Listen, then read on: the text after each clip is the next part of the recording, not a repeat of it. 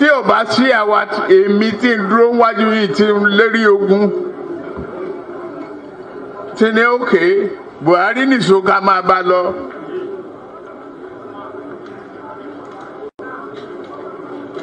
Kò lè di president.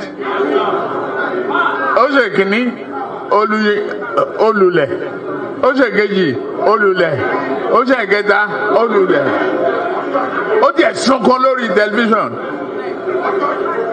pé láyé òun ò tún rán mọ́. Mo dẹ̀ lọ bá ń Kaduna wà rán ọ̀rọ̀ ẹkún kọ́ lélẹ̀ àdúró tiẹ̀ wà dẹ̀ wọlé. Nǹkan kan ní pé o ò ní fọ̀rọ̀ orílẹ̀-èdè Yorùbá ṣeré. Ó dẹ̀ gbà. Àtijọ́ tó rẹ̀ ti débẹ̀ mi ò gba mínísítà, mi ò gba contract, mi ì tọrọ ọbẹ̀, mi ì tọrọ gàrí, mi ì tọrọ fúra lọ́wọ́ ẹ̀, mi ì dẹ̀ yàwó ń bẹ̀. Ó wá ní lọ́tẹ̀ yìí o, Yorùbá ló kàn.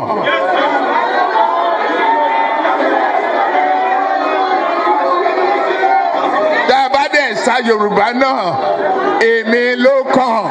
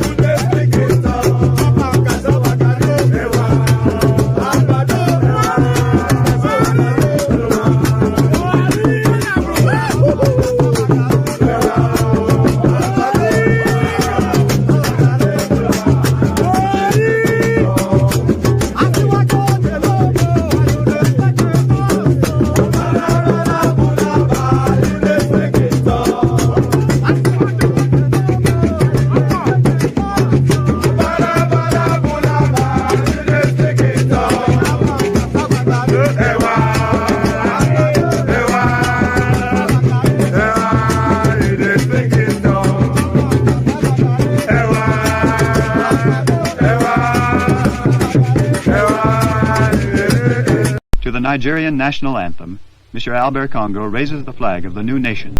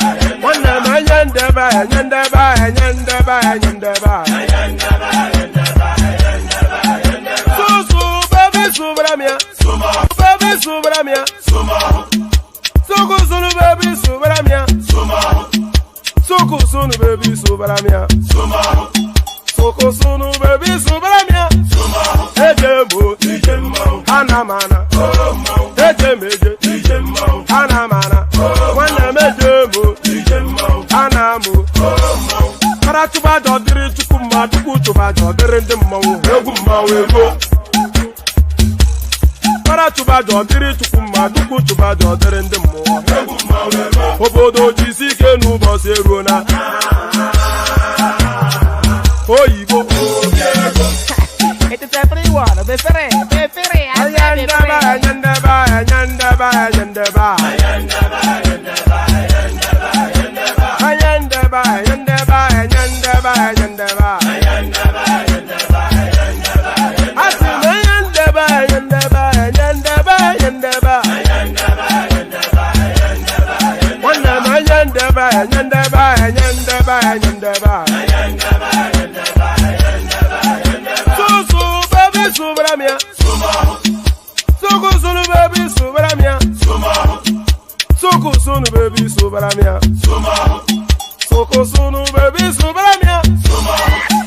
Ladies and gentlemen, sometimes you just have to act like you are drunk, like you are crazy. Confuse your enemies, confuse them. We mo. Yeah, we mo. Oh, that's we mo. No, but I got come to mo. Yeah, you go get me. Oh, quit tarakara mi nguru my amiga kuru mo boy a baby mo. Ave Maria. Boy feeling. Ayandaba.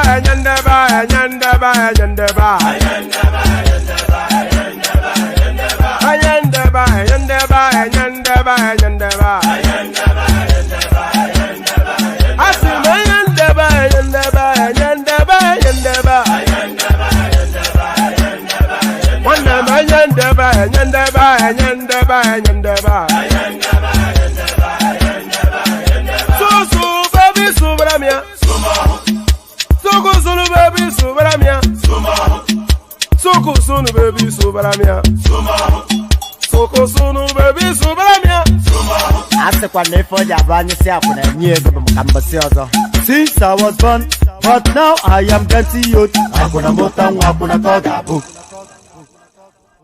Nigerian elites refuse to truly look at the true reality that they are the problem. Even if Nigeria divides to 5 million pieces, as long as we have these people among all of us in these 5 million pieces, we go still come and then go rule these 5 million pieces. You will be the same thing. Sudan/South Sudan. Sudan was one country. The northern country was Arabs. The lower country was Africans. The Arabs oppressing the Africans with the help of those Africans among them that the Arab liked. Then those Africans are saying, this oppression is too much. We must divide this country. It's not fair. Then they divide the country. South Sudan and Sudan. Look at the two countries today. Now only the Arabs are together. In South Sudan, only the black. The imperialistic needs of their leaders are still destroying those two countries. Division can never be progress. The truth of it is that Nigerian elites should gather and look at the Sultan of Sokoto, look him dead in the eye and say to him, let our people go. But they can't look at him in the eye. These northern leaders in Nigeria, they are still teaching in those their madrigals, in those Ilekeu, they are teaching our young people an extremist version of Islam called Wahhabism. So that's why you hear Muslim people telling you that Islam is a religion of peace. That what the people are doing is not Islam, but the people that are doing it are Muslim. Sha. That's what I keep telling them. Yes, you say it's not Islam, but the people doing it are Muslim, and your Islamic community is not doing anything. So stop acting, don't think it's not Islam. We hear, but the perpetrators are Muslims. So you must handle that. Saudi Arabia, where starts the Wahhabism, this is how wicked African people are to their own people do. Saudi Arabia now, that spread this Wahhabism, they are doing everything in their power to stop it in their own country.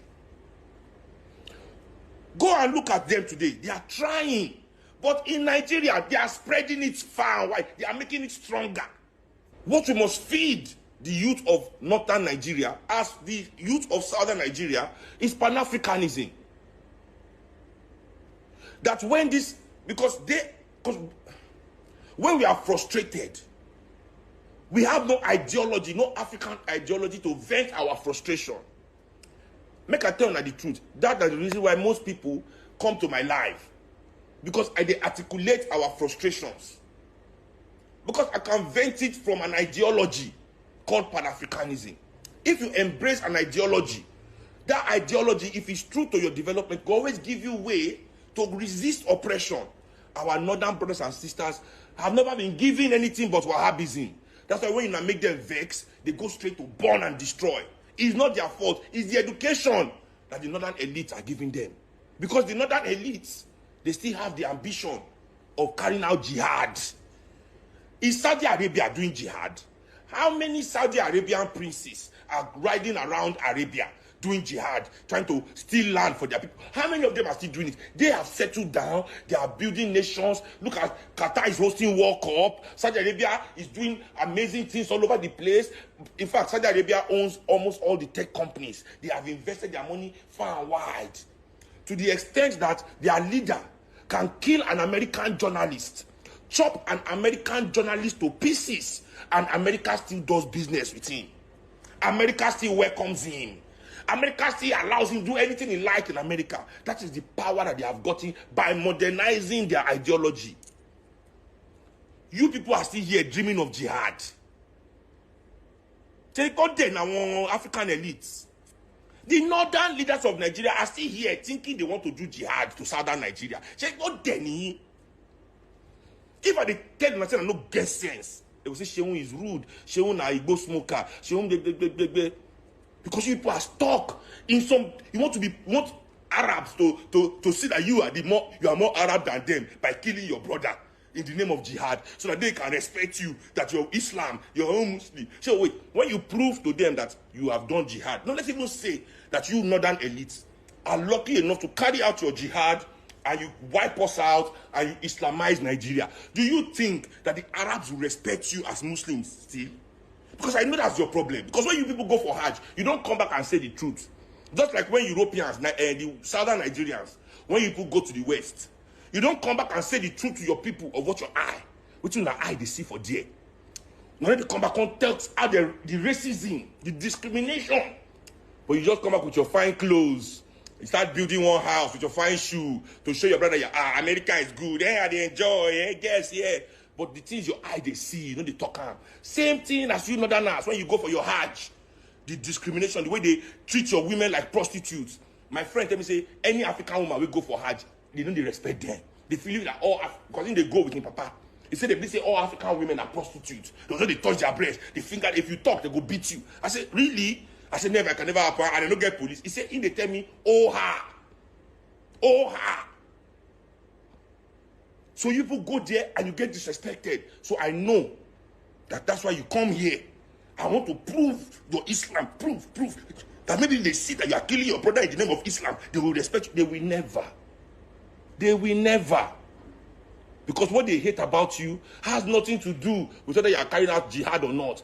What they hate about you is that you are cowards. That you are men that cannot build countries. So you are beneath them. When they hear you talk about all these things, you want to come and hide money in their country, you want to come and buy house, they see you as, that's why they see you as inferior. Because you lack imagination.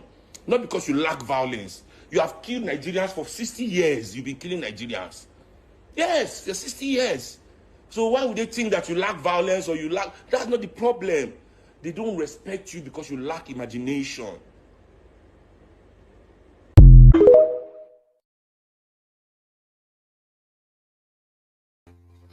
And there it is. You know, I'm a bit conflicted about Seun Kuti, very conflicted. He doesn't have the knowledge base for the political position that he takes, but he has a big amplifier. So it's amplifier one, the father's name, which is a global phenomenon, and then his own name, which is a minor of a sparkle, and then, of course, the followership that he has. So he has that amplifier. So he has the audience to speak to.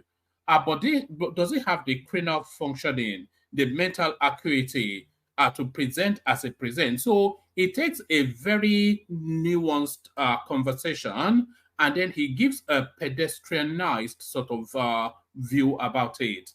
That's not to say it's wrong or it's not wrong often instances, but it's just a surface level, it's a veneered sort of understanding of the subject matter that he's speaking to. It doesn't have the depth or the gravitas or certainly the bank of knowledge to speak to the big hit topics that he seeks to speak to. But then often instances when you get people like that, they call it an arrogance of ignorance. To him, it's an astute, intuitive thinker. To him, it's a blue sky thinker. That's how because he feels he says it and you don't, but he doesn't say it at all. But then you have to give kudos sometimes. Because the broad strokes of that narrative that is just presented right there, the broad strokes are broadly right, but there's an underbelly of nuance. He's saying the Saudis, the Middle Easterns have moved away from Wahhabism and jihadism. Certainly not. What do you think is going on in the Middle East? Is Wahhabism and jihadism. You have Wahhabism conflating against Shiitism, which is that chasm of the eternal battle between the Saudis and the Iranians. So that underbelly is playing out in Syria, etc., etc. And then you have the subsect that is going on in places like Palestine. And then the broader outpost are the African spaces.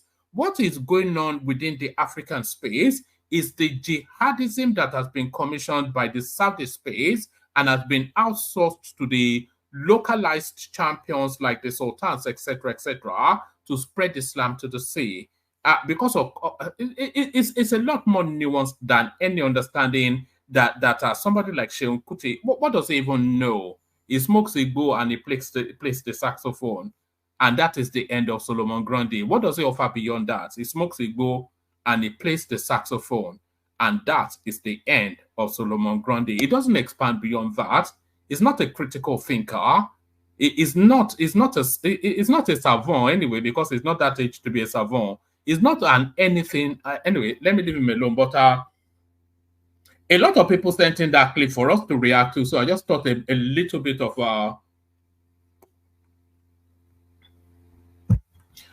so a lot of people sent that clip for us to react to, so I just thought a little bit of a reaction to it. But no, the depth of knowledge is not there for Seun Kuti to be taking on big hit topics. He should stick to fighting with what's that gay boy in Finland, Samuel Ipa, and the very black man also. So that's his space.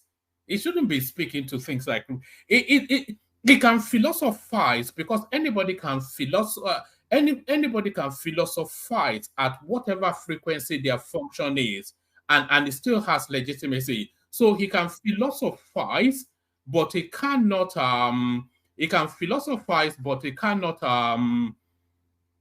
take on thorny topics that are bigger than his reach in life, and that often instances is where he goes to. So that's Seun Kuti. Sorry, apologies for my manners. Good day to you. Good to be in your company, and how are you all? So another day, another session with that bald-headed man from Laughing. You know that one that makes noise on the internet all the time? That's me. So that bald-headed man from Laughing, here to make his vacuous noise again. So indulge as we... Sorry, I better. So good day to you. Good to be yours. Sometimes I just ramble. As I'm rambling, I'm getting myself into the session. It's just and I do it every day. So you say I should have mastered some sort of a pattern by now, but sometimes I just fumble my way into it and hopefully land on my feet. That's usually how it works. Do you know how a duck swims? When you see a duck gliding or a swan gliding elegantly down a stream, there's a lot of flapping in the underwaters. So the flapping in the underwaters is that sort of preamble that I often do. But there it is. So good day to you. Good to be in your company. And how are you? So hope you've all had... which one is wow? Or what happened at Chova? So good day to you. Good to be in your company. And how are you all? Hope you've all had a wonderfully glorious day. My day is actually glorious now that I'm in your company. It's something I always wait. There's something I always look forward to with bated breath. Is that how they say it? Bated breath. So all that. So yes, click on the like button just as soon as they are coming in. Fairchild has been encouraging you to do that. So click on the like button just as soon as you're coming in, and do that just as I'm directing now. So if you haven't done it already, do it now. So click on the like button just as soon as you're coming in. Subscribe if you haven't done that already. We need numbers to go up. We are on the cusp of a minor threshold. So we need a glut of subscribers to push us over a particular threshold. So if you're not already subscribed, or if you unsubscribed in anger, resubscribe now or subscribe for the first time to help us push over a particular threshold. So give us that little nudge that will push us over. It's just a minor little threshold, but we're on the cusp of a minor little threshold subscriber-wise. So if you're not already subscribed, do that as a favor to the platform to tip it over a minor threshold. So click on like, click on subscribe. The hyperlink that says StreamYard invites you into the studio. If you want to be a member of the cool gang, that is if I'm a cool gang, but if you want to be a member of the cool gang, then click on the hyperlink that says StreamYard, pop into the studio space. As soon as I finish delivering the body of the talking points, let you onto the screen, invite your thoughts. So there it is. If you can, yes. So click on like, click on subscribe, click on the hyperlink that says StreamYard, do all that. And then the example that you said, we're getting accustomed to hitting 5 super chats every single session. That's a minimum of, that is, let's play this. I think Thomas is wanting to show us the backdrop of Australia. So let's watch as Thomas says about his business. So yes, we're getting used to, we set a minimum bar of 5 super chats every session, and we're getting used to hitting that bar. No less thanks to people like Ayo, who always encourages that space. So here is Ayo encouraging that space. So we need people to follow the example he said to take the super chat 5 and more. So take us to those spaces. So enough. Look at Thomas. You can smile now. Look at that. It's close the window. So let's set him to the back. So yes, all that funky stuff. So let's just get into it. So we get straight into it. Apologies for my rambling, by the way. I know I ramble at the start of every session, but I'm expunging nervous energy because I do get nervous every single time this session starts. You may be surprised to hear that, but I get very as soon as we set into it, I settle into it. But as the music stops and my face suddenly appears on the screen, I feel a jolt of nerves. So to expunge it, to expel it, whatever it is, I do a bit of rambling. So enough of the rambling, and now to the talking point. So enough of the rambling, and now to the talking point. Interest rates to remain high until inflation comes down. This is Yemi Cardoso, the Ebenezer Scrooge of the Nigerian space. All he ever comes out with is seemingly bad news. Interest rates to remain high until inflation comes down. This is Yemi Cardoso telling you not to reach to the skies just yet. The governor of the Central Bank of Nigeria, CBN, Olayemi Cardoso, said interest rate will remain high until inflation rates come down. Cardoso stated this in a Financial Times report on Monday. Let's take that from the top again. The governor of the Central Bank of Nigeria, CBN, Olayemi Cardoso, said interest rate would remain high until inflation rate comes down. Cardoso stated this in a Financial Times report on Monday. The CBN boss also said orthodox policies will be implemented to tame inflation. So there has to be a strong element of orthodoxy in the way that the Nigerian state works, because we've tried all the psychedelic policy positioning, and we saw where that got us under Emefiele. So a lot of orthodoxy needed in the financial space should be conservative and orthodox anyway. The CBN boss also said orthodox policies would be implemented to tame inflation. He said there is every indication that MPC would do whatever is necessary to rein in inflation. So I'm not quite sure what that acronym is. Cardoso said they will continue. They will continue to do. I think yes. I think that MPC is actually a subset within the CBN that meets maybe every week or even perhaps every day to look at the monetary position of the country and to see if it's steady as it goes or maybe some sort of variation needed.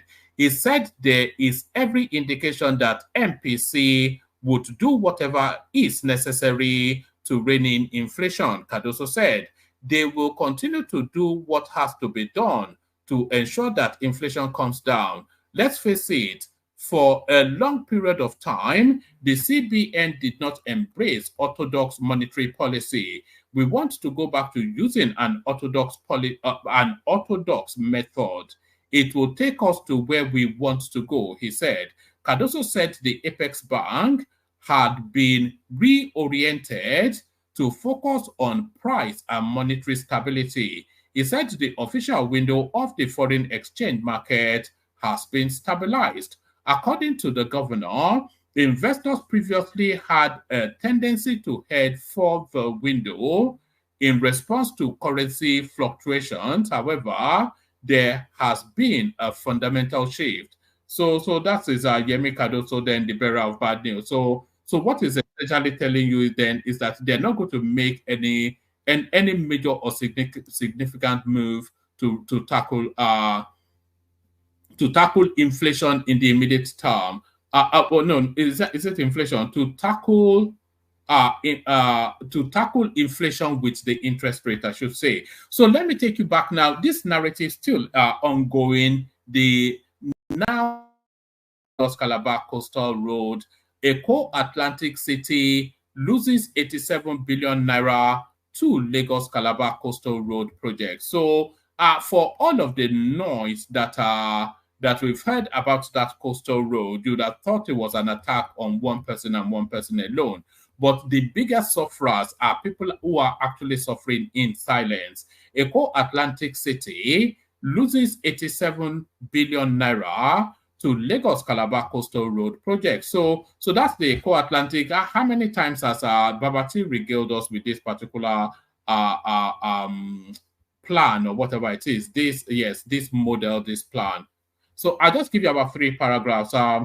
As Lagos Calabar Coastal Road continues to be dogged by controversy, the promoters of the Eko Atlantic City, South Energies Nigeria Limited, has revealed that the reroute of the project cost them 87 billion naira losses. The company also said the claim by Landmark Group that it spent over 3.5 billion naira and adopted a triple defense approach through stone embankment around its sites to reduce the impact of the large tidal wave which was occurring as a result of ongoing land reclamation in the area was false. So there it is right there. I think people are starting to tire of that Landmark guy. According to the Assistant Public Relations Officer, South Energies Limited, Mr. Larry Akanbi, the loss is the value of the land they reclaimed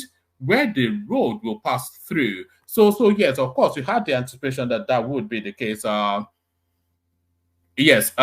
So according to the Assistant Public Relations Officer, South Energies Limited, Mr. Larry Akanbi, the loss is the value of the land they reclaimed where the road passed through. He also stated that the land which was used as Landmark Beach was not reclaimed, but a settlement. Akanbi said the Landmark Beach belongs to Eko Atlantic City and Landmark Group was supposed to pay the South Energies over 7 billion naira for using the beachfront as the certificate of occupancy covers the area. So apparently, allegedly, and as a lot of people have suggested, that piece of land, it doesn't even belong to Landmark in the first instance. But let's go on from there to this. This one now, details of Peter Obi's meeting with Atiku Saraki Lamido emerge. So these guys are certainly determined to give Tinubu a sleepless night. I mean, the photograph itself tells you all you need to know. The conspiracy carries on. The campaign team of the Labour Party presidential flag bearer in the 2023 elections, Peter Obi, has opened up on the reason for their visits to former Vice President Atiku Abubakar, erstwhile Governor of Jigawa State Sule Lamido, and former Senate President Bukola Saraki in Abuja. Correspondents recall that the former Anambra governor was in a closed-door meeting with 3 chieftains of the People's Democratic Party, PDP, on Monday. This is the first meeting of the former Anambra governor with his former political allies after he defected from the PDP to Labour Party in May 2022. Speaking with correspondents on the reason for the visit, the chief spokesman of Atiku Presidential Campaign Organization, Yanusa Tanko, explained that the politicians met behind closed doors to discuss how to rescue the soul of Nigeria from the clutches of the ruling All Progressive Congress APC. He said, "I am not privy to their meetings, but what you are seeing are some of the long discussions we have had a long time ago. It is part of the discussions and efforts to battle for the soul of Nigeria. It is not a surprising thing for Obi to meet." So, and by the way, it's just you see, I'm not quite sure what would come out of these meetings. Because for all of the 3 characters listed as being behind that, as being involved in that closed-door meeting, Bukola Saraki, Atiku Abubakar, and Peter Obi. So all of those 3 characters consider themselves to be alpha males. So who's going to yield the space to whom? And are we going to see an Atiku Obi ticket again in 2027? And if we do see an Atiku Obi ticket, who is going to be top and who is going to be bottom? But I think the main purpose of the meeting is just to give Tinubu sleepless nights. So that's I cannot think of anything that could emerge from this. The campaign team of the Labour, I'll just speed through it now. It's a short read, so let me just speed through it. The campaign team of the Labour Party LP presidential flag bearer in the 2023 election, Peter Obi, has opened up on the reason for his visit to former Vice President Atiku Abubakar, erstwhile Governor of Jigawa State Sule Lamido, and former Senate President Bukola Saraki in Abuja.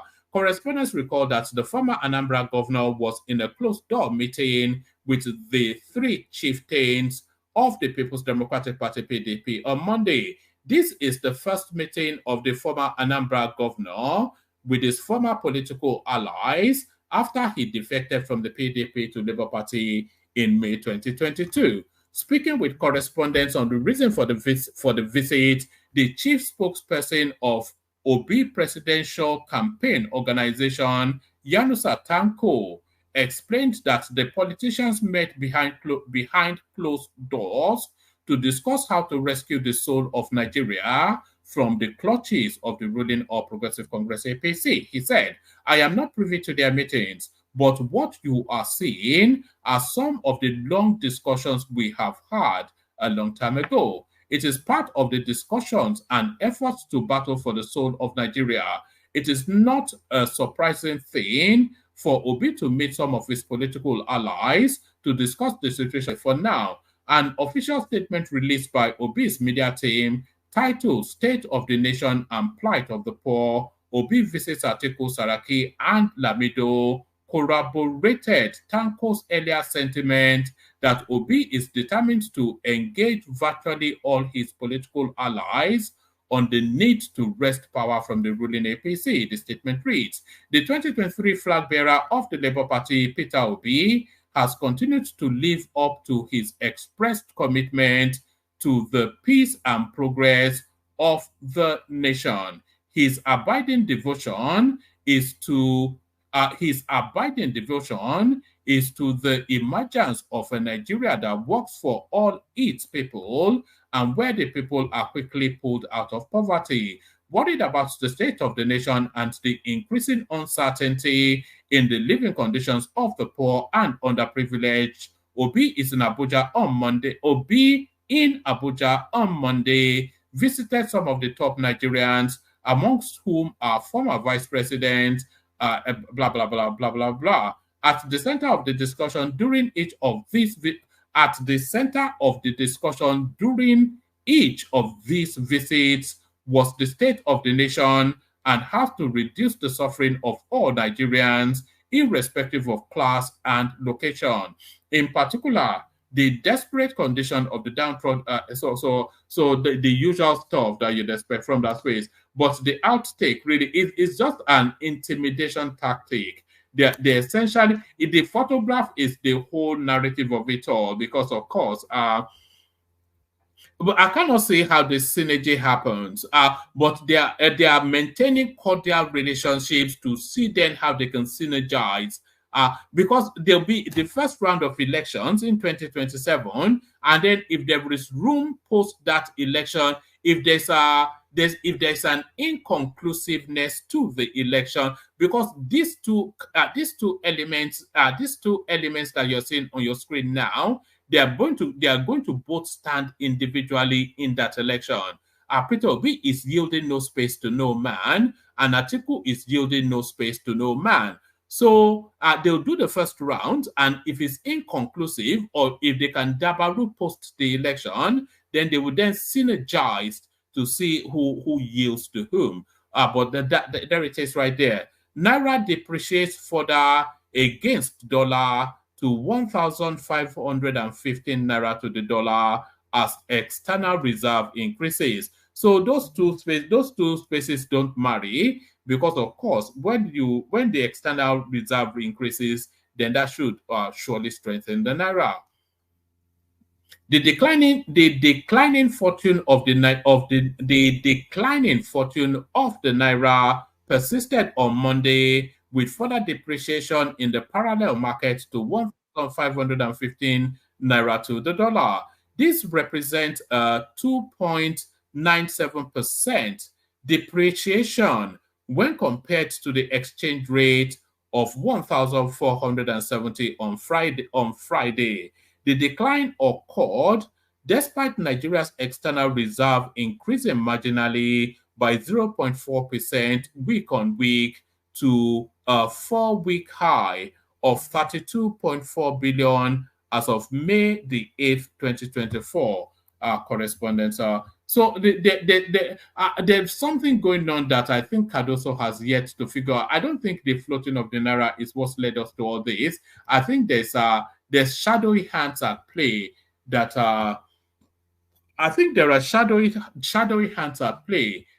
Cardoso is yet to unravel.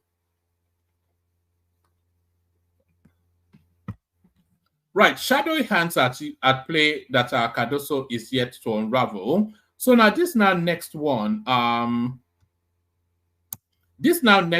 we knew it was always going to get to this point at some point, and it looks as though it has now gotten to that point now.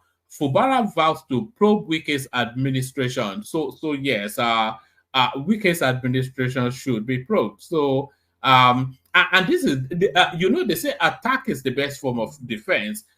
So he's been doing please Oga now. But if Oga doesn't want to please, so he's ready to dish Oga a dirty slap. Fubara vows to probe Wike's administration. So let's get it, as Kaizo will say. River State Governor Simi Fubara has vowed that his administration will set up a panel of inquiry to probe the last administration. Fubara spoke on Monday, May the 13th, after inaugurating Dagogo Iboroma SAN as the Attorney General of the state, following Iboroma screening and confirmation by the Victor Okojombo-led House of Assembly. So all these funky names they have in the South, but is Victor Okojombo, is he even legitimate? Because of course, I think we only have 3 people in that house that are backing his government. It was gathered that the governor lamented the large-scale. It was gathered that the governor lamented the grand-scale sabotage of his administration, saying that the state was in a critical situation. He said it had become obvious that the political crisis could no longer be resolved. So, more details to come. So, I think that's somewhat of breaking news right there. So, somewhat of a breaking news right there. Obi visits Atiku Saraki Lamido in Abuja. So, I think we've already got that. So, the picture really is what they are really looking to send to the space. So, the picture really what they're looking to send to the space. But let me send the hyperlink. The room needs populating. So if you want the, we do this every, we do this at the start of every session. So the room needs populating. So if you want the conversation to take place, then just hop on the platform. So hop on the platform. Let me play you the Kegite music, and then we kick things off. There's another video clip that I could play you as a space filler. It's an interview by Daniel Boiler. And if you want me to bring Daniel Boiler back, let me know in the comment section, and then we'll make efforts in that direction. But first, the Kegites. Only water, where they see my water.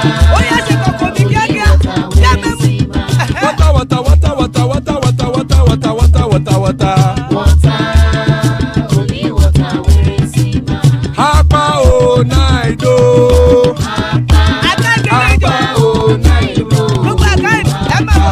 Hapa you don't come o.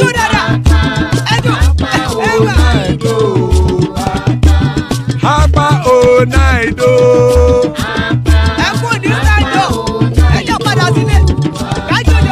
Oro kẹ̀kẹ́ ẹlẹ́mù yé o.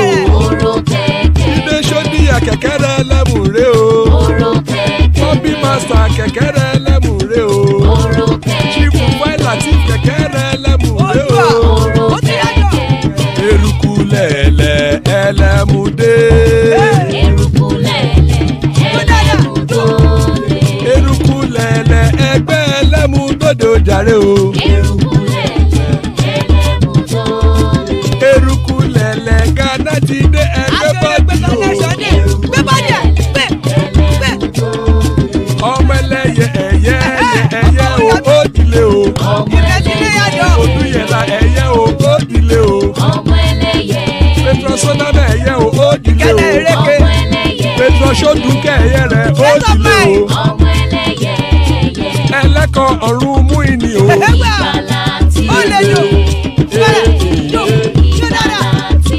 Àkùkọ ọ̀run mẹ́kọ̀.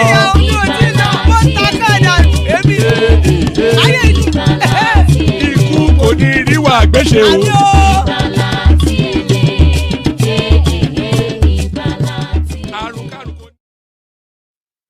All right, and there it is right there. So Ikuku Niru Agbeche. So I'm going to play you this interview by Daniel Buhaila to see as we wait for the room to populate. I'll play you this, and then if at the end of it we have no population, then we round it off there. But this was an interview by Daniel Buhaila, as ever, always explosive.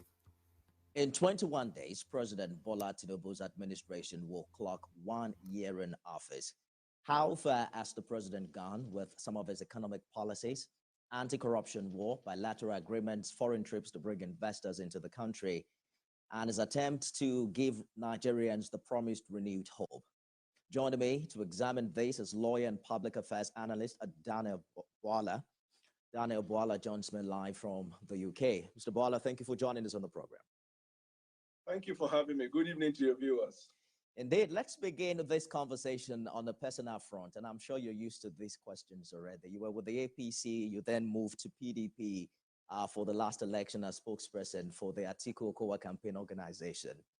And now it does seem you're on your way back to your former party from the body language we've seen recently. But let's talk about your recent tweet. There's a tweet of yours that talked about the ability of Mr. President to govern from anywhere in the world, whether or not the vice president is in the country. And it's seen by many as a response to an initial tweet by a former principal. That has gotten quite a lot of reactions as we speak.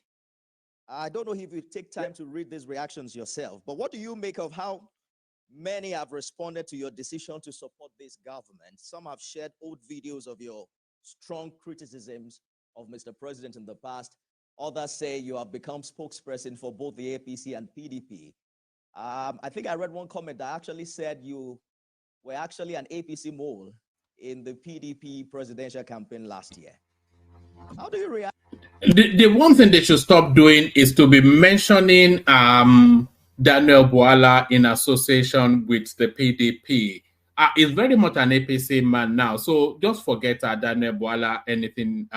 It is not with the PD. I think there's no equivocation. Is always waxing lyricals about Tinubu. So forget Daniel Bwala as an APC and as a PDP anything. Actually, you have asked me close to 9 questions altogether. Let me try. Some of them have been answered before, but let me just say that we have, Nigeria, people are suffering under multi-dimensional poverty. You have the last election, which was characterized by hate speech and bigotry, which the campaign of the candidate from Labour Party introduced, where you find that a lot of his followers, which quite frankly, if you ask me, there are a few of them. Some of them are my friends. We share different views. We relate and we, oppose each other. But a greater number of the you see, that's the strap line that they're going to use to attack Peter Obi in 2027. The hate speech and the ethnic bigotry, because they've been parroting it. You hear it a lot from Daniel. Anytime he refers to the Obi space, he always refers to it in terms of hate speech and bigotry. And you hear the same thing from Reno Omokri as well. So that's going to be the strap line that they're going to use to attack him in 2027. The people who push for him are agitators. They are secessionists. I'll call them Biafran agitators who happen to dominate the social media. And therefore, if you look at their engagement, there is nothing that appeals to them. For them, if you ask them, it's for us to wake up Nigeria tomorrow morning and see that there is no Nigeria. So I don't actually focus on those. So even when I see reaction that they say Nigerians say this person said this, I filter. You see, because life, you have to be able to know how you focus on things that matter. What matters to us as a country now, how do we advance Nigeria? That's the most important thing. Election is ended. Yes, I worked under Atiku. Yes, I was critical of President Bola Ahmed Tinubu. On the other side, as a member of the opposition, it is the rules of engagement in politics.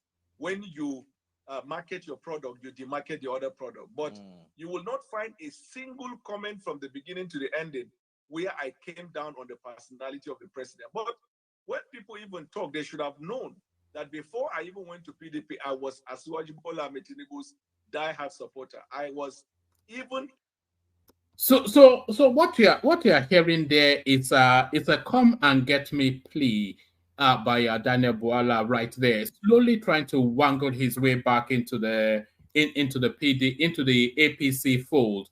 So and it's been a long-standing Tinubu man, by the way. That role that whoever was the campaign coordinator for Tinubu had, he should have been that voice. The sort of the role that Femi Fani-Kayode had, he should have been that voice. But it's a come and get me plea that is happening back to days gone by and their long-standing relationship, just to remind that I'm still available. So he says is that the president is in charge of the country and can govern from anywhere in the world, whether the vice president is also in Nigeria or not. From the beginning to the ending, where I came down on the personality of the president. But when people even talk, they should have known that before I even went to PDP, I was Asiwaju Bola Ahmed Tinubu's diehard supporter. I was, even in APC, I belonged to the camp that is apologists to Asiwaju Bola Ahmed Tinubu, which was the reason why I worked with Comrade Adams Oshomole.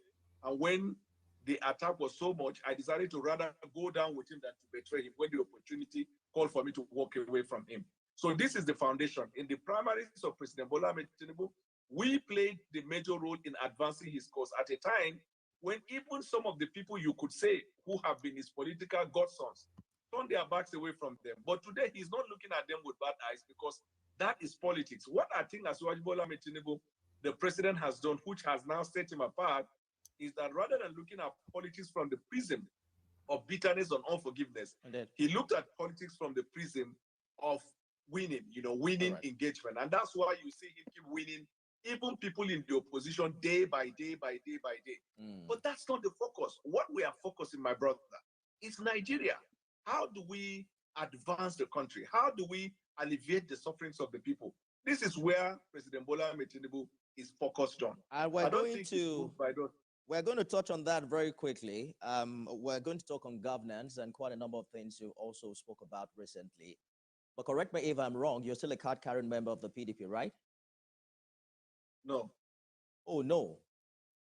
Yes. That's amazing. The last time I saw an interview of yours, you said you're still So there it is right there. So that is Daniel Bwala now distancing himself from the PDP. So it's quite clear that the ship, nothing succeeds like success. Everybody is only interested in a winner, and there is jumped ship, So where he now lands, no one knows, but he has certainly jumped ship.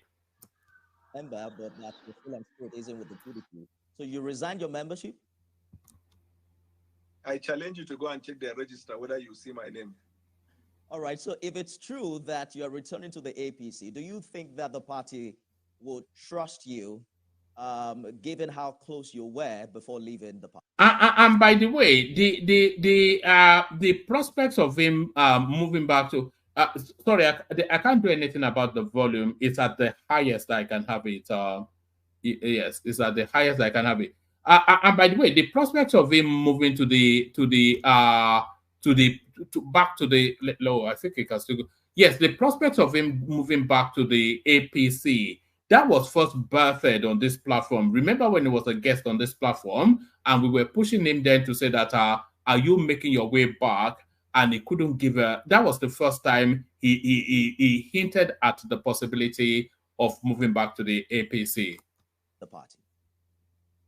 Whether they trust me or not is immaterial to me. The most important thing is I made a decision to support President Bola Ahmed Tinubu. He trusts me. He gives attention to me. He listens to me. He encourages me. And that to me is more than what you can ask for. There are people who are even in the government, appointed by the government. They didn't enjoy such privilege.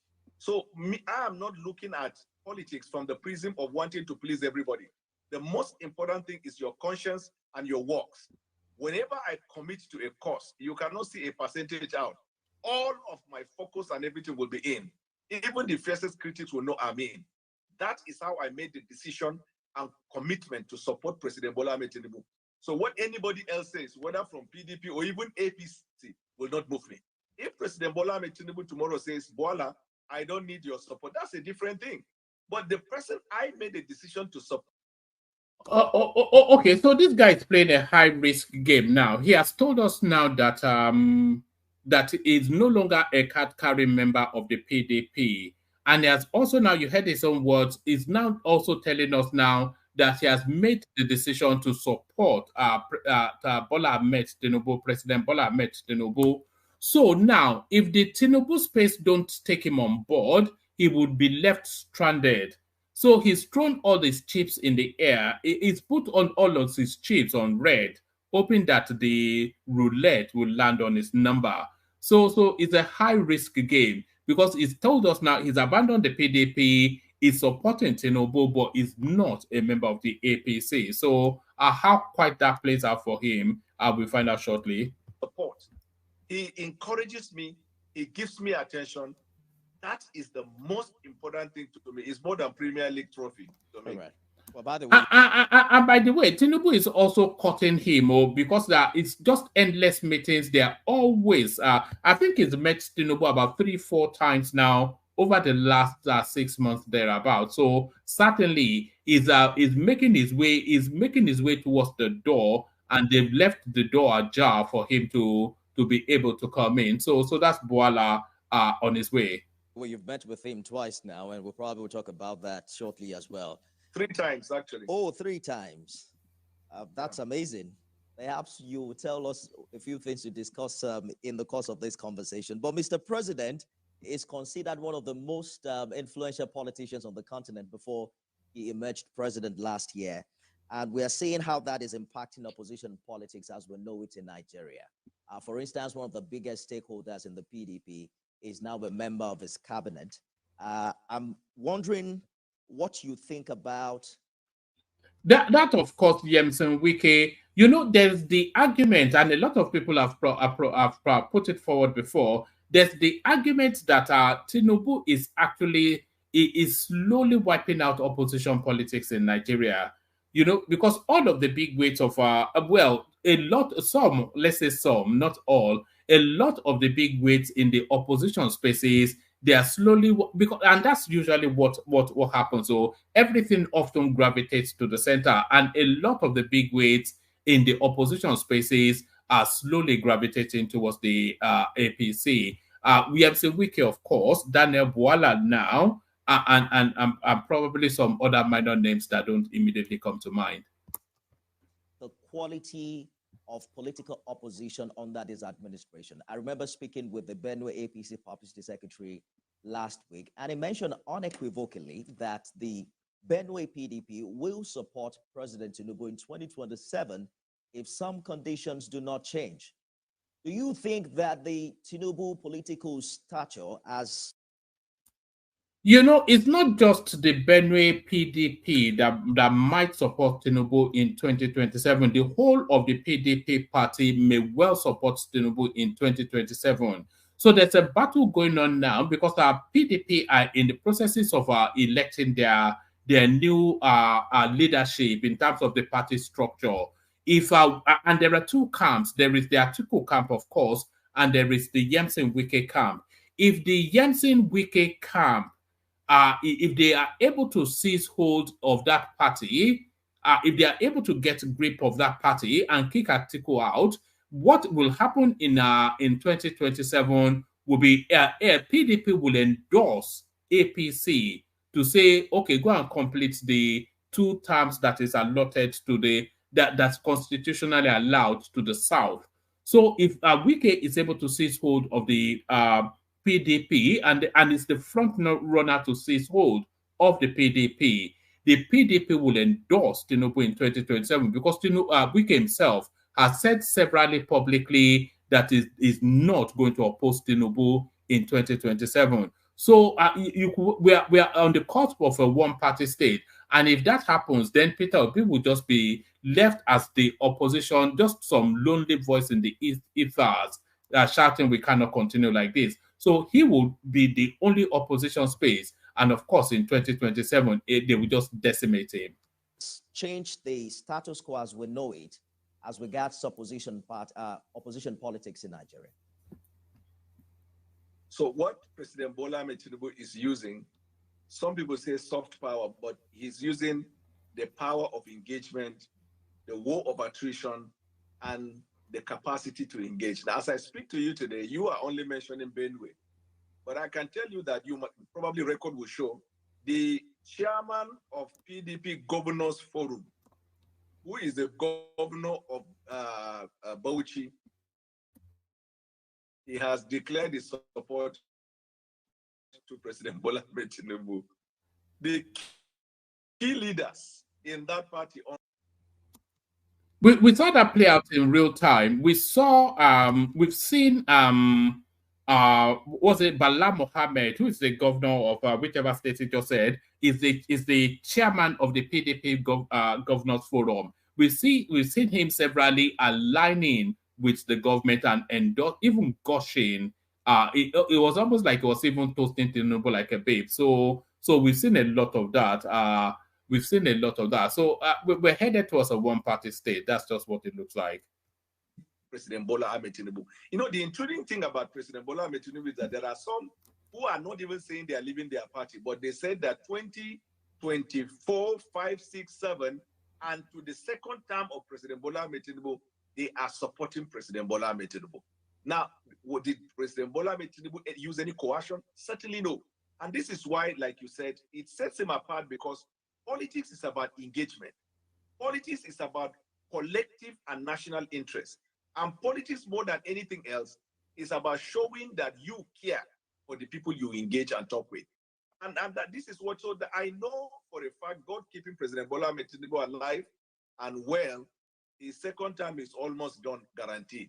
But I'm not suggesting that for anybody to be overexcited or to be relaxed. But I'm telling you, if you're judging based on what you are seeing around all political parties, let me even say, before the end of the first term of President Bola Ahmed Tinubu, Peter Obi is going to throw his support to President Bola Ahmed Tinubu. Just watch as the trend goes. And this you know, he made that statement. I think this guy, Daniel Bwala, may be listening because, of course, you know, he's a friend of this platform. He may be listening to this platform somewhat. He said that casually, but how many times have I said that by 2027, Peter Obi will be voting for Tinubu? So, so that term, don't take that sentence in a literal term, but the obedience pace, a lot of them will be voting for Tinubu. Because a lot of policy changes and a lot of repointing of the country in terms of the trajectory and governance and style and policies and all of that, a lot of things happening. And so a lot of those things will start to germinate within the next 12 months, 18 months thereabout, to the point, look at the the Lagos Calabar Coastal Road now. So we've seen a lot of the South-South spaces, a lot of their big hitters coming out to endorse Tinubu off the back of that initiative. So that initiative is a 6-year initiative, and they will want to see it to its completion. So they would not want to. There's a lot going on. So by the time 2027 comes, there'll be so much on the table that it'll be very difficult for vested interest not to vote for a continuation of status quo, because they can see a plan fleshing out and they want to see it to its they want to see it blossom. So when it's saying Peter Obi will be voting for Tinubu, it doesn't mean a literal Peter Obi, but a metaphoric Peter Obi in terms of his space. This is politics. What a prediction! What yes, a prediction. Because there is a unanimous agreement that power should go to the South, and that the North has had 8 years. Now, President Bola Ahmed Tinubu has won and he's doing the first term. But by the time he is concluded, even the greater part of the Northern people will prefer that he finish the second term, so that if power goes to the North, they believe he should be able to stay for 8 years. It will not be sensitive. You know, out of everything that guarantees, and we've said it, how many times, I'm pretty sure that Daniel listens to us daily. How many times have we said this? If there's one thing that guarantees Tinubu's second term, is just exactly what Daniel Bwala has just said there. You know, there is absolutely categorically no reason for, think of it, remove emotions, remove, they don't want a better Nigeria, they want a better Nigeria. Put your logical, cold, logical thinking hat on, and then revisit that statement made by Daniel Bwala. There is absolutely categorically no reason on earth why the Northerners, the abundance of them, no matter how many grotesque boreholes Peter Obi goes to build in the North, there's categorically no reason why the Northerners will vote for Peter Obi. Why would they? If they vote for Peter Obi, the Constitution allows Peter Obi to govern for 2 terms. So Tinubu completes 4 years, and then Peter Obi comes in to run another 8 years, and then that leaves them out of power for 12 years. If there's one thing we know about the Northerners, is how much they covet and luster after power. You know, they can barely bear that Tinubu is there. They can barely stomach that he's going to be there for 8 years. So why would they countenance then another chancer from the South coming in to replace him to then go on another? It's never, that's the pragmatism of politics. So they're not interested in all this hoopla and screeching and howling at the moon. They know the game. The only thing that can happen in 2027 is for the Northerners to try and wrestle power from Tinubu for themselves. you know. So barring that and failing that, and that window doesn't open because there are only really two players that can play to that space. Atiku Abubakar, who is already a busted flush. The Northerners don't like him and they don't trust him. So Atiku Abubakar already a busted flush, and just as a lottery card throwaway distance chance, maybe El Rufai. So there is no real strong name in the North that can really wrestle that power from Tinubu. So that's the pragmatism of it, isn't it? But you can go to all of the Biafra spaces and all of the whatever, the so-called vineyard eastern space that purports to be a nationalistic space that they call it. Forget all of that now. We're talking about pragmatic politics. And that is what Daniel Boala is explaining to us right here. Agreement that power should go to the South and that the North has had 8 years. Now, President Bola Ahmed Tinubu has won and is doing the first term. But by the time he is concluded, even the greater part of the Northern people will prefer that he finish the second term so that if power goes to the North, they believe he should be able to stay for 8 years. It will not be sensical after 4 years for them to do everything possible to move it back. Right. But politics is not even about minus and plus. It's about engagement. That's why it is too early to even talk about political processes. We should talk about governance. I agree with talk you, about the needs Mr. of the Boala. people. Because we have a very short time, let's move away from politics and touch on the economy, or perhaps we should begin with the anti-corruption effort in the past year, because you seem to have been quite vocal on that. I've heard your fair analysis on how AFCC has fared with the Bobrisky and Yahya case. But without going into the details of all of that, are you saying nothing has really changed with these agencies, or particularly the AFCC, even under this administration? So it is not about administration, it's about the agency of government. Because although I know that agencies of government are offshoot of the executive powers, but if you have seen how the president has remained neutral in the past weeks and months in terms of allowing agencies of government to function. So if corruption agencies have had on high-profile corruption cases in the past, and if things are going to change anytime soon. Mr. Boala, are you back now? The EFCC has a track record of not adequately prosecuting high-profile cases, in the past years, and it is not limited to any administration. One would think that it should be different under this administration, because it's why we change governments every 4 years. Don't you agree? I agree, and that's why I told you, because the chairman is a lawyer, there's a law that is expected of him. The reason why EFCC over the years have not succeeded in getting conviction on high-profile cases is because EFCC focused more on media and drama than in actual case. Because the justice system that we practice in Nigeria is that even if you have a volume of allegation against an accused person, he's presumed innocent until he's proven guilty. The person who has the burden of proof is the prosecution. The standard of proof is beyond reasonable doubt. And every element constituting the offense in the charge must be proven. You must be able, for example, in the case of Yahya Bello, to establish that these crimes that you say, these monies you say he has taken, that there was actually a taking of the money, and that the person who took it was Yahya Bello, and that he took it with the intention to steal. This is where in law we talk about mens rea and actus reus. You cannot focus on this and still be distracted by media, because it involves a lot of tactfulness, investigation. For the benefit of you non-Latin speakers, by the way, mens reas means criminal intention, and then actus reas, those are Latin terms. Mens reas means criminal intention, and actus reas means criminal action.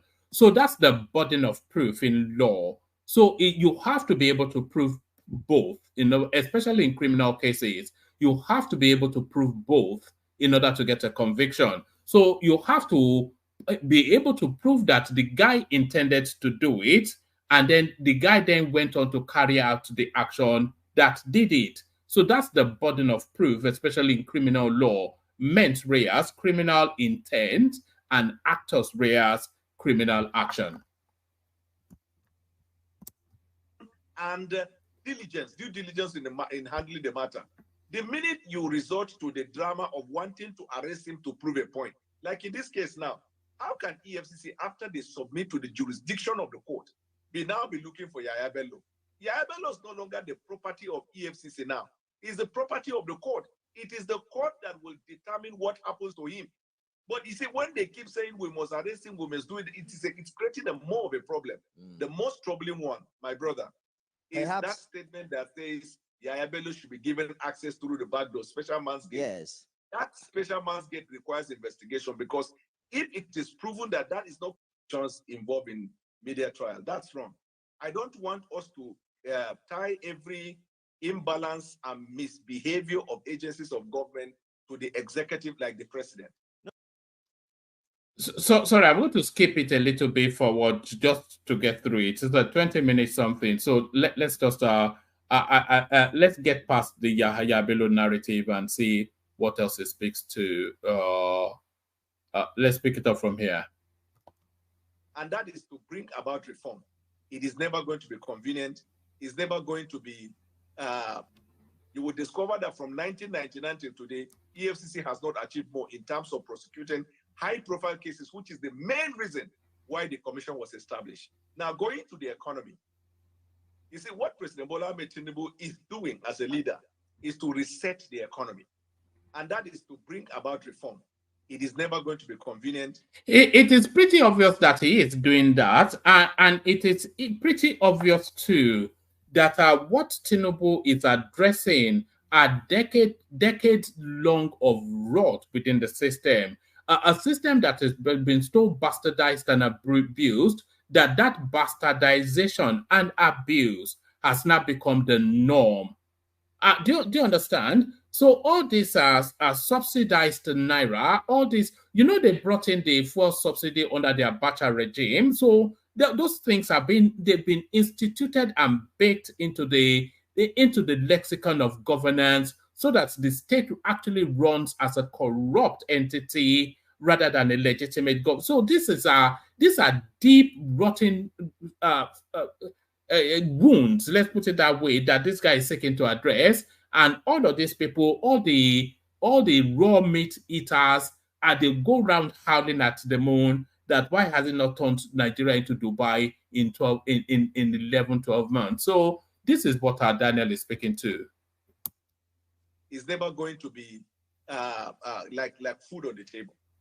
And President Bola Ahmed Tinubu was very frank and has been consistent on that, telling the Nigerian people that this reform will bring a lot of discomfort and hardship, but let us all have the hope in the government and in the reform that there will be light at the end of the tunnel. That is frankness. That is, ask all the economics in the. The only cause of worry would have been if the policy positionings of the government is not the direction of travel that was necessary. So if what they are doing is not the panacea to the problems that they've met on the ground, so I don't think any sane mind, I don't think any IQ that goes beyond, that goes up to 2 digits even, will query. Nobody can really query that the time of the fuel subsidy is up. Nobody can query that. Nobody can query that the naira needs to free float to establish its own value. Nobody can query that. Nobody can query the education policy that this guy is putting into place. Putting some sort of just hung in the air funding to address that space that can run in perpetuity, students' loan and all that. Who can query that? And so nobody that knows anything, all of the reforms that Cardoso is doing in the CBN, who can query that? Who can query, sanitizing the space, streamlining the bureau de change spaces, asking the banks not to be trading hard currency and not to keep stock and to be shorting against at the door? Who can query? Nobody can query it. Those are exactly the measures that need to be taken in order to rebalance, because there has to be orthodoxy in governance for any the best run countries are the most boring ones to run, because they run on orthodoxy.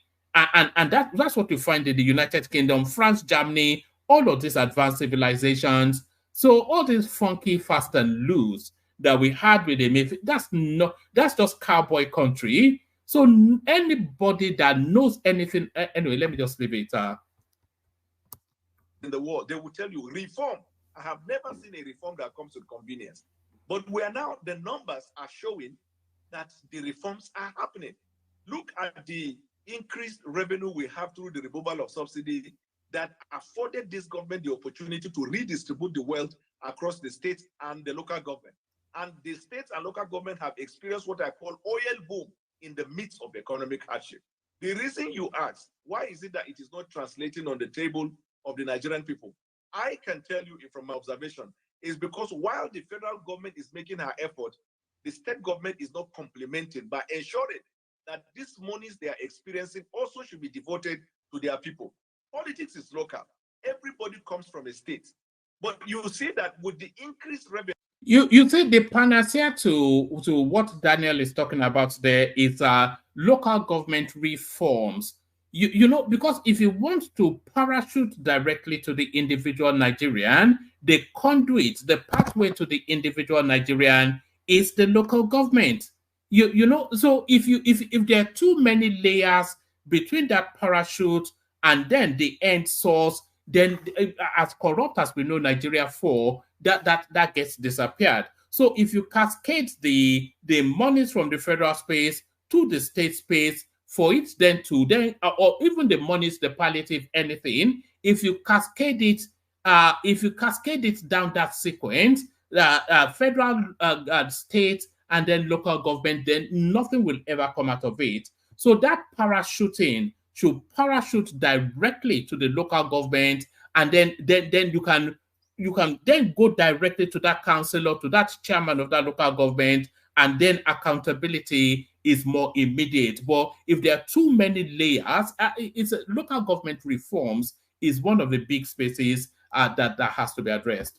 Revenue, less than 20% of the state governors have introduced either reform or intervention or any form of programs that will impact on their people. So everybody now thinks it is still the president and his policies that is not working.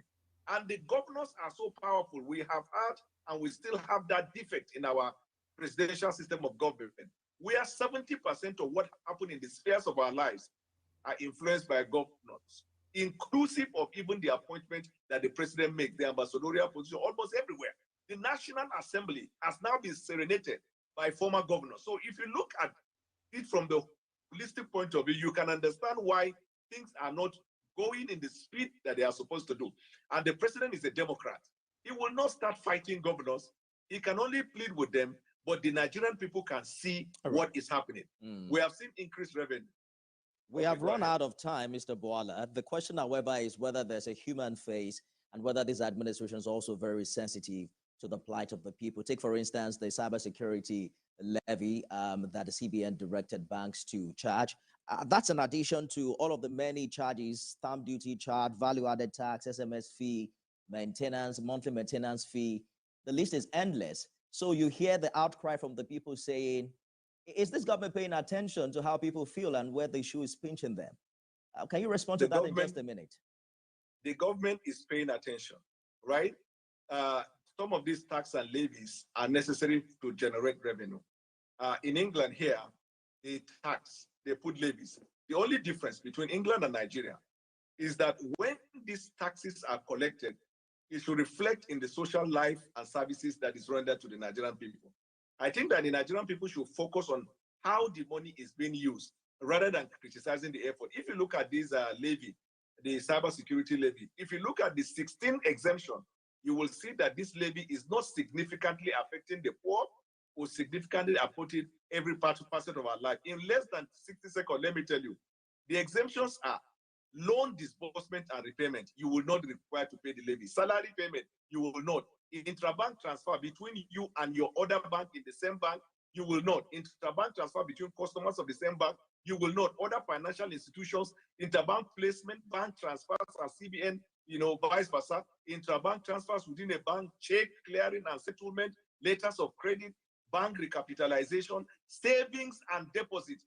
government social welfare program, non-profit organization, education, paying of school fees and the rest. All of these things are exempted from this levy. Okay. So if you look at it critically, where the levy is coming out from is not one that will stifle or kill the masses. I think let us have faith in the government, but focus more on what the money is going to be used for. That, to me, is the most important thing. The president knows the people are suffering, and he keeps pleading with them. Well, whilst I agree with him that the impact of that cyber levy is not especially impactful on the average Nigerian, it's not geared towards the average Nigerian. But the ambiguity, the fact that it's going to the office of the NSA, which is an unauditable sort of purse, that is where the concern is. So that's the element of corruption. That is the element of stocking up or stacking up fighting funds for the next election. So essentially, my reading of that space is that they're essentially trying to stock up money to fight the next election. That's just how that reads to me. That's cybersecurity, whatnot. While he pushed his agenda towards a better Nigeria. Lawyer and public affairs analyst Daniel Bola, thank you so much for joining us on the program this evening. Thank you. Thank you. So that was it. That was the excellent Daniel Boala. You know, I'm going to contact him tomorrow, see if he wants to come back on. Hopefully he'll say yes. I think our conversation with Daniel is not yet over. So the room has populated now. Prince Daddy, Ola Isea, to Niger, Ajan Lekoko Kulata. So we kick off the conversation. I'm not sure, have we played the Kegite music? Well, the panelists are here. So let's just go to the conversation immediately. We'll do strict 8-minute monologue just to whip round so everybody gets documented. We kick it off with 2 Niger, go to Kulata, Ola, Ajan Lekoko. No, we kick it off with 2 Niger, go to Kulata, Prince Daddy, Ola, Ajan Lekoko. So let's do that. 2 Niger, are you ready? Yeah, I'm here. Thank you for having me. Wagwan, I saw your little contraton with Kaizo. You're very sensitive, and you went off in a huff like the. Don't mind him. He's a douchebag.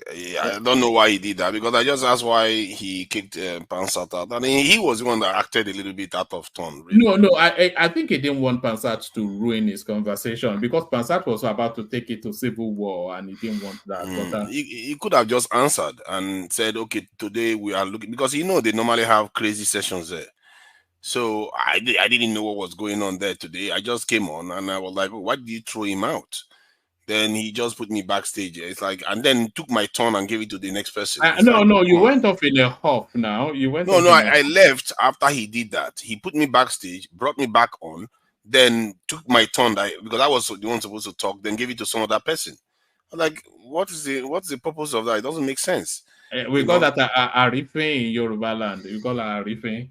The impertinent young man. But to the conversation then, plenty to talk about. Just pick maybe 1 or 2. Interest rates to remain high until inflation comes down. So this is the Ebenezer Scrooge of the Nigerian space. Yemi Cardoso. Eco Atlantic loses 87 billion naira to Lagos Calabar Coastal Road project. So the guy that has been crying the most is actually is not one of the major losers within that space.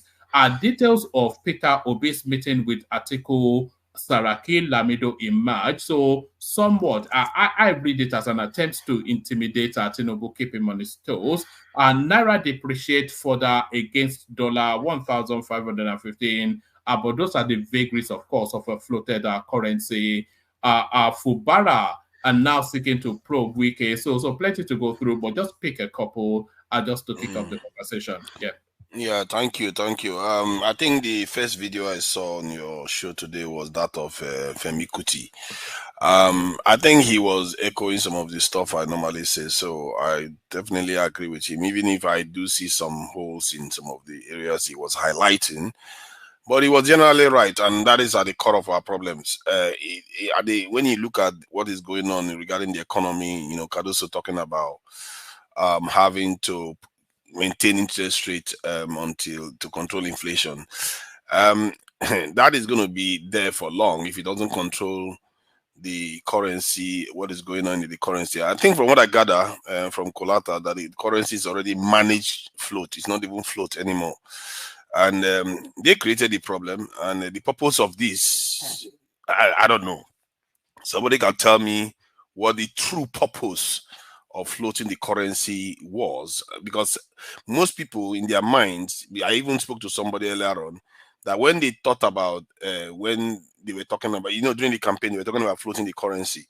The impression people had was that when you float it from the black market rate and the official rate, they're going to meet in the middle somewhere.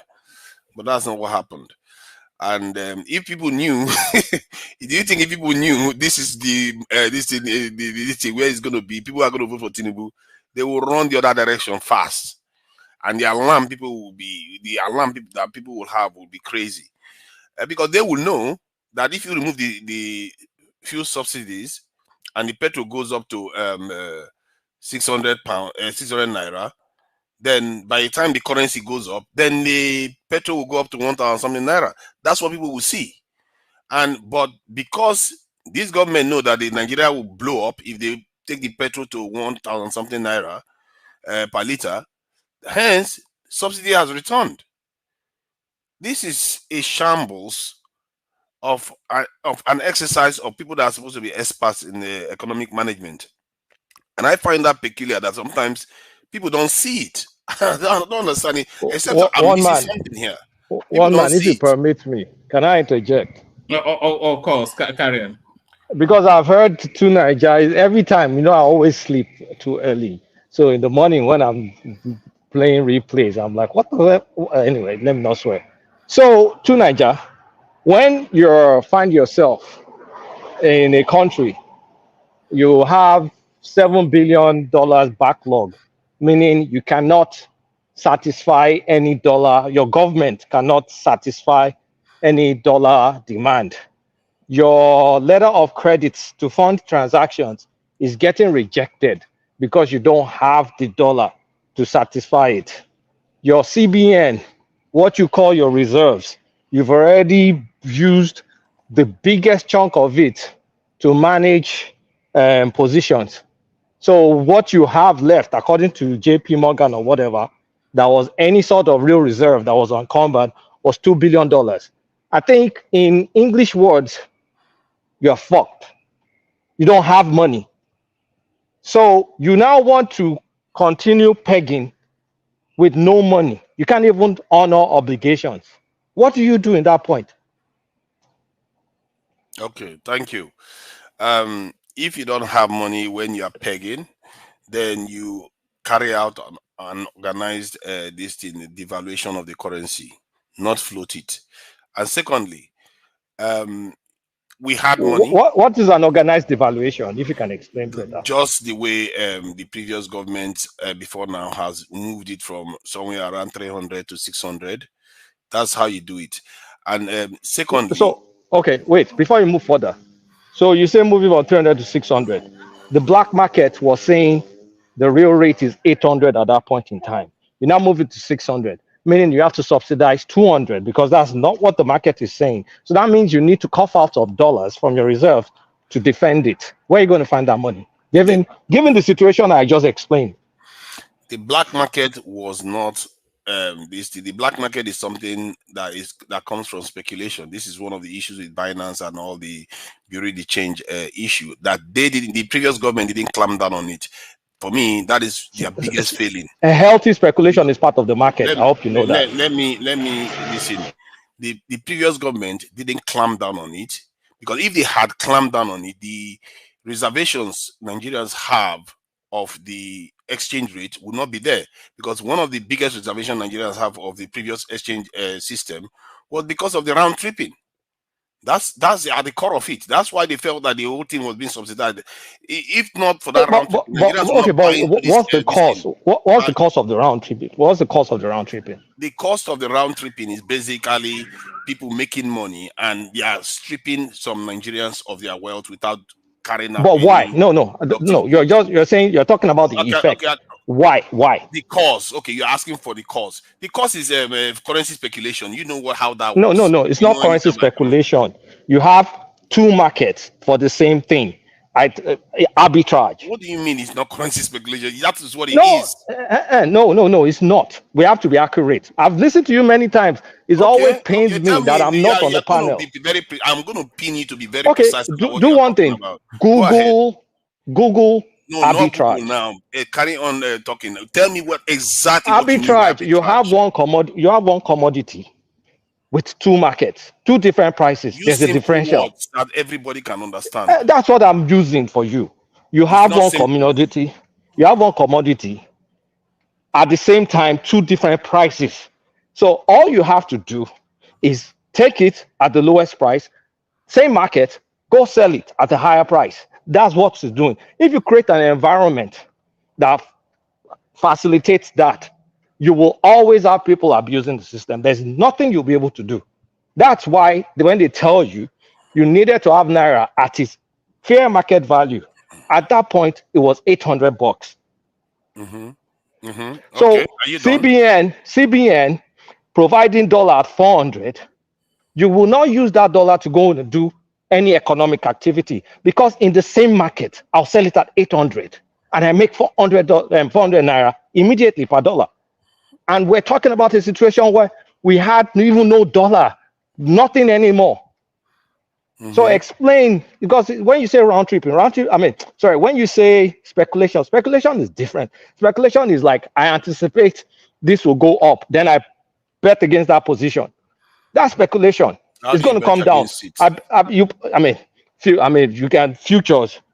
For those that trade forex, you can do forex. You can do all sorts of positions. That is speculation. It's different from arbitrage. Yeah. When people hoard the dollars, what do you call that? So now, when you hoard the dollar, is a form of speculation too. Good. So now, hold on. We know the government, the governors, and all of them, they are at it. And this is another aspect of this issue that nobody go after when they are talking about reasons for moving to floating system, which is not it's not standard at all. Sorry, Tunaja, did you understand what Akulata just explained? I understand perfectly what he just said. He said, because there's a clear distinction between speculating and arbitrage.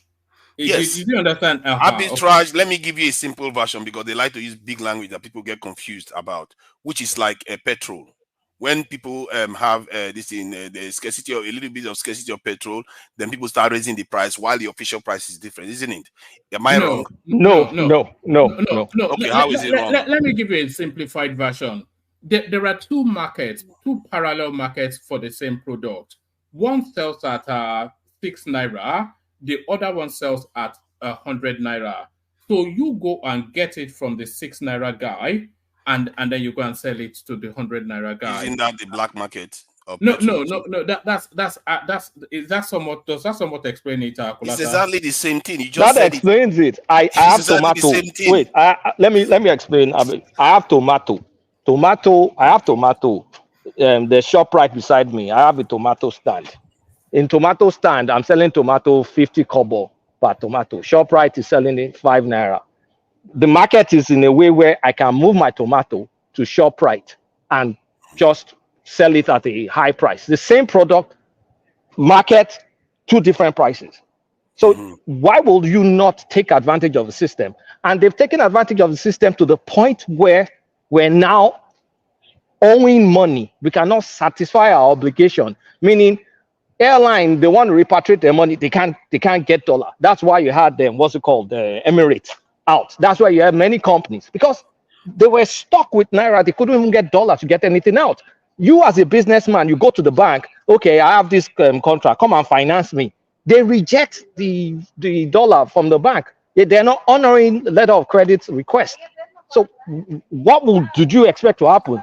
We peg like the best thing, the next best thing, assuming you were even talking, you say crawling peg.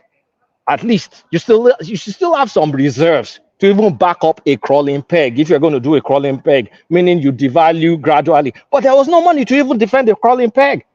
So what will you do? What was the next best thing? You know, you do have a way of feigning ignorance, but it's all right. This is not let ignorance. me I'm carry explaining on. concepts. You just don't throw words that have no meaning to what we're talking Can I about. just carry on? Can I just carry Not because on? you are throwing words. What is ignorance? You are the ones Can demonstrating ignorance. You don't even understand simple concepts like arbitrage. No, you're the one that does not understand what arbitrage You don't understand what you're Oh my talking God, about, and you're saying I don't someone know is what showing ignorance. I don't know what Who is the arbitrage ignorance means. now between you and I? I don't know what arbitrage is. Somebody Okay, I don't even think you know know now. what ignorance means. The viewers will decide. Let you guys know what arbitrage is. One You man just explained basically one man Oh explained my what God. arbitrage is to you. Kolata explained it again to you, and you are still saying that he's ignorant. Who is the ignorant one? Who is Oh my ignorant? God! As in, You you are can have projecting. you see how they are triggered. You see how they are triggered. They're These not people, triggered. You are you guys are projecting. You are just here to projecting your deceive people. ignorance. You're We here are to not deceive people. triggered. Just accept. You say sometimes we don't know it all. If someone has corrected you, all the best you can I do is gave just an take your phone example that they and gave an do. example of, and it make her. You should No, be. the example you gave, What you I are doing kept is quiet and listened. unedifying. Okay, tell me where my example was wrong. The example you gave is wrong. Tell Now, me where. what triggered me to No. respond is Tell me that where. you are Tell me calling where. someone You who see what corrected they you. do? They are not. You are telling He's not someone telling who me where I corrected was you. wrong. Tell me where I was wrong. What you explained You is see, round tripping. What you you started explained doing is that. round You see, tripping. you see that. You explained you explained round tripping and not arbitrage. One man corrected you, Oh my God. Olata corrected you. You still say they are ignorant. It's not okay now. Round tripping is similar to arbitrage, where you are selling products from you get products at the No, cheaper. what you You can explained see it was not at the actually, more Emeka, you expensive. made a mistake. Actually, round tripping is What tripping is They just arbitrage? confusing the meaning. What he explained, what he arbitrage. explained was speculation. To me, this is simple. I don't know how you're What he complicating explained was simple speculation, not concept. arbitrage. Oh So my God. anyway, you tell me how you're going to fix that problem. I'm waiting for a Oh my solution. God. Okay, like I said, Don't do all those feign all this. Oh my God, just you said explain. all kinds of things to me. You swore and everything. I didn't even swear at you, but it's all right. Explain. Stop lamenting. For some, you guys are supposed to be the experts. Can you let me talk? See, one of the issues that they had with the economy that the government went and floated this thing. Anybody that runs any economy in the world that understands economics will tell you that if you have the kind of economy that relies on imports and that is not diversified, that the best option is to The peg it. government did not float. The government said Oh they are my not intervening. Emeka, allow me, please. Emeka, Oh please my allow God. me. I've been waiting for this Jesus conversation for a long Christ. time. They Emeka, won't allow let me. me talk. So, They to won't even Niger, let me wait. get one sentence out. It's all right. To Niger, you've Googled. They've told you that if you don't have import, the best thing is to fix it. Now, tell me, we just explained to you there was no reserves. So what reserves will you have used to back up the fixed rate? Okay, let me repeat it again. No, we heard you. I'm asking you. One man, are you seeing what is going on here? He wouldn't even let me talk. Stop calling one man. We heard you. Kolata, let him talk. But to Niger, sometimes you can just take the knowledge and then adjust your position. Because you're not covering yourself in glory. It's been explained to you. You should just take the knowledge. Oh, so you two are taking side, but none of them have told me where I was now, wrong. Because it's okay. Because You are wrong nobody now, will let me talk. and you've been selling this narrative for too long. Okay, give me your own. You know what? Let me not talk. Since you know what are the expert, just tell everybody what you believe and let that be the truth and let the Nigeria carry on. We're inviting your thoughts now. We value and cherish your thoughts. So yeah, let's have it. People should let me talk. Yeah, carry on. Because the question he asked was, how do we pay for the all right, but let Kulata have that conversation with you, because I think it's fed up with your yes. Then he should be ready to face me with intellectual honesty, not this shouting and interruption. Let's get to the bottom of it, because I also want to understand fully. So now, what he asked me was, how are we supposed to pay for the demand of this in the dollars? How are you supposed to back up the fixed rate? There's no goodness. Yes. I'm asking you a straightforward question. Yeah, but it's still the similar thing that I'm saying. The fixed rate is based on how to back it up. It means the demand. You have to meet up the demands that people are asking for. What does that mean? Oh my God, Jesus Christ! Can you? What that means is that let me use your own language. How do you back up the fixed rate? because you took out the subsidies, now you have a little bit more wiggle room. You know, Dangote refinery is coming on stream. Now you have an extra wiggle room. The transportation costs and all those things is also mitigated. So why sabotage the economy by floating the currency? Now answer me that. Okay, so you said we took out the subsidy, Dangote refinery. Okay, so we're in May 2024. Where are we with Dangote refinery? Number one. And we're talking about a 12-month period. And we're talking about a situation where you were $7 billion in the hole. That is obvious enough, outside of the fact that you've already encumbered like $30 billion of your CBN money that's already spoken for. So tell me where in what you said, removing subsidy and all, that is going to fund us out of that position. Okay. And we were, hold on, let me finish. We're also in a situation where close to 100%, 90 something percent of our earnings was used to pay for interest on debt. Okay, yes, I was aware of. Okay, so explain to me how. I was aware. See how you deal with these problems. One, like I said, the subsidy is there. Secondly, you. Yeah, but we just explained. I gave you the context. So explain using that context. Okay, give me the context again so I don't miss any context. We're going close to bankruptcy. We were insolvent. And whatever you just explained doesn't free us, doesn't give us into that enviable position where we can afford to fix a favorable rate. So how does it happen? We want to know. How it happens is one, like I said, the subsidy removal is, I think subsidy is supposed to be about almost about 10 billion a year that we were spending. That would have gone. That's one. Secondly, you discourage the use of the dollar. That is another aspect of the economy that the government never really tackled. Like what they did now when after the Bureau de change, they should have done that as a matter of urgency, because that speculation endangered. That's one of the reasons that is driving the demand for the dollar. You go after that, but they didn't do that. Then the discourage the use of the dollar. Is it a flip of a coin and all of a sudden magically shit happens? They did that anyway. You see, they did that after they did. They are doing that. It's not like they did that. It's a process. Oh goodness. Okay, good. So, but you see, if they did all these things, they will be able to service the debt. So that means we will still be in a hole. See, servicing the debt now, what they've done, they made it even harder to service the debt because you've devalued the because you don't understand. Debt, there's dollar debt, there's naira debt. By devaluing our currency, our naira debt just becomes automatically cheaper. Do you know that? Naira debt becomes ordinary, it becomes cheaper.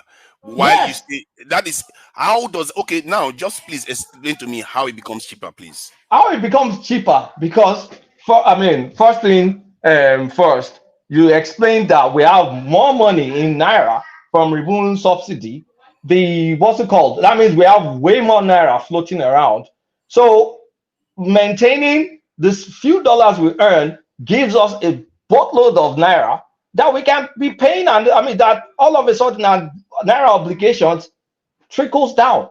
It's not nothing, but it's not as bad as it was before because we had an expensive naira before.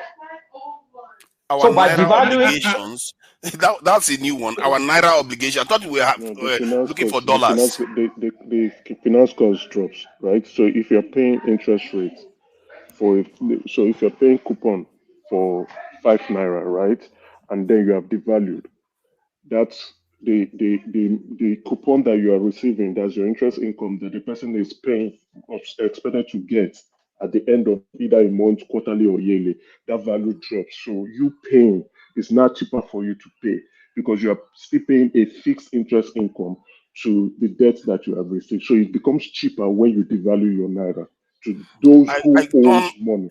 See, right? Can you please replace that? You use so many convoluted terms that I don't know.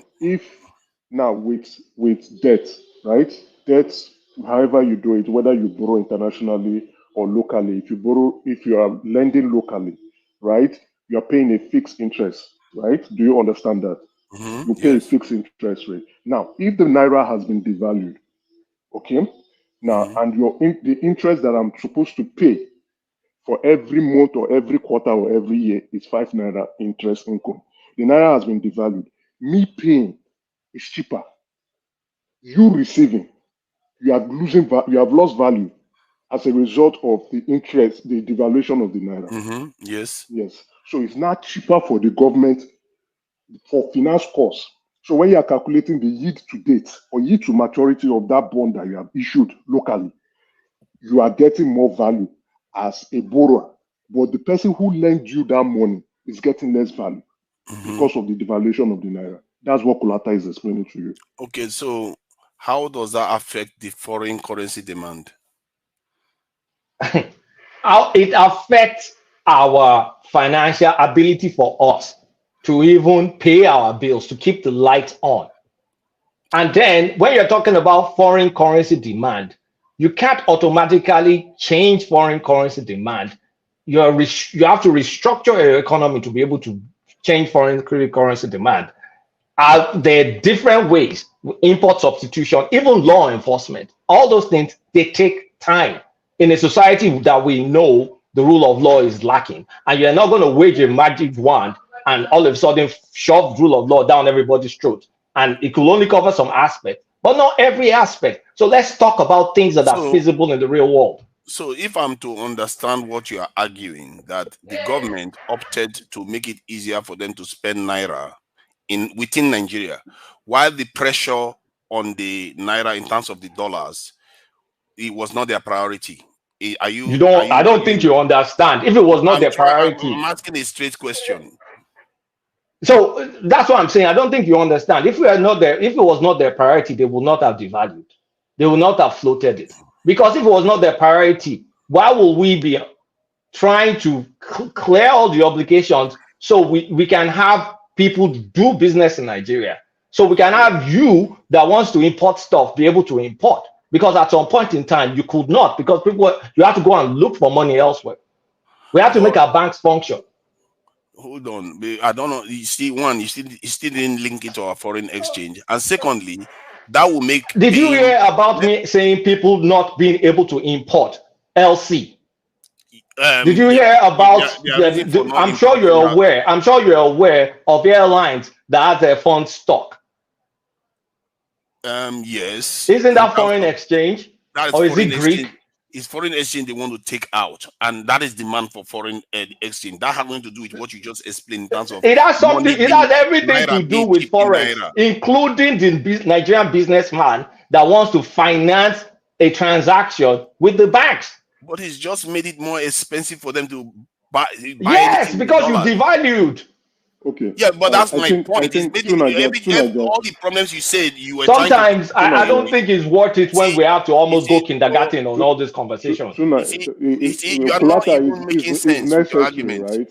It's necessary so that they too can also speak to and converse with the communication. Now, Tunaja, you just made you said something which I like. The demand for dollar. Now, as at that May 29th, the demand for dollar has outstripped the supply of dollar. Would you agree? Yes. Okay, good. Now, if the government does not have enough dollar to supply people who needed the dollar, where are they going to get it from? One, the reason why the demand outstripped it, you have to look at the underlying factors, which they did eventually go on to do. We all know there was always an underlying factor all the time. Then you deal with those underlying factors before you start devaluing the Nigerian currency. What was the main? What was it? We had. So sorry. What's the underlying factor? The speculation involved, the herding of the which is part of this thing, and the bureau de change the round tripping, and then which is in a way still part of the speculation. You deal with those things. No. Round tripping is not speculation. Stop saying that, please. Okay. I will take that one back. I'm not technical. I'm not making the technical. It's not technical. Speculation is speculation. Round tripping is round tripping. fine. The point I am making is that they went on to even limit the profits that the really change people can make, which was something they could have done too, to correct some of all this the gap between the black market rate and the this in the CBN rate. So all this, they didn't do it until after they floated it. Okay, now, can you do that? Can you do that when you can you do that in a peg? Can you do that in a peg? Of course you can do that. You can do that. You cannot do that in a peg. Why? No. Why did you think they did that now? Because we have a different forex system. Oh, because which is to float it. Oh goodness. Okay, do you know what a peg means? Do you know what a peg means? Is coming from. Let me help you. I don't know. Let me help you. Let me help you. You're not making a strong point. Let me help you. No, you don't want to listen. Tunaja, look at what happened. The Tinubu administration did not get the insight of how bad our foreign external reserve is, right? The president, probably relying on handover notes, went to make a pronouncement without going on ground to see what is available. That was a huge error. The market reacted. It was a huge error on the part of the president. Let's call it spade a spade. The market reacted. If the president had insight, right, before going in and see that, oh, our external reserve is really poor, there will be no need to say we are not going to intervene in regulating the price of the naira against the dollar. What they initially thought was there was sufficient foreign reserve that if, based on the international pressure, especially from the IMF, that taking off their hands and allowing the market to determine the price was the best way to go about it. Yes, they would have looked at it and said, no, this is not going to be good for us. It's going to heap a lot of economic pressure and pains to Nigeria, as well as inflationary pressure, which we have seen. The government needs to also come out to own that up. It was a bluff and blunder by the president. Let's call a spade, but they have tried to see how to go and correct it. And that is why they've looked at it. That is just the one problem. But when they went into the office, they saw that there were so many sharp practices going on as a result of FX issues. The BDC, the banks, even CBN staff itself, everybody trying to make a kill as a result of dollars. So Emeka, sorry, I disagree. I disagree because what we're doing here is what they call Monday morning quarterbacking. If you put your mind back to that time period when we were looking at the $7 billion hole, when we were looking at all those all those insolvency facing us, the forward contracts and all that stuff.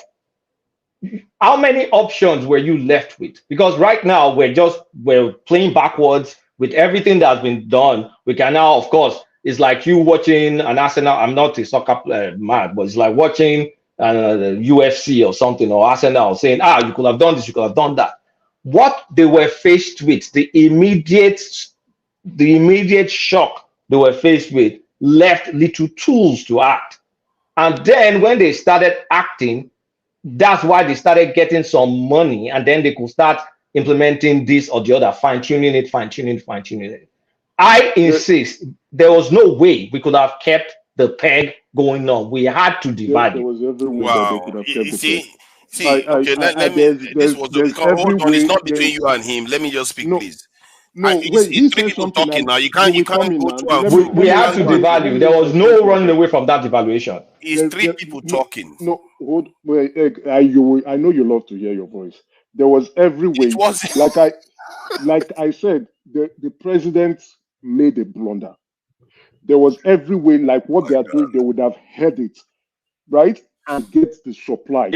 I don't think you can say the president made a blunder. The president was not the CBN governor.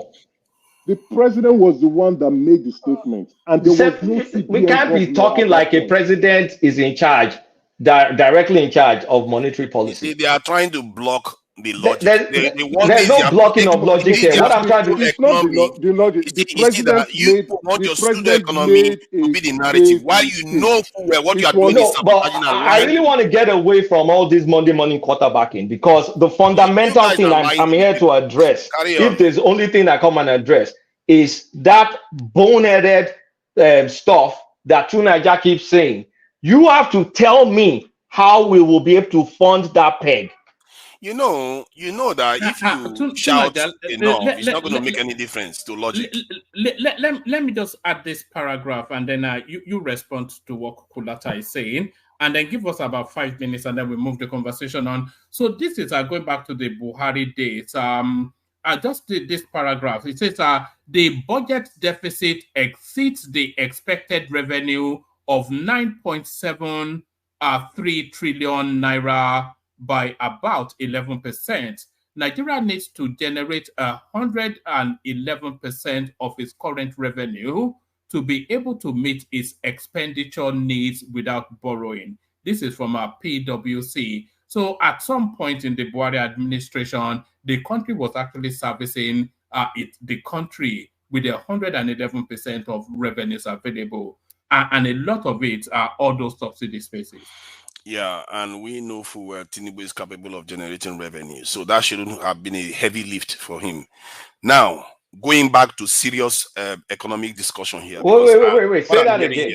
Say that, no, when you mix, no, I want you to say that again in context. I just don't want. I don't know. No, because I want to know you understand what you're talking about. Kulata, you know I can trouble you too. We can do this. Allow him No, but allow him. I'm not attacking him. I want him to say things that have meaning.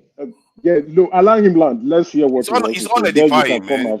Come on. Kulata is ready for you tonight, too, Naija. No, it's unedifying. Let him be ready. Tonight, I'm not moved by all that stuff. Just answer my request. Be logical about it. Just accede to my request. Explain what you just said. Is it too much to ask? I just said that the president is definitely capable of generating enough revenue to make up for the deficit that is being expressed in that post. Am I wrong? So he's capable of making those revenue, right? Am I wrong? And no, I'm getting somewhere. And so you should have kept us in an area where we were almost bankrupt. And then the president is capable of wait. So the president is capable of creating revenue. How do you create revenue when you don't free up your resources? How? How do you create revenue if you don't free up your resources? What did you think removing the subsidy was? Well, that's one aspect. Now, was that the panacea of everything? $10 billion. That's was that the panacea that free up subsidy? Oh my goodness! This guy, they give him answer. He says it's not an answer. Yeah, because your answer is not. Do you think the subsidy $10 billion is monopoly money? What do you think it is? Okay, so where are we right now with the subsidy? Oh, let me tell you what just happened to it.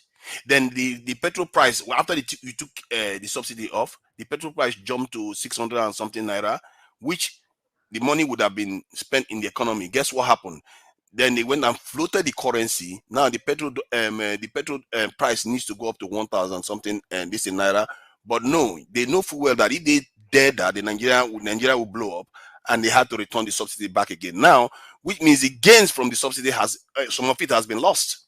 So there's no subsidy. So that's why I don't want you to be talking about subsidy. Your genius leaders created the problem. That's the thing I'm trying to criticize.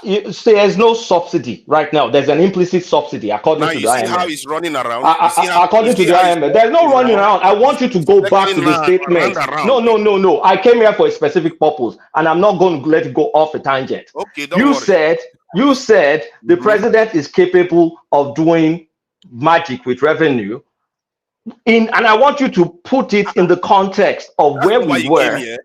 That's why I came here. Like I said, after I have this conversation, I can go, because I've heard you keep saying all these things night after night after night without you getting questions. How charged you are to do? Yes, I'm charged because I'm tired of your bullshit. So you tell me in the position where hold on. You tell me how we freeze up our resources and start generating revenue in that financial dire strait that everybody acknowledges. Was it not Boala you just said just now that revenue is up? Who is Boala? Beg, is Boala an Oh my economist or is even an accountant? You can. Can we talk about? I'm talking to you. What are you talking about, Boala? I'm talking to you. I like because I know you have no regards for me, so I might as well borrow knowledge. Talk. Forget Boala. You really calm down. See, the point of the point I'm making is that we all know the president is we can say he's incapable of so many things, but we know he has demonstrated the capacity to generate revenue. And Wike is also by his side. I'm in Abuja, and I know that after they receive a letter for tenement payment, bills that I don't know used to exist before, they are sending money for that now. So I know they are capable of raising money. So I don't think that will be a challenge for this president. And that is it shouldn't have been anyway in the first place. If they had just taken his subsidies off and not floated the currency on top of it, that then you will not have to. They will not have had to bring back the again. What really irks me in this conversation is you've not been able to tell us how we'll be able to to be able to maintain a fixed rate. Okay, let's do hypotheticals there. Wait, you've not given me any solution. You've just talked without anything. That's why if you gave me something substantial, I'll keep my mouth shut. So let's say from 400 naira, 400 naira to the dollar. Where will you as CBN governor? Come on, let me land. Where will you as CBN governor pegged it, given the fact that black market was 800 at that point in time? What will you have pegged? I'm not the CBN governor, but if I was pegging it, I would peg it. Hypothetical situation. I will peg it based on the value I know I'm going to get from the subsidies and what the demand is and what I'm intending to do to discourage, to reduce demand. Those are the decisions I will make. So will we be up to black market or lower than black market? Definitely lower than black market. And I will go after. Okay, so we still continue the arbitrage. No, I will go after. I just said I will go after the black market speculators. I'll go after them, and which is what Tinubu did. I don't understand. Are you against that one? It did not. How did Tinubu go after? How did he go after the black market? Why do you think Bureau de Change is closing all over the country? How did he go after them? How did he go after them? Is it all up? It curtailed their ability to make profit. That's because of why? Because we could float, and then they could dictate the what was the technical term they used, that percentage difference between both of them. You could not do. I don't think there's a reasonable way you could do that with a peg. All right. Hold on to Niger. Kulata, put a salient point to him, and then respond. To Niger, and then we'll move you on because I've asked my question and I'm waiting for him to land. You're not going to nail him down. It's either he doesn't grasp it or he's been upset. Okay, let Ola ask what he was going to ask. That is unedifying. No. You know he is wrong, and you're siding. Ola, go ahead. I don't think it's wrong. I've often held that view that Kulata is expressing, that you may not have fully the grasp of some of these things you speak with so much authority on, but that's just maybe I don't have the grasp. Maybe I'm the one in the wrong. Because you're looking at me as a nobody now. That's why you think you're. To Niger, you know I highly respect. I cannot be correct. To Niger, you see one thing. You know why I'm happy today is I'm very happy that Kulata is able to pay you that. You know, my thing is this. I'm of opinion that there's no right or wrong answer, but there can be superior arguments, right? Yesterday, I was telling you something that it is very easy to criticize, but suggesting solution is where the problem is. When you don't have a solution, it is better to stay away.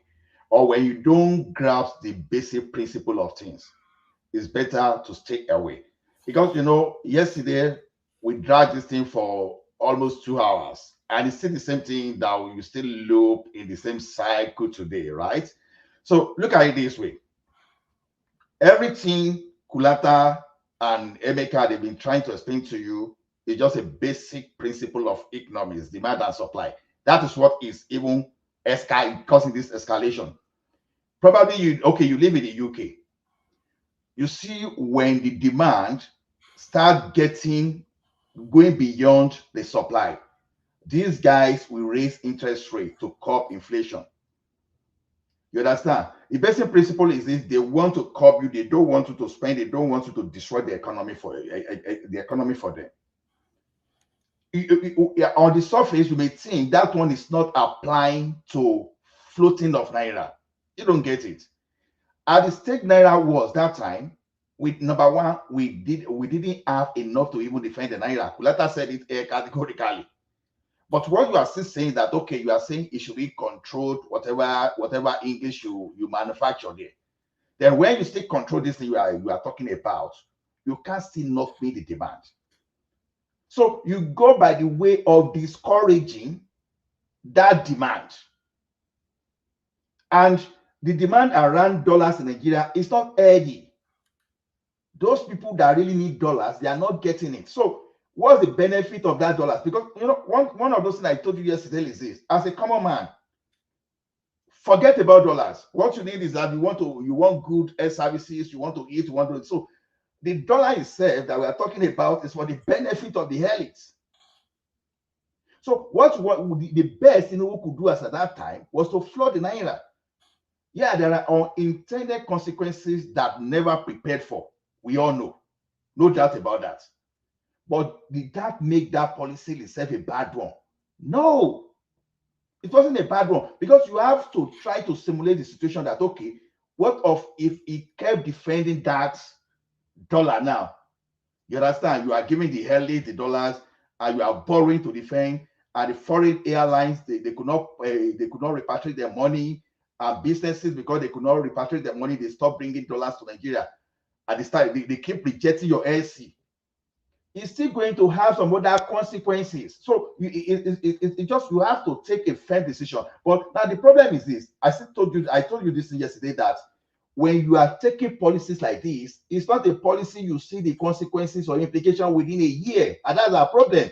You think once they float naira now, immediately, bam, you are supposed to be seeing positive results in like a year or 2 years. It doesn't work that way. Floating of naira is basically you are cleaning the corruption around your monetary policy institution. Those are the things. So just accept superior argument from Kulata America. That's all I just said, because we've succeeded this thing yesterday, and I was not even expecting you to even try to defend anything. Thank you, man. All right. Thank you a lot. Give a very brief response to that, because it's looping around for too long. Give a very brief. They are able to give long responses. I'm not able to. No.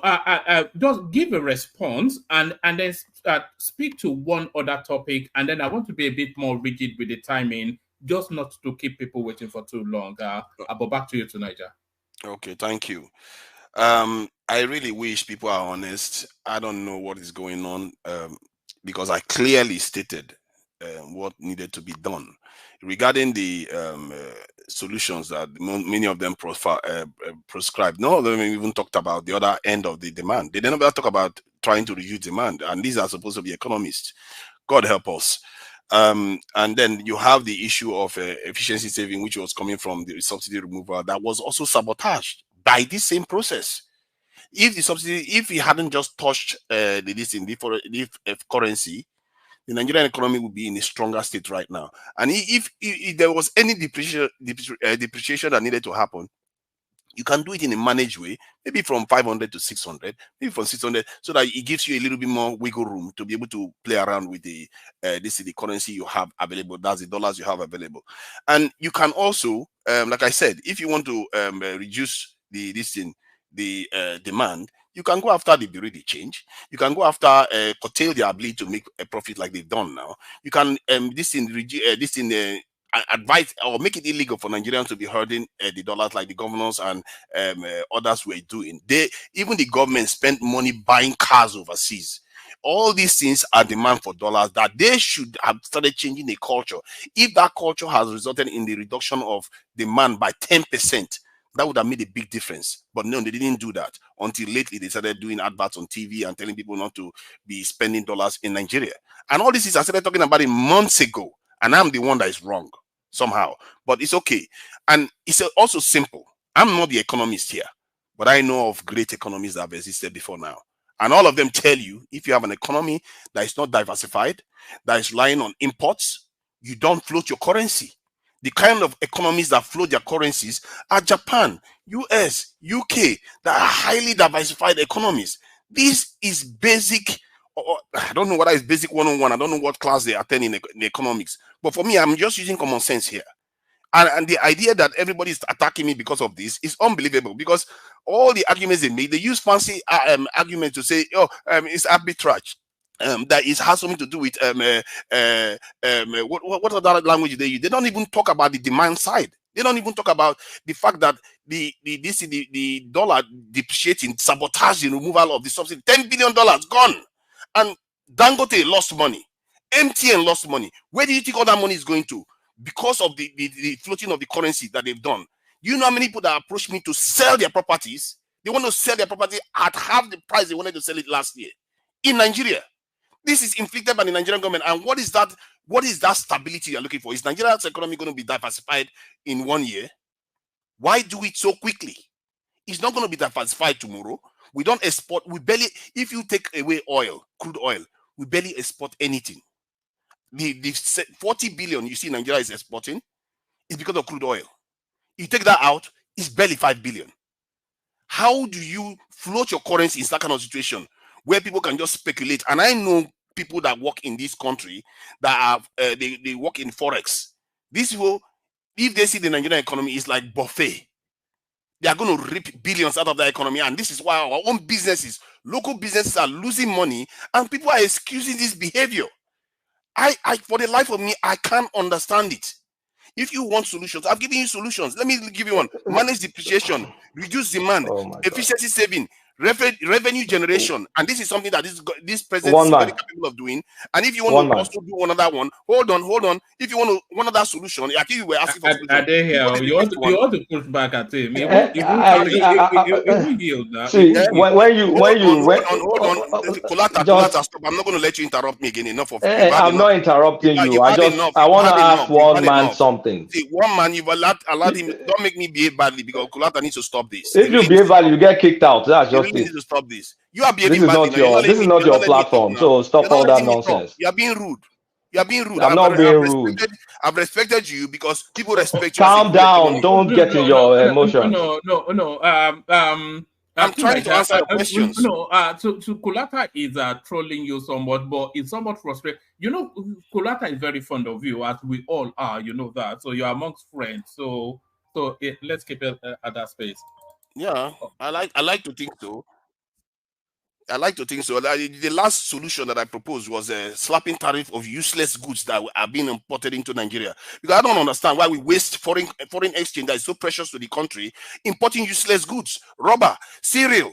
All this is Nigeria can manufacture it. Put tariff on them and take the tariff and use it to encourage local manufacturing. That is what you do. You try to protect your economy as much as possible.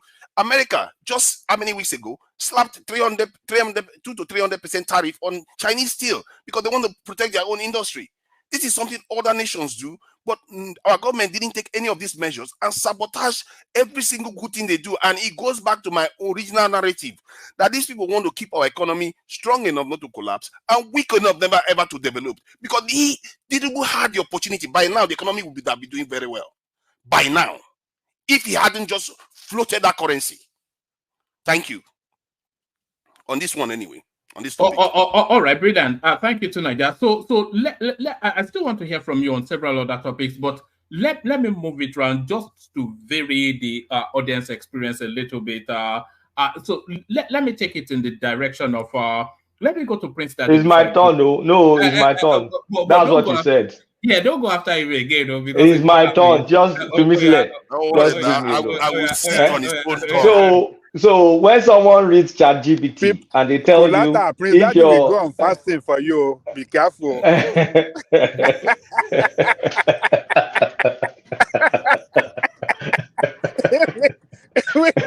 you call on that young to go on fasting for you, be careful.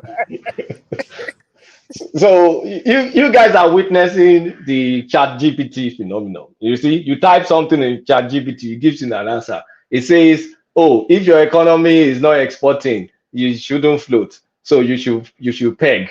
So don't you know that pegging comes at a cost, at a price, the price of your reserves?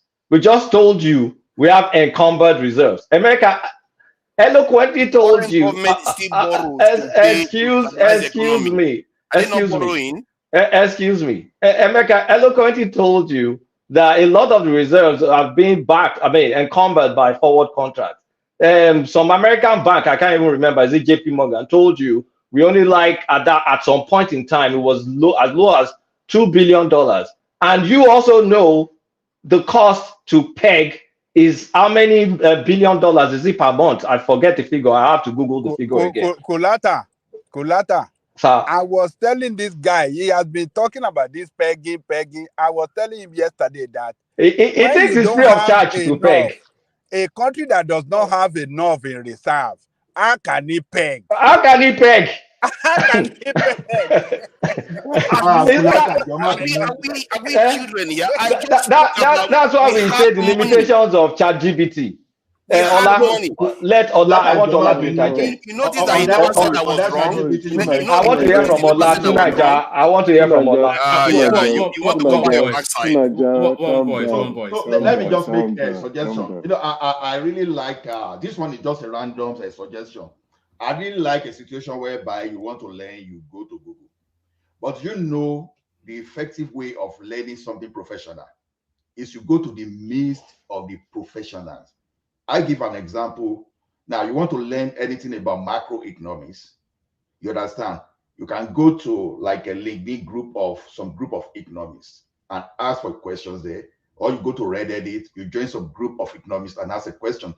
Yeah, the random understanding that Google will give you, you will think you will know sometimes, but you will find out you are unnecessarily misleading yourself.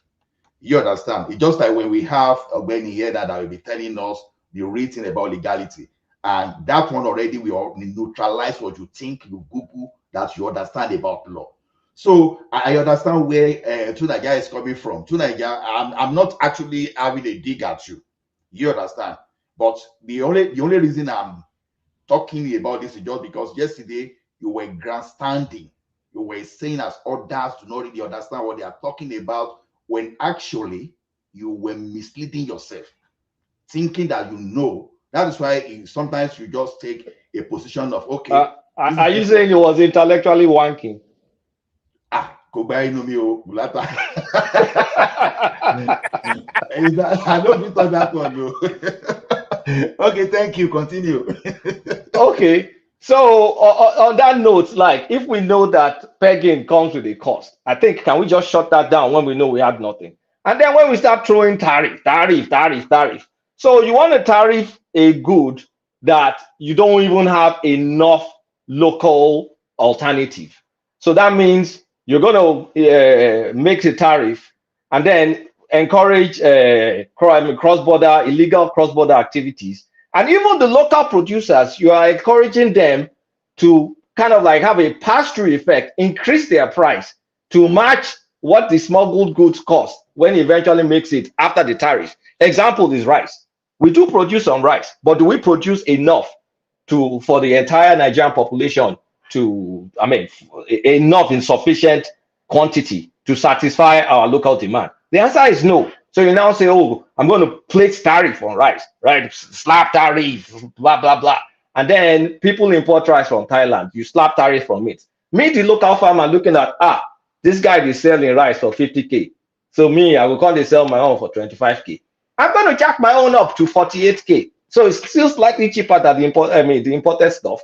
But that's how the market works. They're going to start making money.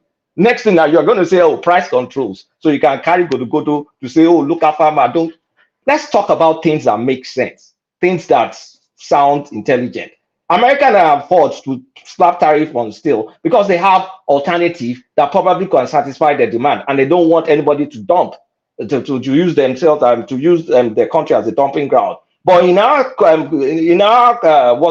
situation, you can only slap tariff where you have local that's in excess in abundance, not the ones where we're barely producing enough of stuff. And then you want to now suffer the population with the great hopes that, oh, somehow you'll discourage import because of what? People will not increase their price to match whatever eventually becomes imported. And even the ones that get smuggled, they won't increase their price to match it up. That's how the market works. Everybody wants to make a quick buck, and there's nothing you can do about that. So when we're talking about tariffs, it has to be intelligent tariffs, things you can defend, not just, oh, you throw tariff, you control demand, you just throw tariff here, throw tariff there. When we think about even what we import the most is energy cost. So when we work towards energy substitution, substituting petrol and diesel, all the things we import with local refineries, that takes time. That is not something Tinubu could have done in less than a year. So when we just Google all this ChatGPT stuff and just throw it around in areas, in platforms that people don't think deep, they'll buy that hook, line, and sinker. You never said it was wrong. Not everybody, but not everybody. Not everybody buys into something like it's like Peter Obi takes statistics from China and throws it to Nigeria without the local context. You have to apply local context. When you want to apply tariff, damn well you should have alternative in your country in sufficient volume, not something that we're barely scraping through, and then you now have a pass-through cost of that tariff to your population. You just increase the cost on your population for nothing. So, moving on. Woman, what's the next topic? Yes, you have an option of two. Peter Obi visits Atiku Saraki Lamido in Abuja. So I see it as somewhat of an attempt to intimidate the Tinubu space. Of Fubara vows to probe Wike's administration. So I wonder if Wike can survive a probe. Or if there's anything else you have in mind. Yeah. Let me quickly touch. I'll try and touch on the both, so I stay off my normal topics. The Wike one, Fubara wasn't Fubara kind of like the finance guy for Wike, and yes, Fubara. And it's proven not to be the pushover that Wike thought it was, But Fubara has cases. Fubara is a very useless individual. He has cases in the EFCC now. It was the inner guy.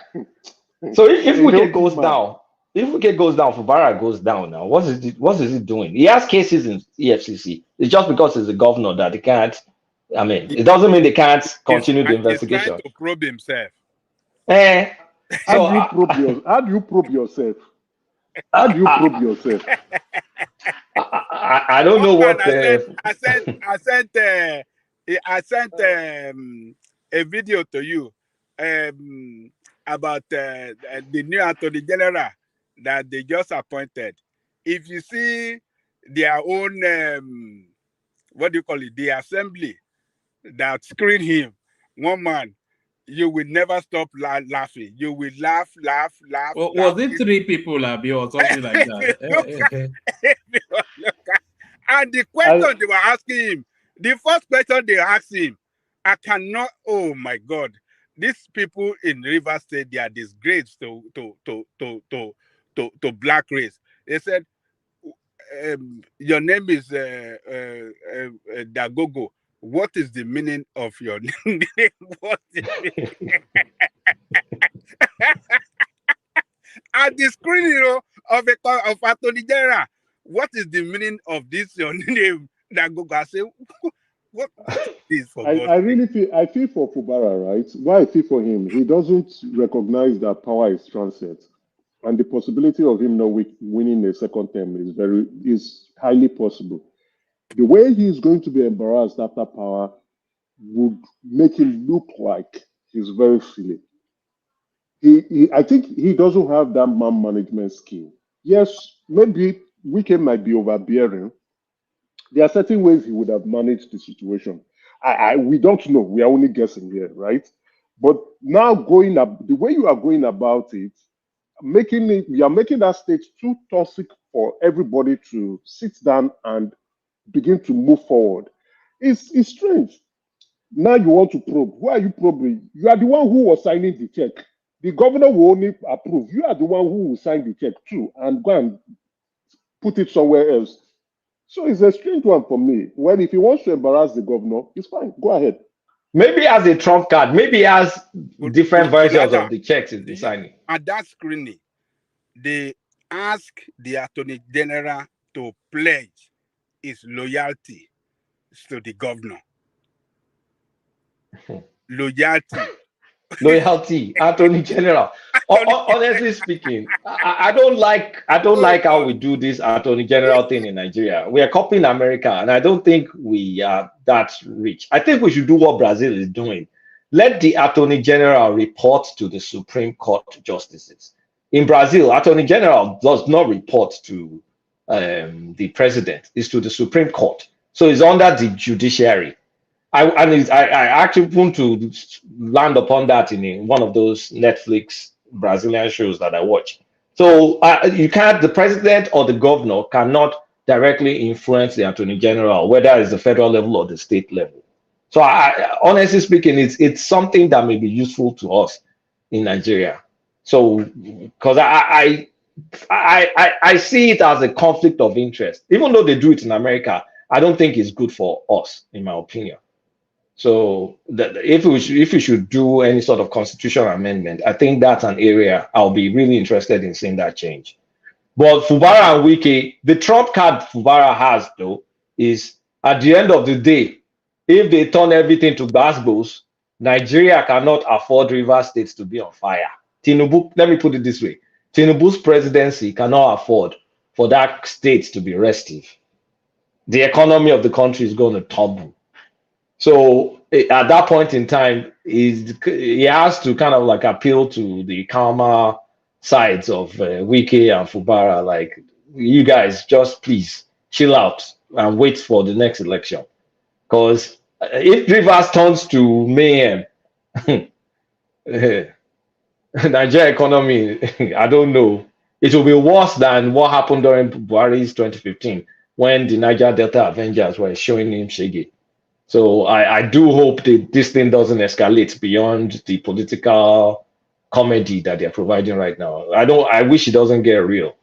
So let me move on to the next topic so I can let Prince Daddy talk. What's the next one? Peter Obi and Atiku, Abi. Peter Obi and Atiku, look, that's the only path for them to make any, both of them, both Peter Obi and Atiku, to make any sort of dent in the next election. That's the only thing, and it has to be an Atiku ticket with Peter Obi VP. Basically, a rerun of 2019 election versus Tinubu. They have a shot if both of them go together. I mean, Obi is a cult of personality, so all these obedients that are saying this pious bullshit, like Obi was kind of some pious guy, all of them will come around because they're mostly all of them are mostly PDP voters anyway, and Atiku is kind of like the big daddy. So what they could stomach in 2019, they'll be able to stomach it again in 2027. But the only difference is Tinubu is now in the presidency, and we know he's capable of so many things. But if they're going to have any shot to win, they have to do this PDP thing together. And Atiku needs to ask for forgiveness across PDP. They need to just mend the fences. Of course, they can't mend Wike. They have to contain Wike. But it's a real shot. But obedience will have to swallow their vomit and contend with number two and hope for the best. I don't think it's going to be that easy for them because right now Tinubu is in the office and everybody knows what that means. But that's the only shot. It will be a replay of what Atiku had always been parroting, that the best pathway for the Southeast to the presidency is through him. So they'll still sell it under that strap line. It's not lying. If we say a messiah to make Southeast person be president, not like being president does anything for you anyway. Isn't Tinubu your bad guy president? What has he done in Elisha, my town? Nothing. So, but if the people want inclusion, because I think all this cry for presidency is really a cry about inclusion. Inclusion. If they want that inclusion, they should support the combination of Atiku and Peter Obi with Atiku on top. And then after that, it's not yet groovy. That is when the real battles will happen to make Peter Obi the top of the ticket. Otherwise, the best is going to be vice president. But like I said, Tinubu is in office. Even if they combine together, I don't think it's going to be that easy for them because they could not beat Tinubu when he was not in government. He battled with the president, he battled with the cabal, and he won in both the primaries and also the election. I don't know how you're going to beat him when he controls all the levels of power.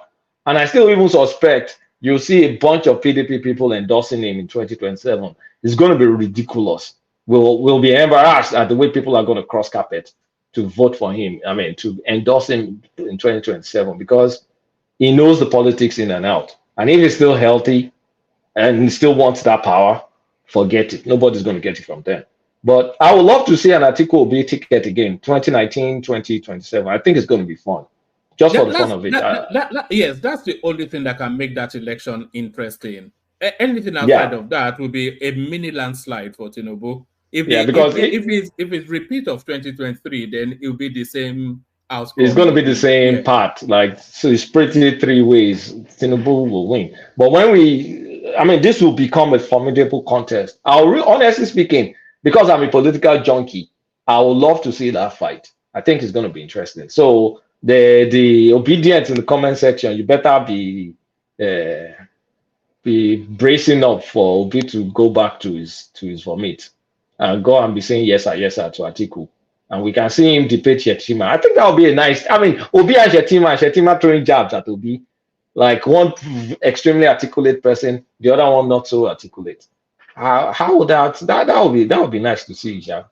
I'm looking forward for that. So yeah, let Prince Daddy speak. I think I'm happy that I could catch Tunaja at the right time because I think I always get frustrated when I'm listening in the morning. Don't worry, it's not over yet. Look at somebody that has been flawed. He's literally on the floor. I'm just happy. I'm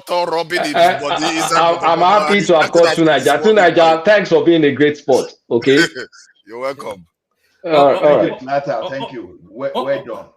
All right. Let me go to Prince Daddy next. And then, gentlemen, with your permission, after Prince Daddy, I want to go to Patrick Uche, who I think is the first timer here. But Prince, you've been very quiet. I suspect you may not be there. Prince. Hello, one man. I'm here. Oh, you just put your helmet on and docked under the table and be all these shouting people. Let's hear from you. Anything that has to do with Nigeria, I try to stay away. So that's what happened. All right, come into the conversation. Where would you like to come at it at? Did you listen to the Daniel Bwala space? What are you making of his politics? It's a very potent weapon to have, and I'm surprised that Atiku is not cutting him heavily to stay with him. What are you making of Daniel Bwala speaking straddling two horses at the same time? Yeah, one man. Hello, everyone. Like, share, and subscribe. I love the show. As I heard some of the snippet of that conversation with the news station. Daniel Buhala, is Tinubu won without him. Okay, so I'm not sure what political capital Daniel Buhala has really. I mean, with all the opposition to Tinubu coming to power, he still won. Now, why would Tinubu want him on his side? I mean, Tinubu at his age now, you can tell it's more about trying to bring people together, trying to harmonize, or there's no need to create enemies if you don't have to.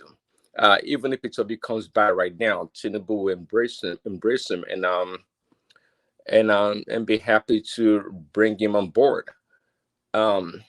Daniel Buhala, is a good talker, is a good speechifier, but he has no political capital. He has none. I mean, he's just talking. I'm not going to call him a talking head, but you remember when these guys, Babachia Lawal and his gang, the Christian North, went against Tinubu and all this stuff. These people supposedly are politicians. Daniel Buala, is he a politician? Can he be categorized as a politician? I don't even know. But all these, so-called politicians with position in different parties and across different, political divide, could not bring down Tinubu. They couldn't do it. So, and in today's Nigeria, I don't see that many individuals with political will or capital, really, apart from Tinubu. And of course, Peter B being one of those people, but he's far behind. Just like you saw in the election, it was a distant third, well, to Tinubu, that is. So I don't know. Daniel Buhala is is a good. I mean, is a good person to have on your side to champion your cause. But is it Dele Alake and the other guys? They did very well. They did very well. I told him last time he came on your show that he made a mistake. He miscalculated. It was simple. It's not a Nostradamus of politics. He didn't know himself. So only if he knew that Tinubu could pull it off. If he knew, it would never have left APC. But he saw all the attacks, all the usurpation and the inside talking, some disloyal APC members talking against. One second. Are you doing a spot of cooking there, Prince Daddy? I didn't even know you knew your way into the kitchen. Look at Prince Daddy multitasking. I thought men were not. I thought we were not. We are reputed not to have the capacity to multitask. No. But anyways, yeah, it was. Yeah, that Buala is. Anyways, Do you want me to look? like Do you want me to look back to you, or are you happy to carry on? Okay, give me a minute. Yeah. All right. Let's give Prince Daddy a minute so that we can hear from Patrick. Patrick, if you're there, Patrick Uche, that is, on mute, speak to us. Just free flow to the conversation, just so we can document your politics. Patrick Uche. Patrick Uche, on mute. Patrick. All right. I don't think Patrick Uche has the workings of it just yet. So Patrick, one more time. All right. Let's go to Obina. Obina, you ready? Hopefully, people can still hear me.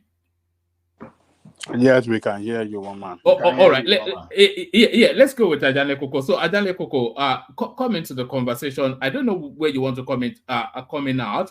Do you want to comment at this headline? I was always thinking that Baba Ajane Koko is the father of the day, and he comes last to wrap up everything with his blessings. Yes, but Ajane Koko has rebelled against that now. He says, no. Our daddy cannot rebel like that now. Somebody there is Obina there, or who? No, Emeka. Emeka, let Emeka go. Let him go. I'll come after him. Always our daddy there. All right, brilliant. Yeah. Emeka, do you want to comment at this headline? Let me comment. I'll come in at that. Let Emeka take a dig at Nigeria first. No, I'm not actually taking a dig at. I'm just messing around. Sorry. What I would say is to Nigeria is partially right, but he was unable to articulate his point properly, and that's what I was trying to come in at. Yeah, he might have looked at it from ChatGPT or any of the chats. Yeah, but like I said, the president made a huge mistake with that pronouncement, without coming in to take charge and review what is in the shop. It's like you are buying a product, you have not done your proper due diligence, you are relying on the brief from the previous owner without going in to do proper inspection to see if what he has said, what the previous owner has said, is actually true. And based on that narration, you are taking decision. That was what the president did. It was a mistake. Now, coming in and seeing what was going on, and also looking at, in retrospect, looking at what has gone wrong and the sharp corners and practices involved in that sector, they had to now make a clear decision. Yes, the country was broke in terms of financial foreign reserve. The country didn't have enough. The right thing that they would have done was to do nothing. The Nigeria official auction rate was going on normally. Those guys, the banks, the oil importer, the oil exporters, or the multinationals were coming into that market with their own foreign exchange. Those were the people who would have probably looked at things and drive that market. The moment the president said that they are not going to intervene again, we all saw what happened. In our situation, the president would have done nothing, look for a way to improve our supply side, and see how to meet up with the obligations, especially with the forward contract that we had. We were even lucky that those guys did not even take us to court. But again, actually, they are Nigerian banks. They understand what was going on. They could actually wait for a while and see how to pacify with their clients, who at the end of it wanted their forest obligation to be paid to their own suppliers. So we knew what was going on later on, but the president has actually made that mistake. And a lot of Nigerians are currently suffering from it. Would we have suffered? Yes. Would the rates move to this point? Maybe, maybe not. But it wouldn't have gotten this bad if the president had just come in and said, we're in a bad situation. What do we do? Then maybe he would have now appointed a CBN governor as quick as possible, and the finance minister as quick as possible to get on board to begin to try to address this problem. Now we are lucky, we're happy, we've addressed all the forward contracts, all the forward obligations, because those are obligations that we must meet whether we like it or not. Now the next move is we are now trying to improve on the supply side, and from the all indicators, and again, if you ask me, I think the problem came with a curse and a blessing, because what we were able to identify is that we had individuals who were taking advantage of the FX situation. We had the people who were dealing with the USDT, with Binance and other cryptocurrency platform. We had these individuals, the Malams, who were not even registered BDCs in the first place. We had Malams who were not registered, who were just middlemen, just trying to make a quick bucks and doing their arbitrage dealings. We also had BDCs who were also making a killing. But now the CBN governor has come in place to try to see how to regulate that space. Hopefully, we'll begin to benefit in the medium term and in the long term. But would the market come back? Because it was actually 460 or thereabouts. Will it come back to 460? Never. Will it come back to 500? I don't think so. 600, I doubt. 700 possible, or 800 thereabouts in the future. But again, the president, let's call a spade a spade. The president made a huge mistake with that utterance. Yes, many of us looked at it and like, okay, what was going on? Hopefully he knew better, but it appears that he didn't know what the jack was that was happening when he took over shop. And it was when he took over shop, he was able to see that this is a huge mess. And that's why Emefiele is sleeping in the cell currently for what he has done. Well, anyway, Emefiele would have still got to prison for the nonsense he did. But we can see that the problem was bigger than anticipated, but we are still trying to address it. Now, with the fuel subsidy, one man, I sent you something while Tunanja and Kolata was going back and forth. The government official statement says subsidy is not being paid. That they do not have control over the price. One man, you can pull that up and put it on the screen. They do not have control over the pricing because NNPC is responsible for that. There was another explanation again that the Minister of State Petroleum Resources gave. I didn't send that to you. Maybe when I'm done, I will send it to you. Which Kolata has actually was it last month, speculated on and explained that is what NNPC is actually doing. The Minister of State Petroleum Resources said it, but said then when the journalists reached out to NNPC say we are a private company, we cannot open our books to you. But IMF can say what they want to say. The federal government is not paying subsidy. Period. Next topic. Emeka, hold on. Before you go to the next topic, you don't mind. The dollar thing, the dollar problem in Nigeria. So all the moves that Cardoso and I get the CBN are making to strengthen the dollar, right? Are those moves working? Are they taking the right steps? I'm asking this question because they're going after all the nodes, the channel where dollar can be captured or monitored, right? But the appetite for dollar in our economy is not addressed. I don't think it is addressed at all. I would like you, if you do know, because you're in that space, give a comparable economy or country to Nigeria with so much high demand for dollar in its economy. Nigeria is a typical example when you say a country is dollarized. Okay, thank you, President. You see, with Colata's narration, he's right. With what is it? Tunanja could not articulate what he was saying, but he's right. Now, what the CBN is doing is yielding some results. Would they have devalued the naira at a certain point in the future? Yes, they would have done that. Because one way to improve your supply is to devalue your currency. Emefiele did it 3 times. He took it from 260 to 462 thereabouts. I might be wrong with the actual number, but he did that 3 times. So devaluing the naira with that scarcity that was going on at that point in time was was an inevitable option.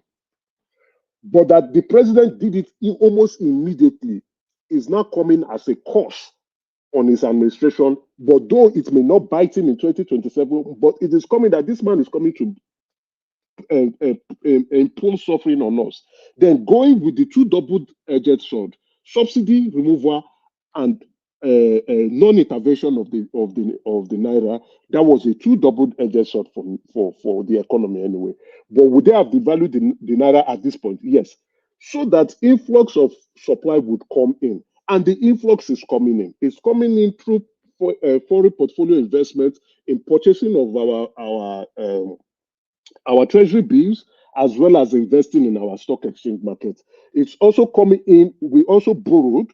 The CBN also helped, the non-CBN. NNPC also helped us with that stuff that we debated the other time, the cashback crude loan they brought in. Those were part of the intervention that they made so that they can be able to sort out especially the main thing, the obligation that we have. Because those forward contracts, if you don't do that, at some point, the individuals responsible, not even the bank's clients, will take the CBN to court because you have engaged in a contract that you said you were going to fulfill dollars, your own obligation at a certain point in time. You have reneged, you did not fulfill when the time came, you did not fulfill at other future dates, and it appears that you are not going to fulfill, they will take you to court. So that we were being able to sort it out, as well as the airline obligation, wonderful. So the only thing left now is also to correcting that BDC issue, bringing them into full regulation and ensuring that transparency is obvious. That's another wonderful standpoint. In the middle and long term, we will begin to see the result. But for now, which is the short term, we will begin to bite our teeth and scream a little bit because the pain is a short-term pain.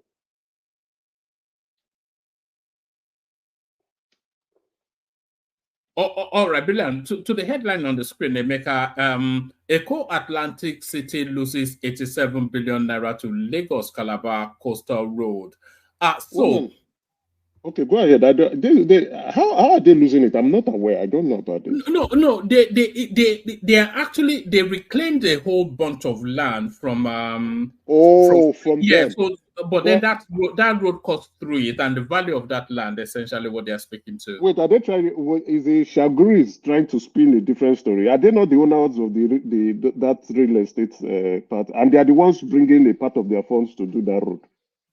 Correct me Well, if I'm wrong, please. I want to be corrected. So they are the ones who they are the owners of actually I don't know who is behind them, but they are actually the owners of that piece of real estate in that island. It's not an island, right? It's a small island. Now they are also bringing their funds as well as the federal government. They are bringing 70% of the funds to implement the road, the coastal road. So how are they losing the money? I want to understand. no, they are losing. Okay, so they've reclaimed that prime piece of real estate through their own efforts. So the value of that real estate is the sum of money on the screen. So they are saying that coastal road cuts right through that real estate, and they lose the value of it. I'm not. I don't. It didn't read like as though they were looking to be compensated, but they were just essentially lamenting. I think they were actually trying to counterweight landmark because Exactly. I think that's why I call this a spin-off, right? I think it's a spin-off from their own PR thing. Because nobody enjoys losing money. So if they are saying they are going to lose 87 billion for doing a road that they will bring their own fund into, I don't know. This is simple 1+1. It doesn't make sense to me. So I've not read the news. Maybe that's why I am lost for word. I don't So, understand it. Emeka, they're two different companies. So think about it like that. Forget Oh, Shaguri okay. for a minute. When you think about like High-tech. one entity, Who is building the? Oh, two different companies. So they are real Tech estate. is building the road. We know it's owned by Shaguri. It's just because Yeah. we know. Okay. Eco So Atlantic is incorporated by whatever, but we know it's Shaguri too. But under the law, they're two separate entities. So one no, can be losing against the other. if that's the case, then I can agree. Yes, two separate entities running on their own merit. Yes, then definitely the Eco Atlantic Corporation responsible for that piece of real estate.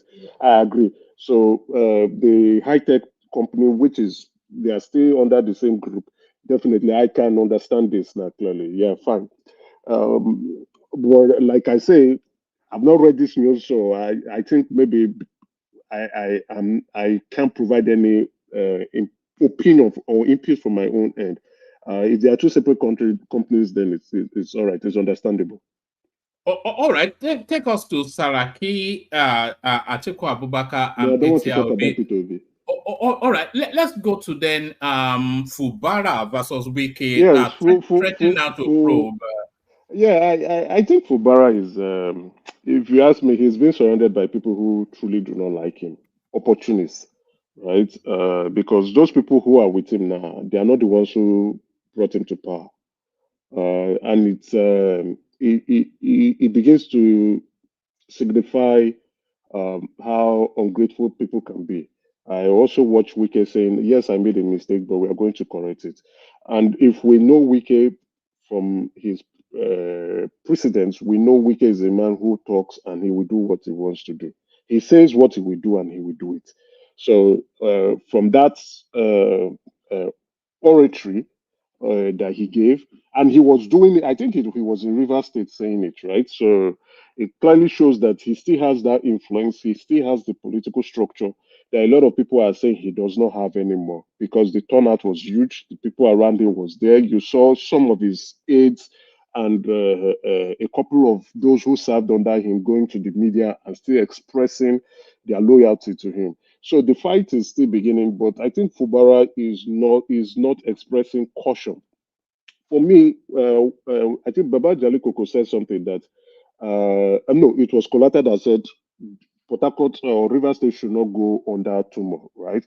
Maybe that's what he wants to achieve, so that the president can step in and exercise and advise each warring party to hold back and not continue to flame up the state because Port Harcourt is very significant to the economy of the country. Maybe because I really don't understand why, even after the president has called both of them to discuss about this matter, they are not still agreeing. I don't understand what's going on. A lot of us are only speculating. We don't have the full story. Only a few Nigerians, especially those in the river states elites, the political elite, if you ask me, would clearly understand the fight and they know the nitty gritty of what's going on. For many of us, we don't have the full details. We only know that Fubara and Wike, they are fighting and they are not agreeing probably to certain terms. And it appears that the governor does not want to manage the situation as he should. And I think him being the governor, he should recognize that he's the leader of that state, and he must put the affairs of the states above his own ambition, and likewise not do things that will make the states go down to the flames. If you ask me, my opinion about him is that he doesn't know how to manage affairs and people. He doesn't know how to read the times of the hands of time. He doesn't know how to even predict where he's going, and he's being surrounded by opportunists who are just trying to make money by saying things into his ears that when shit hits the fan, they will all run away. So Fubara should exercise caution. Should probably, if you ask me, maybe he already knows he's not going to win the next election and is trying to look for ways to see how to gather more influence to change the situation. But regardless, let's see how 2027 is. It appears like this fight is not ending any soon. And we hope that they can manage the situation to the next election cycle. And let's see how the outcome turns out. All right, brother. Give us a little flavor on the headline on the screen, and then we go back to Prince Daddy. I think he may be ready for us now. Yes, sorry, Prince Daddy. Yes, interest rates to remain high until inflation comes down. So this is Cardoso. Are you in lockstep with him on that? There's no other ways. The only thing, he's only addressing the money supply in the economy. So the other factors, the food inflation, what are they doing about it? What is the government doing about it? And the food inflation is the main reason why we have a huge spike in our inflationary numbers. If they are addressing that area, why the prices of food going up, which is close to, at this point, the last quarter was 39.99%, 98, which is 40%. Currently now it should have shot up. So they are not going to reduce the interest rate in any way. As a matter of fact, they probably might even be looking at how to increase it. But the government too must look at the other angle of it, those components, those CIP components, CPI components that are creating the issue, especially with food. Food inflation is the main driver. Address that aspect, increase the supply of food into the market and bring down the price. They should look at that. I think that's one area the government is weak at. And there's nothing the CBN governor can do at all. There's even no other fiscal policy they can implement to bring down inflation. No, because the government is not actually spending like they should spend. And if they try it, inflation will shoot up again. So now what they're even doing now is they're now trying to bring more taxes to the people. And what would that happen? Well, we are only going to bring more pains to Nigeria. So they should look at that, especially that food. Address the food, inflation will drop. Once inflation drops, then you can see how to reduce the interest rate so that people can, businesses can look at how to borrow and expand their activities and see if they can employ more people, more Nigerians, and bring them into the fold so that people can relax. There's too much pain in the country. I agree with the CBN governor. I think his hands are tied. He's having a very hard time on that job. I don't want to. I barely think he sleeps very well because there's a lot of pressure on him. Questions from the media, questions from foreign media, and also investors, and things are not looking any bright.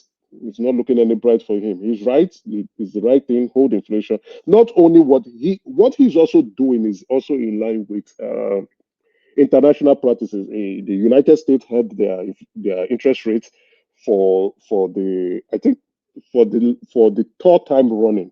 Canada did the same thing for the fourth time running. Australia the same thing, and each and every one of them. I don't know about the UK. I've not checked. United States 5%, Australia 5.2%, Canada 5%. So they are holding their interest rates stable without increasing, without decreasing, because there's still some form of inflation going on. But our inflation is very high, double digits. So we need to try to see how to either like them holding it, fine. Reducing it is not going to work until they address the food inflation aspect of things. Then my fear, if they are not going to address it, my next fear is that the next MPR, which will be coming shortly soon, they are going to increase. What is MPR, by the way, for the benefit of our audience? And monetary policy rate. There's monetary policy rate. There's a committee for it, right? So there are people who have been chosen to be committee. The CBN governor is part of it. You have two directors of the CBN. Then you also have some economists that are involved. So they will sit down and they will vote on what the monetary rate policy rate will be. That's the rate at which the CBN will lend to banks. Our banks will borrow to them. So from that, you can be able to price your financial instruments in the market. All right, brilliant. One man, can I just remind Emeka of something? Emeka, I think that's why. I mean, you remember when Tinubu came in June? This floating it was in June 2023. Everybody forgets we had a leak. He did it on the first day now, May 29th. No, floating. No, not subsidy. That's subsidy. The floating was like in June, 2 weeks or something after. Remember that time, it was 2 weeks after. It was subsidy removed on day one. Remember that we had a liquidity crisis at that time. We couldn't even get loans, if you remember. That we came on this platform. There was a lot of things. I remember. Not that I can't forget. We couldn't even get loan to even continue funding the what's it called, the PEG. I remember that Tinubu called in Emefiele like twice or something to have almost a full day meeting. So I'm just trying to, I'm just trying to let everybody know that he sacked Emefiele on a Sunday when he was saying, "I will see you on Monday." Now we forgot that we could not raise funds. World Bank will not touch us with a 40-foot pole. We knew where the World Bank and IMF. At that point in time, that's what you do when you are not following orthodoxy. We had kind of like continued this bold-headed move till we ran out of sources for forex. We even had to mortgage our own reserves. That's what I'm saying is at that point in time, where else could you go? Because nobody was going to lend you money.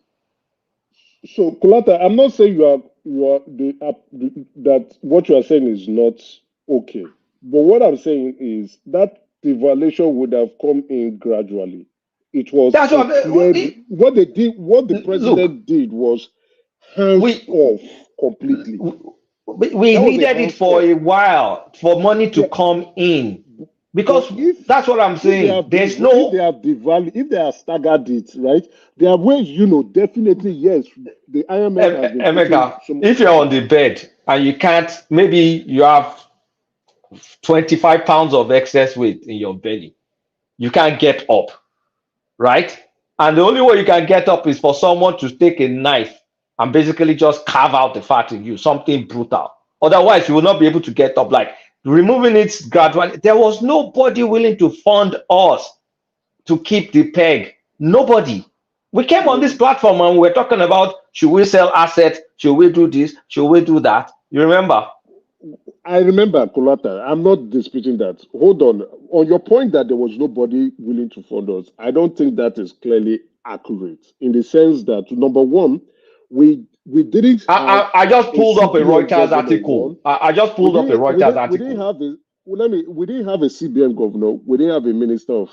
No, we had a CBN governor. Emefiele was still there. Emefiele was going to be sacked. It was so but it obvious. was still there. Technically, it was still there. So okay, fine. But there was this uncertainty about his stay in office, which all of us, even the chicken in Nigeria, knew that Emefiele is in trouble. Anyway, but let's rule that out. But again, the IMF clearly from day one, this push on floating is not today. It started with Abacha. It moved on to, I won't put Abu Salami. That one was just a couple of months. It moved to Obasanjo. From Obasanjo, I would also include Yaradua. He didn't stay too long. But it's still part of that same push to Jonathan. From Jonathan to Buhari. So they have been that move. All their, there's a name they call it.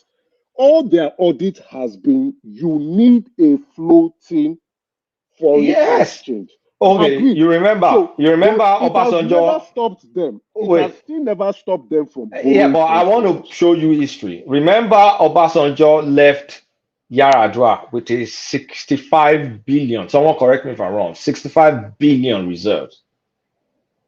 How do you think we bought through that reserves through Jonathan? That Jonathan ended up handing over. Our debt now. We paid our debt. No. This was after our debt. This was after our debt. When we had no debt to pay, foreign debt to pay, right? We had paid down. Oil prices. You're not letting me land the point I'm going to land. Obasanjo, when he left in 2007, left a foreign reserve of like 65 billion, mostly no debt. Between Yaradua and Jonathan, they had burnt through that reserve, right? Yeah, they ate the money. They ate the money, and then we had borrowed money, and Madam Ngozi was already saying we had to borrow to pay salaries. Yeah, and at that point in time, we maintained good exchange rate. Where do you think that dollar, that foreign reserve, what do you think they were using it for? They were chopping it, no. No, you just can't chop foreign reserve directly like that. A chunk of it was used. A chunk of it was used to pay subsidy. Yeah. Subsidy and to maintain forex. I agree, but again, don't forget there was devaluation. Remember, and you have to devalue when you are running out of reserve. You have no choice but to devalue. I agree. They devalued. They devalued. They also pushed the subsidy because they were trying to appease IMF. So we would have still Tinubu would have still done the same thing. Everybody will have done the same thing. Devalue a certain place because Emefiele did it. Emefiele did it 3 times under Jonathan. He did it with Jonathan. He did it with Buhari. He did it twice with Buhari. Because what we've been doing has been stupid all along. We've never followed financial orthodoxy ever. We just do some half-ass measure, and then we say, no, Western policy doesn't work for us. So it does. How come it's working for Indonesia? How come it's working for Malaysia? Why are we different when we don't follow the thing through? But wait, too, right? We have technically fixed it now.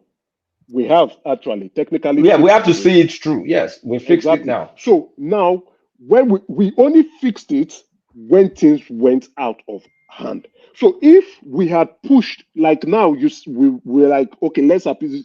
The plan would be, IMF, you see our current situation. This is what is going on. Yes, we will do it, but we would, because IMF will not also likewise say, oh, you must inflict Nigerians into more pains because you must follow a rigorous economic reform. They won't. They know it's part of their goal. They would say, okay, they can look at it and say, yes, this would create more pains to Nigeria. You know what? We will give you guys more time. We will still lend to you. We will still open our credit line or extend or increase your credit line with us.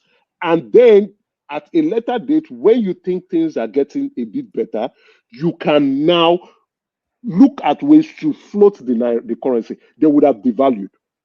The devaluation was inevitable. They would have devalued, but gradually, maybe a 20% devaluation from 400 to something to probably 600, but not removing their hands clearly. And now we are at $1,400. Thank you. That money doesn't matter. It's stability that we need right now. Yeah. All right. Sorry, one man. No, let me just make that the last comment, and yeah. then we have to move on. Yeah. I agree with Kolata. The stability is the most important because of the what was happening. I think we are clearly now seeing some form of stability coming in gradually.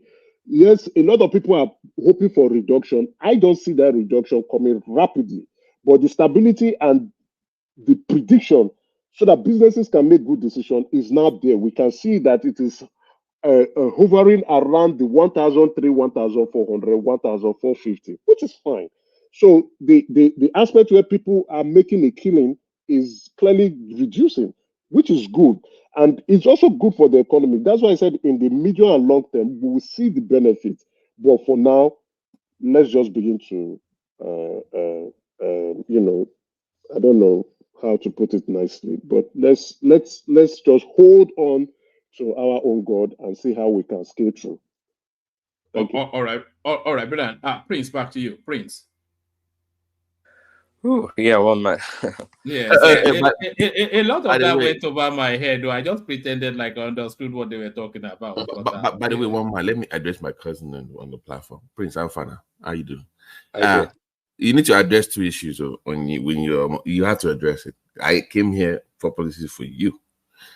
Firstly, your buddy in the Republican Party, Vivek. You see how he was dressed down. They told him, we like you, you're very articulate, but we can't vote for you because you're an Indian. So they told him clearly they already told him you have no shot. Did they use those exact words? Yes, the famous. Is it the Ann Coulter? Yeah, she's like, oh, we like you, but you're Indian. We can't vote for an Indian guy. They told him that's what I'm going to tell Prince Daddy if he continues with this. Like that's what. Number two, Lindsey Graham said today that he's open to Israel using nuclear weapons on Gaza. So I want you to, when you take those two, because I really want to have your take. You know, I'm a conservative too, but not as hawkish as Babati, so you are opening. Please, Daddy. And please don't quote the Bible when you defend this. Don't don't speak to the issue, please. Thank you. Go ahead. Babati. Did you dream of him? Well, interesting you brought it up, Babati. I actually defended this guy. It's called ABL on YouTube. He played a video. That's where I saw that snippet of it. And actually defended Encoulter. Actually, I can see what I see the bias in the voice, even in their countenance, to that question. And from what I understand, Vivek was actually born in Ohio or in America. It doesn't matter to these people. It doesn't matter. It's the point. They don't care if you're born, you went to Harvard. You're not one of us. You're Indian. You know, it's not also Christian. It's also Hindu. Right. Okay. And a lot of people have reservation about that. It's Hindu religion or background. So, but you know, I don't really. It doesn't bother me. It didn't bother me. I see clearly that there's nothing wrong for self-preservation. I always say it on the show, and there's nothing wrong trying to have. No, hold on. So you are defending Ann Coulter's position, is what you're telling us. I wish I can give a screenshot of that. It didn't bother you as a person of color, right? Well, I don't know what that means. Color of what? Stop dancing. Go to the issue. Prince Daddy has spiritual color. There's no color. Okay, Kolata. Okay. Yeah, I'm telling you. See, I have a history when it comes to this stuff. It's this color thing. It really puts you in the box. There's nothing wrong with somebody preferring their own kind. Every day we argue on this show. Sometimes, be on by tribe or whatever, north and south. Wanting to protect your lineage, your heritage, or your race. There's nothing wrong with it. So the fact that she prefers that a white person or a person that has some kind of Anglo-Saxon European background as a president doesn't bother me. I mean, it doesn't bother me because after all, I mean, India is a nation of almost 4 or 5 billion people. There's a lot more Indians than Americans. than European. So what is the big deal? I mean, that's when people almost clamoring for a black president. But in Africa, almost 50 black presidents on that continent. So I refuse to be cornered and just want to debate or argue things based on, No, I'm not color debating or you. race. I'm only listening. I'm not even debating you. I'm just listen you. But let's just give up on things like that at this point. Let's give up on that side because you hope you have feeling. No, it is true. It is true because I like just like one man's position about guests on the show or the panelists. You can disagree with people, but you can still entertain their point of view. One thing I've realized: if you can engage people that oppose you and they don't share your value, if you tap into them, you'll be surprised what you can get from them. Now, I'm not.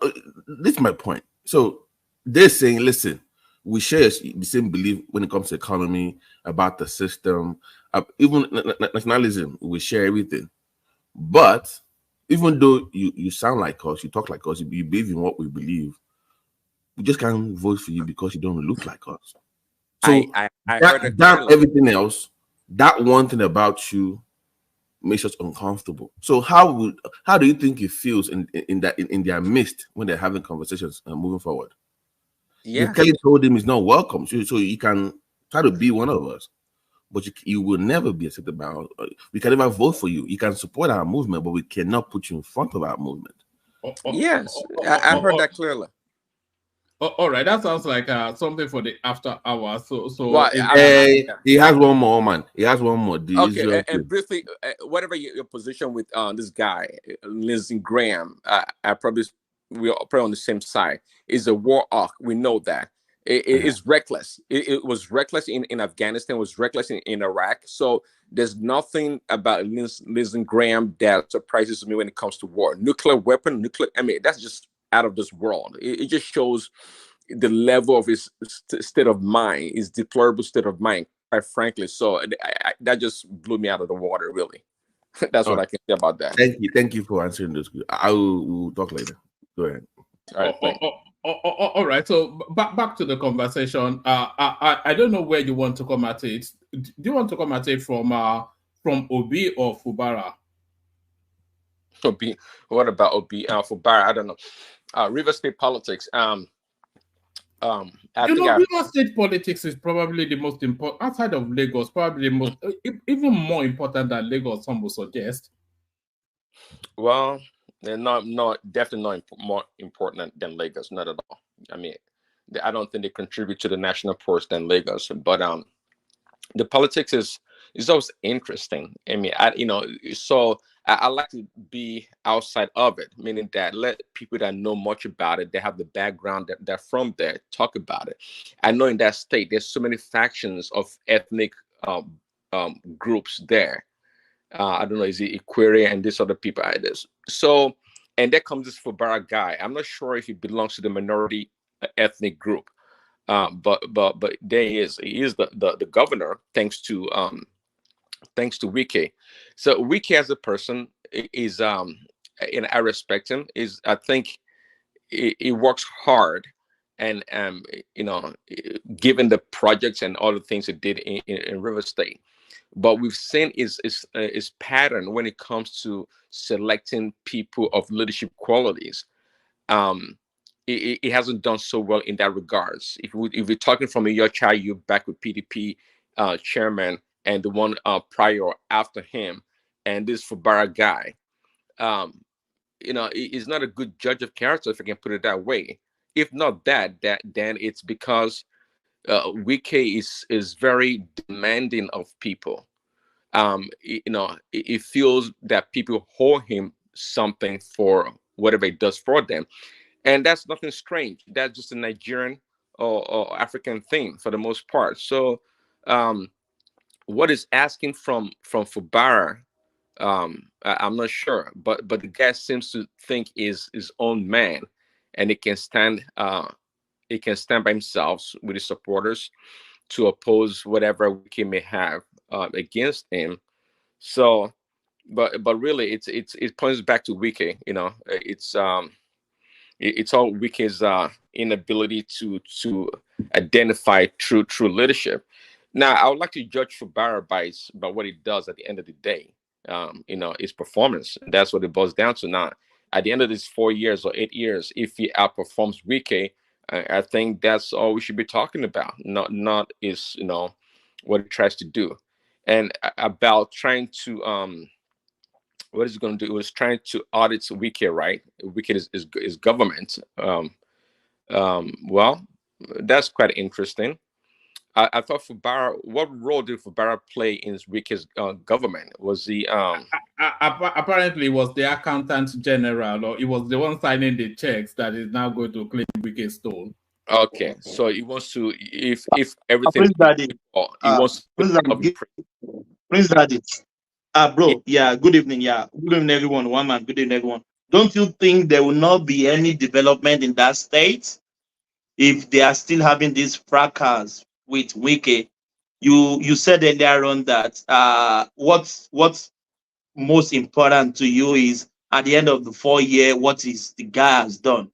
Even a couple of 11 months or 12 months thereabout now, the guy has done nothing because of this fracas. Thank you. Yeah, well, I'm not sure how much is done, but I think I've seen 1 or 2 videos, perhaps him commissioning some projects, something like that. So I don't know. I don't know this timeline, what he has to do. Maybe he doesn't have to do much. Who knows? Wike did a lot. I mean, before Wike's last few months in his governorship, it seems like he was commissioning projects like every week or every other week. So maybe Wike has done the heavy lifting, and it's just for Barr to come in and just, I don't know what he needs to do the least he could. Yeah, I don't know. So yeah, it's politics, and this politics is just loud. I don't think it's any different than many states. Actually, many states that's not like hunkered down by godfatherism, right? I think most states from Kogi State, I think this guy Yahaya Bello had the same thing in one way or another. I know in some Western state also they had the same thing. So that's how it's always played out in Nigerian politics.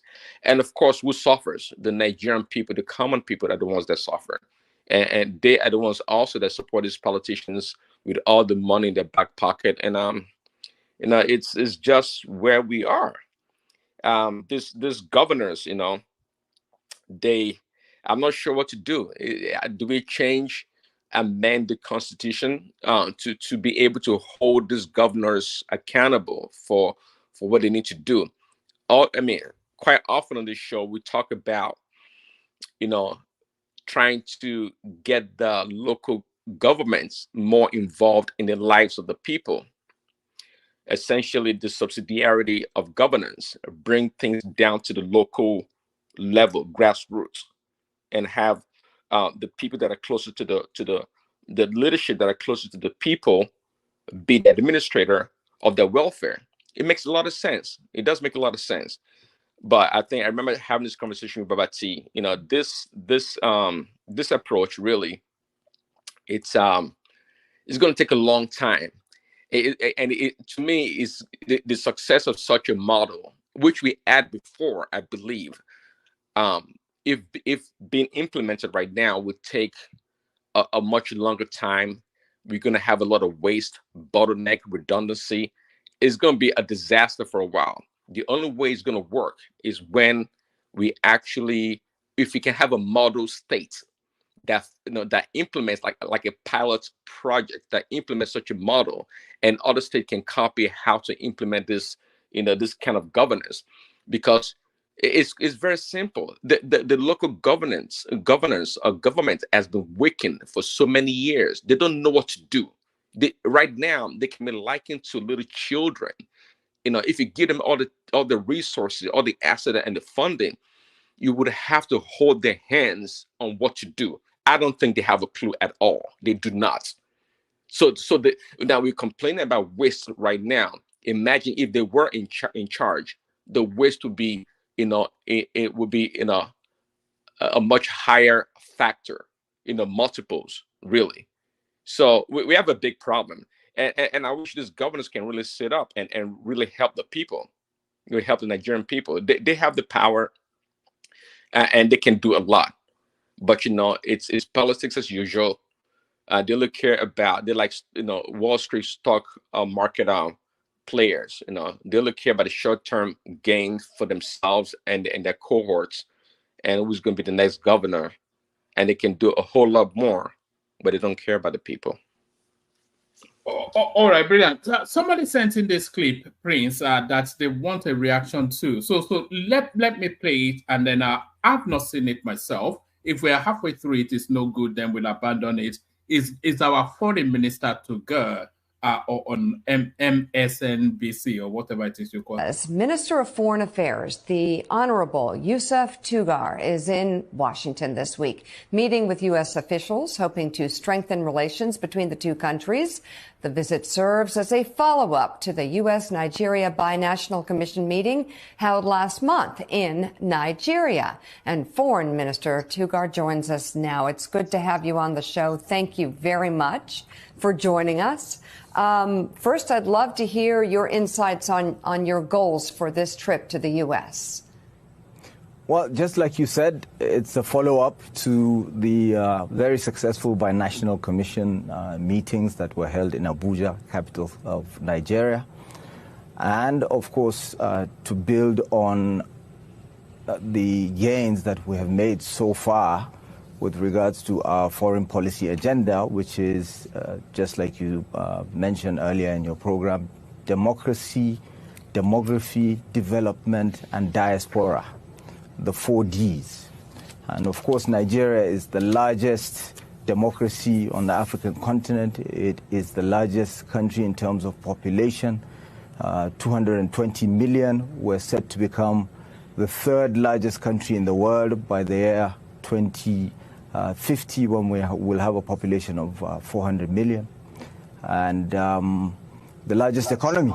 So we need to democratize the very governing organs of the world. Nigeria needs to belong to the G20. There needs to be a reform of the UN Security Council. Nigeria needs to be in that Security Council as a permanent member. And we need to develop. We are fighting, we've been fighting terrorism for the last 15 years. Successfully with homegrown solutions. We have a multinational joint task force that has successfully degraded Boko Haram in the northeastern Lake Chad region. And yeah, so we're here to partner with America. So, Mr. Foreign Minister, with your message there of wanting to partner with America, there's certainly a rivalry there on the continent of Africa. We are seeing Russia and China both really try to move in, gain more influence there, both economically and militarily. How are you seeing that happen from your vantage point? Yes, of course, we're very wary of Africa becoming the ground for contestations, great power contestations. There's been a change from a bipolar world to a multipolar world, and this tends to attract contestations by great powers. Our outlook is that of strategic autonomy. We get along with everyone. We also, of course, have a history of non-alignment, but we are democratic. We have had 7 successive elections since 1999, and we don't want to see any private military companies or mercenaries in on our continent. Nigeria successfully tackled the insecurity and conflict in Sierra Leone, in Liberia, leading ECOMOG, and now we're doing it with the multinational joint task force, along with Niger, with Cameroon, with Chad, and we feel that's the way forward, as opposed to exogenous solutions. We would rather endogenous solutions that are supported with by countries like America that have been great partners to Nigeria and many others on the African continent. So there he is. You know, I've always a lot of people talk about the performances or lack thereof of the ministers within the Tinubu administration, but I've always tried to promote that, and he meant indigenous, by the way, when he said endogenous. So I'm not quite sure what they are. I think that's just an accent thing. You know, I've always tried to champion this guy because I've always liked the cut of his jib. I've always liked the way he presents. He's clearly vastly experienced, and he certainly has the language for that space. So what are you then making of your foreign minister appearing in your now new country? Let me just say something about this because I'm really interested in it. God, I see. I'm not. He looks clean. Let me say the positives that I had. I like is Tunaja taking over? He didn't say it now. Okay, go ahead. Why is he even allowed there? One man. Why? No. Tunaja is one of the founding members of this platform. Oh my God! He's not hijacking shows. Hijacking the whole thing. Look, it's Prince Daddy time. Let him speak. Don't just jump over him like that. It's wrong. Okay. No, let it go ahead. Go ahead, submission. Finish your tonight. Go ahead. He's going to spend all day now. We'll be listening to him all day for 1 hour. I mean, kilo with his all this is about let Prince Daddy go now. Let Prince Daddy go so that Ajale doesn't fall from his chair. I mean, you don't jump like that. It's wrong. What you did. You're not the one. I think he was interjecting, and I think Prince Daddy gave him the window. So just give us a little flavor of what you. Can you put a timer on this? I think he can read the room. So come on, man, calm down. Give us a little flavor, and then. You know, I like the guy. I've always liked him anyway. There are hidden gems within the Tinubu administration that will start to blossom fairly soon, and he one of them. He's well presented. I like the acronym they're using. I don't know whether it's acronym or any different what the 4Ds. And he didn't flesh them out. He just listed them, but he doesn't seem to have had enough practice with them. And I like the idea that at least it's not just going, okay, I'm going to shoot everybody in America, get out of my way. But my concern is that this is where his limit is. My concern is that they're going to talk to America, they're going to talk to UK, they're going to talk to France, and that's the end of it. They're not going to do anything else. And so far, I've not seen any strong foreign policy posture that the government has taken. Did you hear what he said? Did you hear what he said? He said that he wants to partner with America. No. He said Nigeria is a strategic, non-aligned country that stands on its independence. So he's telling you that that's a Nigeria first language now. Yeah, they always use that term. When they are all deep inside the backside of a Western country, they will say they are not aligned. Yeah, they are not aligned now. Nigeria trades with China, Russia, United States, everybody in between. I think our leaning actually is more to the Middle East than anywhere else, but certainly not to the West. Even America trades with China and those countries, but the difference is that it's where your strategic focus is, and Nigeria clearly their focus is on the West. Like no, it is not. It is not. Tinubu himself told us categorically there is an African-centric thrust that he's presenting to the world. Okay, I can present the evidence now. In terms of, I'm talking about politically, and I'm not. In terms of trade, I think Nigeria trades with almost the rest of the world. That's true. Even politically, Nigeria is African-centric, always has been. Let's say it's African-centric. What have they done in Africa so far, other than almost cost ECOWAS half of the landmass that it just gave you a list now. Did you not hear of all of the interventions that I spoke about? Let me give you to show you the inconsistency of what he said. He talked about private military coming to West Africa, which technically was referring to Russia. But they are also comfortable with French military bases all around Nigeria and American military bases all around Nigeria. Nigeria should have taken charge. Where are they? Where are the French bases in Nigeria? There's a French base in Benin Republic. If I'm not mistaken, there's some in Cameroon. Within Nigeria, there's always a French presence. Not within Nigeria. Oh no, not in Nigeria. There's always a French presence, but the same thing can be said of Russia. Russia is not in Nigeria, but you heard him complaining about it. That tells you they are leaning. You see what I mean? They have a leaning. They will tell you that this is not aligned. No. It's that private. It was anyway. You didn't listen to it, but let I know you use the term private. I know. I saw that you use the term. Yes. So that's the distinguishing word, isn't it? It's just a word. In reality, a word in diplomacy. It's a qualifying statement. He was talking about Wagner. Yes, I know that he was talking about Wagner, but the idea is Russia, not Wagner. It's not. If it was just a normal private security, it's not going to worry, easy. But it's because of Russia. That's what he's complaining about, and that is the point I'm trying to make. That no, that's your interpretation, though. That's your interpretation. Okay, fair point. But the reason why those countries are backing, they decide to back away from this in ECOWAS, is one of the reasons why now that the ECOWAS is trying to fix the problem, which is basically trying to fix the problem he created, because almost half of landmass of ECOWAS was almost lost, and that is if they come back. God. Anyway, he wanted to invade them now. He wanted to invade them. Did Tinubu plan the coup in Niger Republic or those God-forsaken spaces dotted around us? No, I mean to leave ECOWAS because of the sanctions. That's why they chose to do what they did.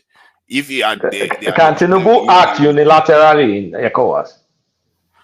He didn't act even. He just made statements that resulted in the problems. Yeah, but is it a unilateral? Don't they have ECOWAS? They talk, don't they? Yeah, Nigeria has weight now. You know that now. Nigeria is majority in West Africa. You know now. I see. I'm trying to be reasonable. I'm not trying to just castigate the guy because they have not done much for me to. The only thing that they've done so far in terms of foreign policy that has caused problem, that one too is a problem. The foreign policy, the only thing the federal government has done is a problem. Personally, I said it before. If Tinubu came into office, just sit down, Nigeria would have been okay. But he seems to be going there and wrecking things. And you don't. All right. Thank you. Let's have Prince Daddy come in. Prince Daddy, do you concur with that to Nigeria, or do you have a different take on it? I don't know. I was going by the headline of what I heard. I thought you guys said jobs to create jobs with America, or I'm just thinking, what does it mean and how is that possible? What would be the impetus for creating jobs in Nigeria with America? Did it expand shit? Is it talking about outsourcing jobs to Nigeria or what? This guy's, it's just woman, quite frankly, I don't take this guy seriously anyways. I can't think a lot of those short window interviews, they are usually spoken in sound bites, so you not get an expanded something, or when they have him there for 10-15 minutes, they can only throw snappy questions and he will sound bites to them, just bullet point answers rather than extensive. I get it, but I can't think of any meaningful partnership between Biden's administration and that of the Nigerian government. The U.S. is just political talk, diplomatic talk. It means nothing. Everything he probably said there is almost expected, really. I don't see. He can't do anything. I mean, he can't do anything. Yeah, saying they can't do anything. Yet they are setting up the largest embassy in the whole world in Nigeria. You say they are not doing anything. They are establishing a cultural relationship and cooperation with Nigeria, which is that is not a good thing. I don't know. That's a horrible thing. The United States of America opened its economy to China to trade in the billions of dollars into the trillions. What the heck are we doing? They want to open cultural centers. Hold on now, let me land. is not only that they are trying to set up the biggest IT, hub in Nigeria. That's going to be the biggest in Africa. And what are you guys? What are you talking about? Hold on. Who's trying to do that? I didn't know that. Because the U.S. or who? Yes, yes. So you guys have not been following. No. That's not. Hold on. IT hub. Explain. That's like almost like a fake story. See, the U.S. government will not do that. Number one, I know that for sure. So number two, what companies are behind it? I need more of it. The U.S. government will not set up no damn IT space in Nigeria. It's not going to happen. That's not their job. This cultural thing is bringing, a cooperation in the area of education and technical education, including this IT, and it's what do you call this IT company? Is it Google and all this thing? They are coming on board, and others as well. They're trying to set up this thing in Nigeria, and which is going to be the biggest in Africa. And you're saying that, why are you so fixated with this Republican politics? Every time you want to rubbish Biden. Well, actually, that is not true, though. I don't know why you are saying these things. Never. As I watched the interview of United States ambassador in Nigeria, and he was revealing all these things. What is wrong with you guys? No, because it's not true. See, it's not true. The United States government does not. It's not true. Along with politics, your politics is becoming too dirty with this. Your Republican and all this. I don't even know what to call it. You never want to see anything go. You can play your politics, but sometimes you have to, when in areas where they have turned to obedience. They have turned to obedience. They have turned to obedience in America. I can't get it. Everything bad about Biden, and that is not true. I'm not okay, Ajalikoko. No, I was not even playing that kind of politics. I mean, it could have been. Can you ask him what the tech hub does that he's talking about? I hope he's not the place where we just come and meet and have a hot desking and all the rest, and you call it a massive innovation. That story is not even true. It's not possible. The United States government cannot do that. They don't go around the world. No, they don't do that. It's a fake news, fake story. If you're talking about Google and Facebook and these other guys coming over there to set it up, of course I'll listen to you. But Prince Daddy, but you know how the United States operates. They operate through their cooperation, so it's not going to be American embassy doing something directly. I know that, but what is the interest? Why Nigerian all of a sudden? It's that is a cooperation. That is their way to combat China. That's what they are just doing.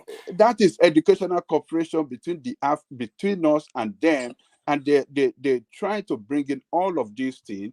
So to help Nigeria in so many sectors. Okay, it's a bad idea in the first place. Anytime the Nigerian government is a hindrance to progress when it comes to such. Prince Daddy, Nigeria is right. Look, geopolitics, right? There are 3 superpowers wrestling Africa right now, and America is third. They're coming third. Russia and China have the leverage, and America is trying to crawl back. They're trying to do something. Is it in Congo or something? Where are they building the rail line? They're building the rail line somewhere. And if this is what they're going to do in Nigeria, so be it. Let them compete. Okay.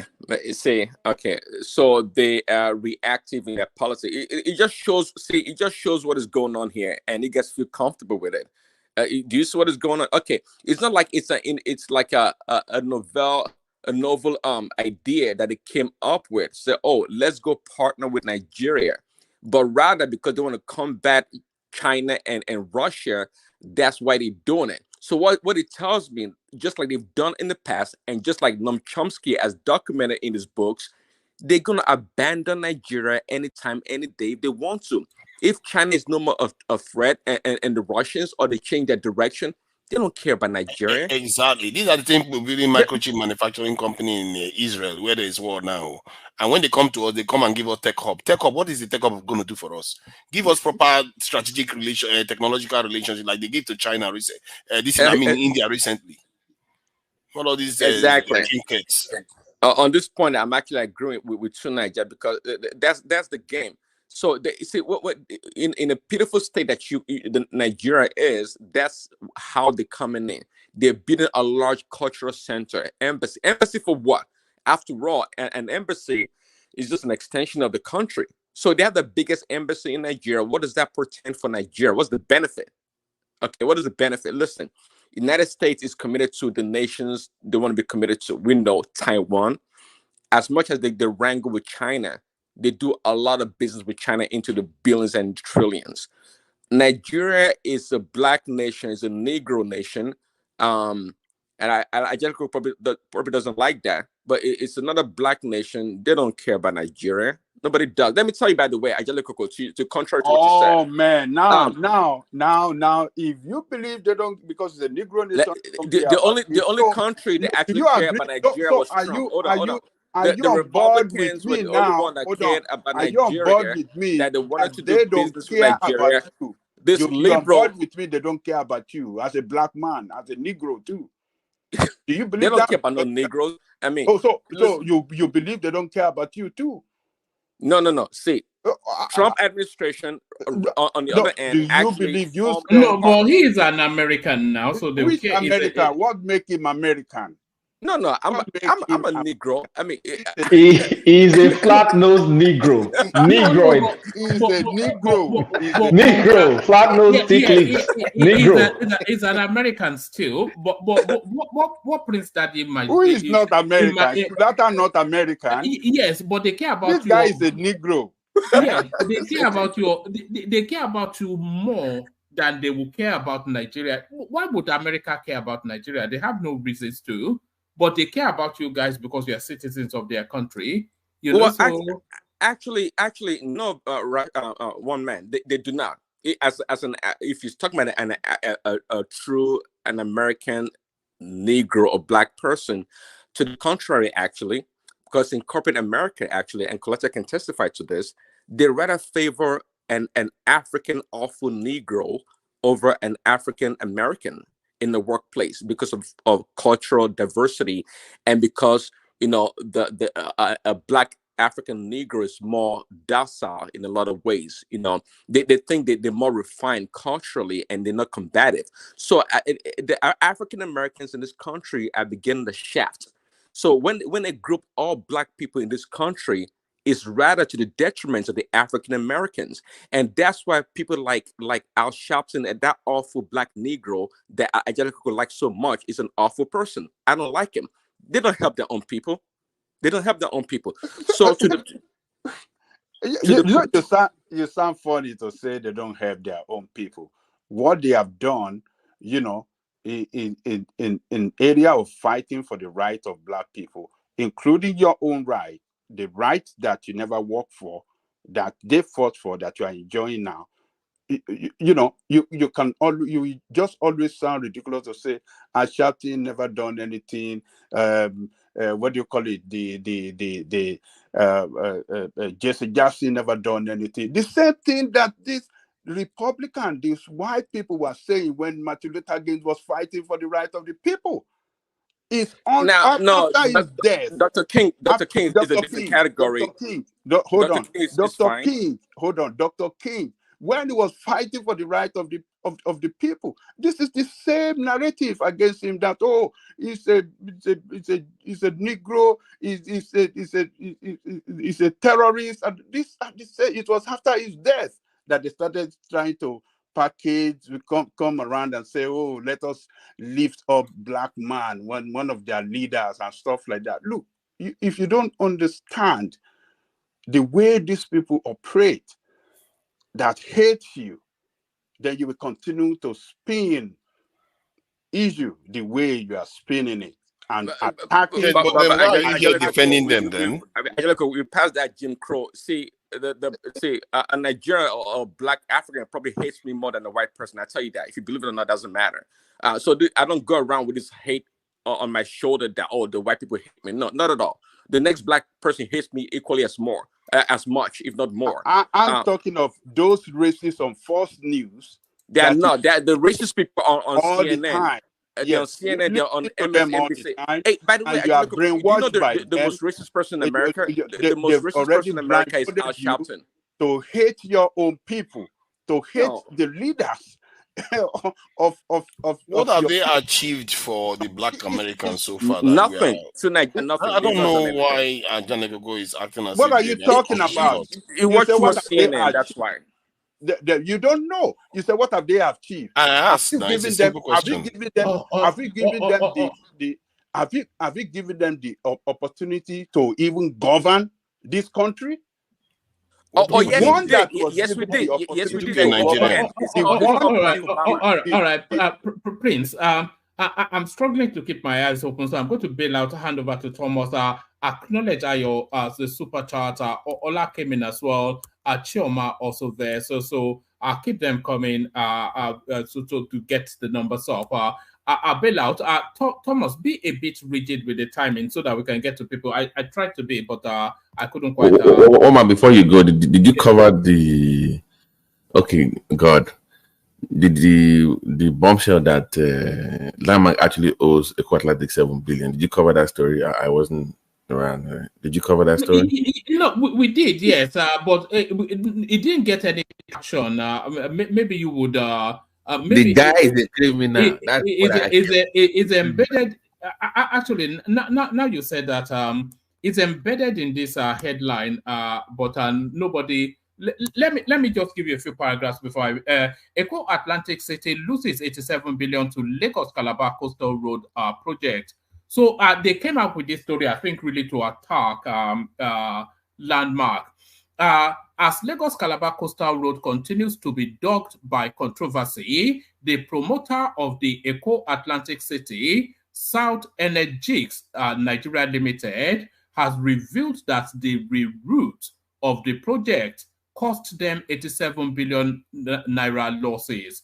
The company also said the claim by Landmark Group that it spent 3.5 billion naira and adopted a triple defense approach through stone embankment around its site to reduce the impact of the large tidal wave which was occurring as a result of the ongoing land reclamation work in the area was false. According to the Assistant Public Relations Officer, South Energies Limited, Mr. Lanre Akombi, the loss of the value of the land they reclaimed, where the road will pass through.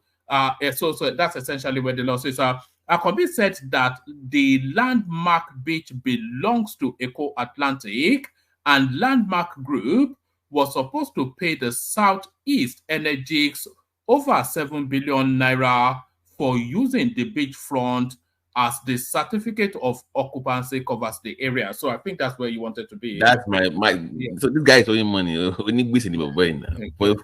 I told you guys now that this guy. I told you months ago that he's been lying to the public.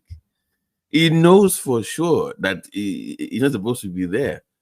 So I mean, well. Oh man, I know you gotta go. So all right, Thomas. Oh yes, I can hear you there. So Thomas, try and move it around quickly, just to, but let Ajanle Koko speak first, and then after that. So after Prince comes Ajanle Koko, and then try and speed it around, moderate the interjections, etc., etc. Thank you, everyone. See you tomorrow.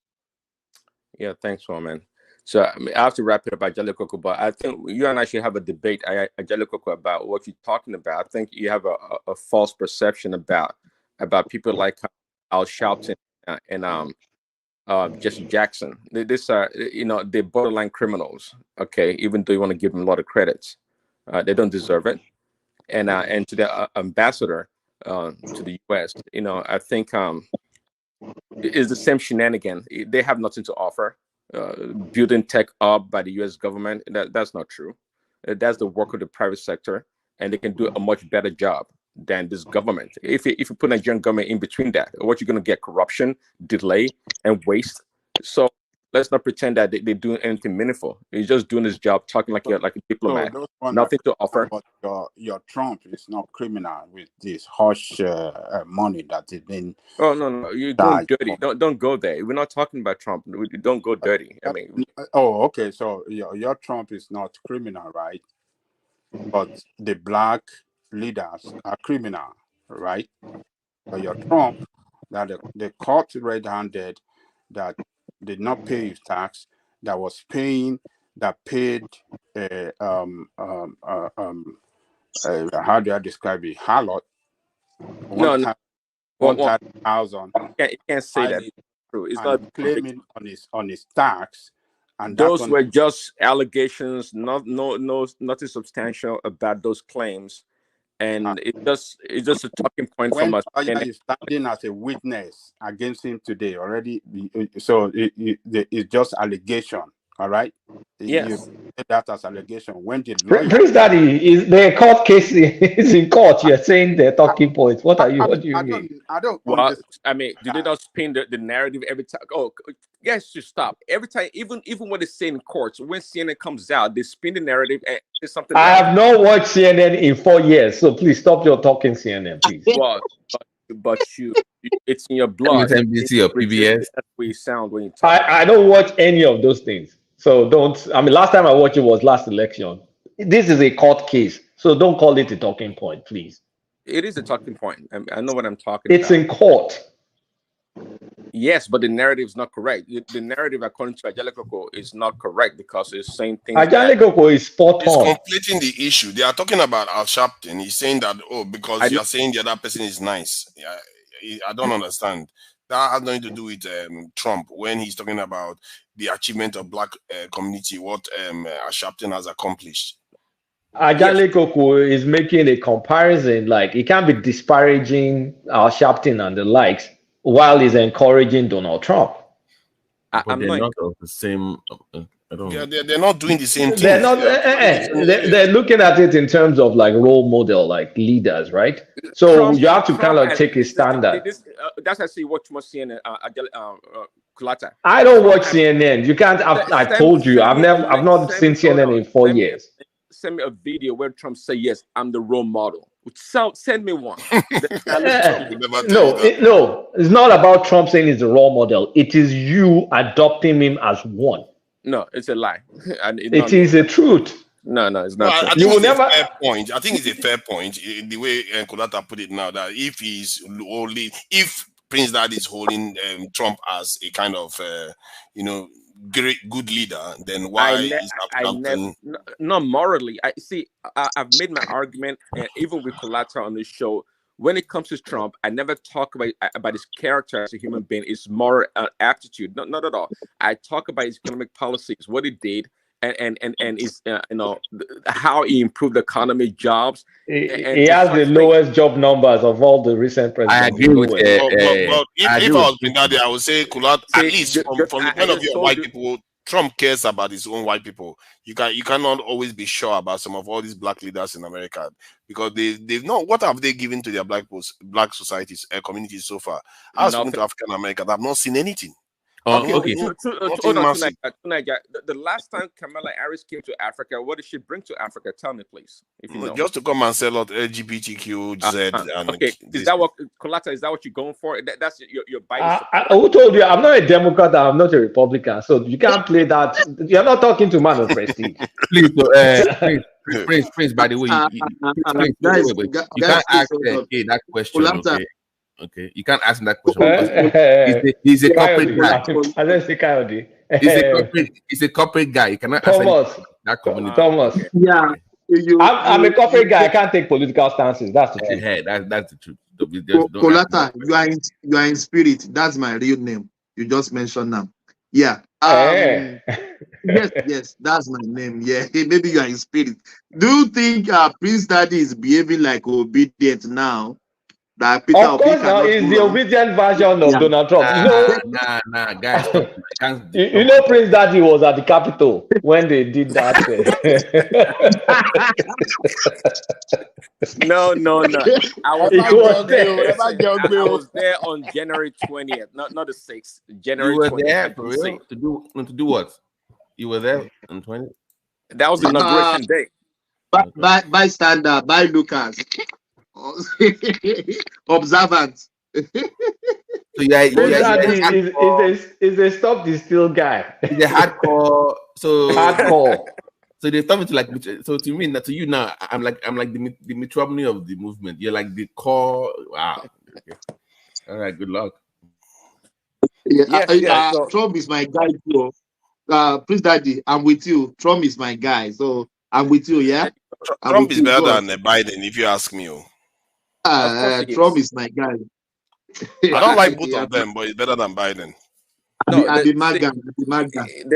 there's not but then we have people like Kulata. I know he's trolling, that knows better, saying Trump has the worst job numbers. He has the worst job numbers now. Data is data. You can call it, you can blame it on COVID. You can blame it on anything, but the data says he has the worst. Blame it on COVID, what do we blame it on? Prince. The man told you he's a corporate guy. What do you think he's going to say? He's going to be deployed. He's going to be playing both sides. You know what he's going to do now. So don't just leave him alone. Well, how do you guys measure these leaders? The way I measure them is whether they are going to be good for us in Africa. Was it not Trump that allowed us to buy this thing to Kano while Obama was telling us to bring stupid nonsense documents or whatever, human rights? So yeah, I choose leaders whether it's going to be good for the Black community or Africa. And if it's good for Africa, I would go in that direction. That's how I look at it. We good for the American people elected him to be good for Africa or for American. That's my opinion. I prefer him for Africa. Why should I prefer him for Americans? You don't vote for in the elections now. Exactly. Everybody have their own priority. That's Nigeria's priority. Exactly. Whether it's better for Nigeria or Africa, that's what I care for. And I always tell Black Americans, you have to. These two guys are not good, but if you compare Trump to Biden, Biden is more dangerous to Africa, while Trump is more dangerous in America. I don't know what. No. Yeah. Biden is dangerous to Africa. One is this. Who is sending all this LGBT nonsense to Africa and threatening Africans that if they don't take side with Ukraine, all kinds of nonsense they've done in the last 4 years of Biden in office, threatening African countries. It's just ridiculous. Let's go to Nigerian politics. Yeah, let's leave American politics. You guys deal with yourself in America. Prince Daddy. Yeah. Yes. Let's just move on. Do you listen to the video one man shared to us in the beginning about what this guy did that came to our platform before? I forgot his name now. I think it's Buala. Yeah, Buala. Yes. You talk about. You see, did you see the video? Yeah, I saw the video. I made a comment about it. Yes. Your comments on that, so we can move it around. Okay, let me spend couple minutes. I already talked about it. Before you speak, Prince Daddy, sorry. Don't you think politician is the worst human being on earth?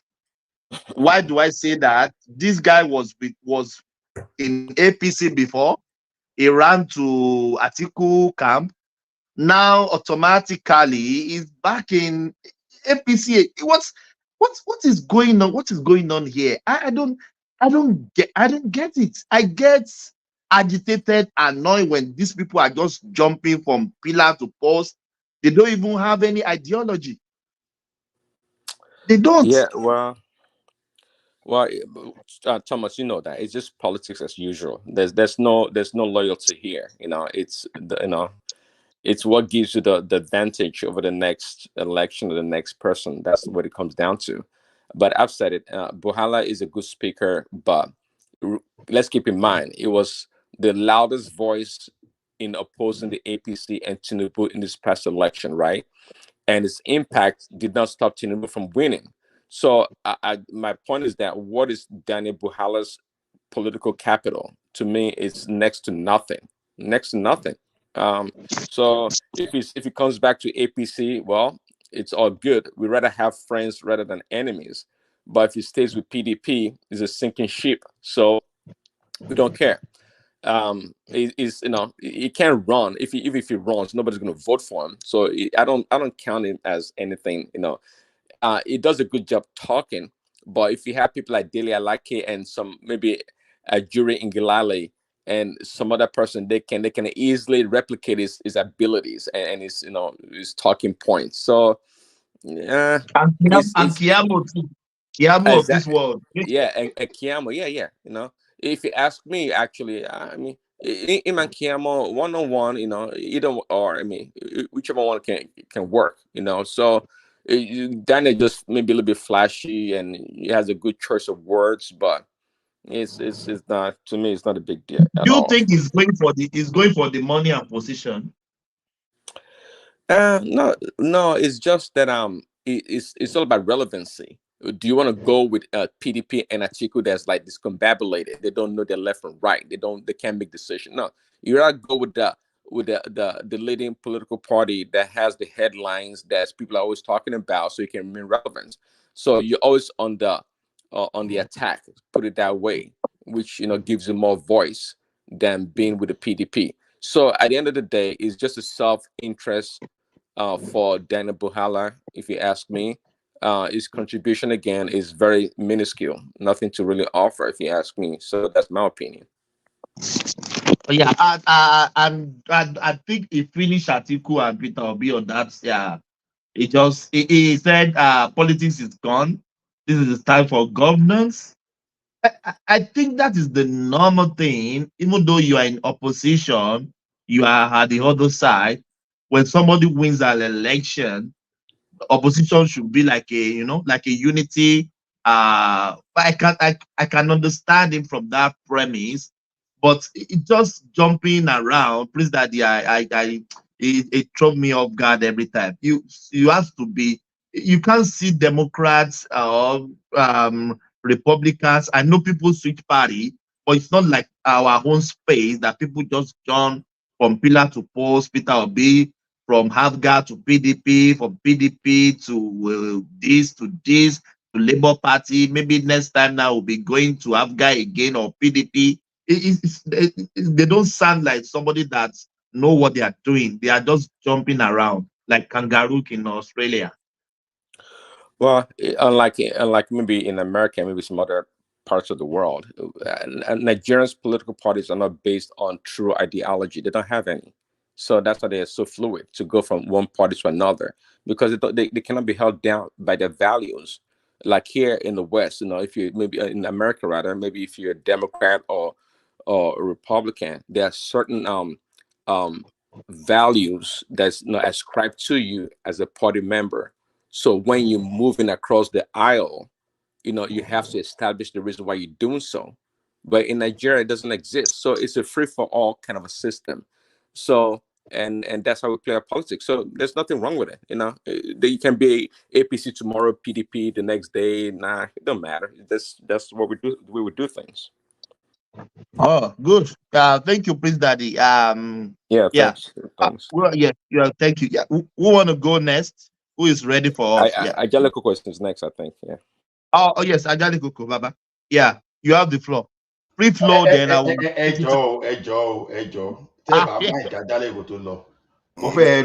me just take Ajaleco's turn. Let me take Ajaleco's turn. This one is offline. It's offline. It may just be relevant. It may be relevant.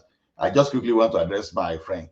Oga, just because I want to step away. Who is your friend? Oga is arguing with me. Oga is arguing with me that he's saying NBA cannot make you an economist. And I'm telling you that what you did not do, don't argue. See, there's a reason we call NBA jack of all trades. And don't judge NBA by all those master of what? No, we call NBA jack of all trades. Master of what? Business administration, I think. No. See, when you finish MBA, that's why you see many MBA sitting on the top of finance. of the organization. That they become a CFO. You understand? Now that's the reason you see them that when you finish your MBA, ICANN can easily allow you to get certified in ICANN. You can even become a tax consultant. You can become an MBA. There are so many MBA that became economists. So we don't need to argue about that. So that's what I'm telling you.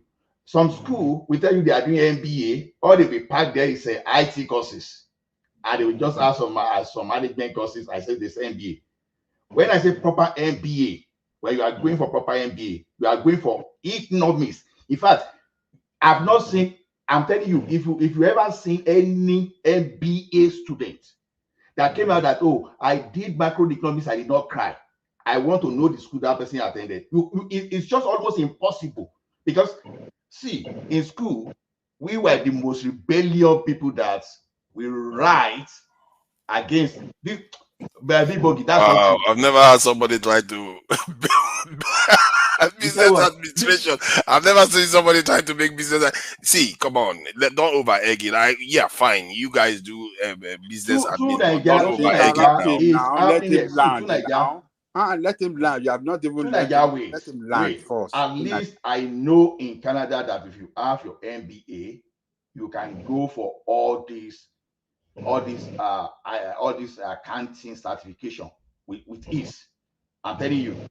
Don't forget that this my Oga that we work together. You know, he had bachelor degree in economics. Where we talk this thing. If Patrick is saying that, we understand what I'm talking better. So the thing is this: in MBA, before you can even do finance, you must know about accounting. That's why we say the language of finance is accounting. Now, you don't want to do accounting, you want to do finance without understanding the economics, without understanding economics, then you'll be a misfit. Then you don't want to be in MBA again without doing strategy and leadership, then you'll be a misfit. That is why we call MBA jack of all trades. It is true that you now go later and now specialize. It's just like it's just like MBA is not a regular master's degree. It's not most of regular master's degree, they are just 30 credits in America. But in some MBA, you will be seeing 72, 90, 102 credit hours. You ask yourself, what are they doing in all those? What they are doing is this: they allow you to take as many courses from all those other schools that you want to do. So you don't understand. No, but how many people knows that Mohalu now? Christy Mohalu never. Okay, go and show me where Chris Mohalu, for example, got a degree in economics, and today he's very referred to as economist. I can give you an example of so many economists today that they never had more than MBA and they graduated from Harvard. Some of them went to MIT, and they are economists. That even they were even at the ends of their monetary policy back in their country. I can cite examples. Say that's why I'm saying what you are not. What makes you a professional in a field is when you start practicing. Now, you can have an undergraduate degree in engineering, but in an environment like this that is regulated, if you are not certified, if you don't take all those certifications, they won't see you as an engineer. So you still have to go through those processes. The same way too, if you have your MBA, you can do some kind of certification in finance, you can do in accounting, you can do in economics, you can do in so many things, just for you to be recognized within that field. So the thing is, this is one of those areas that I like to educate people, to share my opinion with people, because people like us, you know, why we're going for those things, and people will just be using some derogatory words. So MBA is pure water, is all those. I say, okay, good for you. It's pure water, we know, but let us go for those pure water. But one important thing I don't really appreciate is this: what you don't know, if you are not in someone's shoes, don't be so bold to discard what you don't know. If you are not a surgeon, don't argue with a doctor what they are doing in the theater room.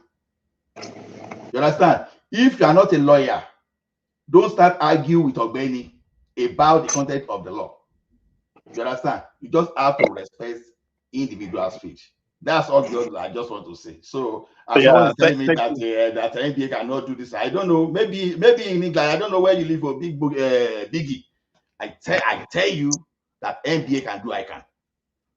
Because it's someone that graduated with chemistry, with biology, even with bachelor degree. They are even doing I can. And you are saying NBA.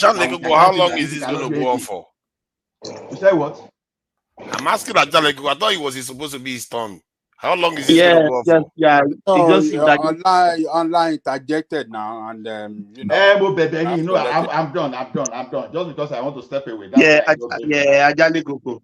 Ola, sometimes comment section, you just leave them on their own world, so you don't need to prove anything to them. That's comment section for you. Yeah, Ajalego, you have the floor. Yeah, free flow. Then I'll take you my friend.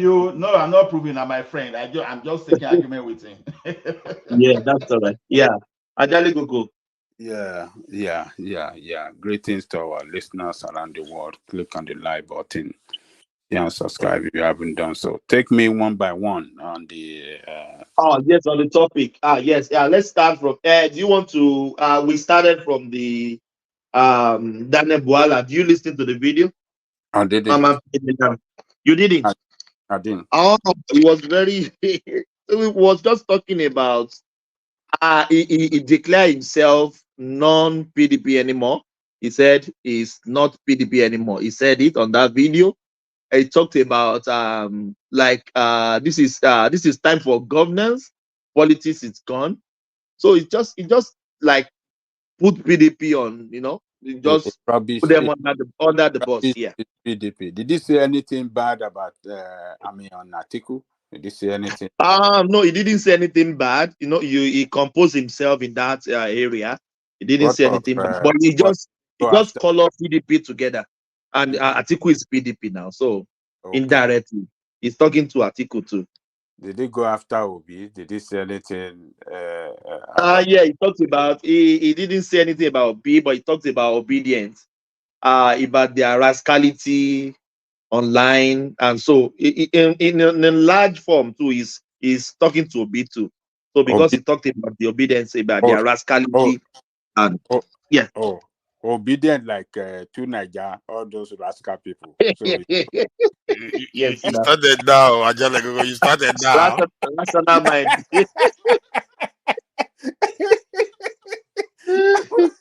He was very furious about that space, like causing people, causing nuisance. He wasn't too happy with that at all. So that's what that's the summary. Yeah, if you remember when he came here, I went after him. I described him as the biggest loser in the life. He was not happy that day when I did. I said he was the biggest loser because he miscalculated. He thought that Tinubu will not win, and that is why he quickly jumped to PDP to go and for Atiku. But Wike did not make it happen for Atiku, and Tinubu finally won, and he started facing Tinubu again. So he's a desperate guy. But Johnny Coco, the handwriting is on the wall. No, he thought, he and other thought that since he thought that the election is going to go tribal.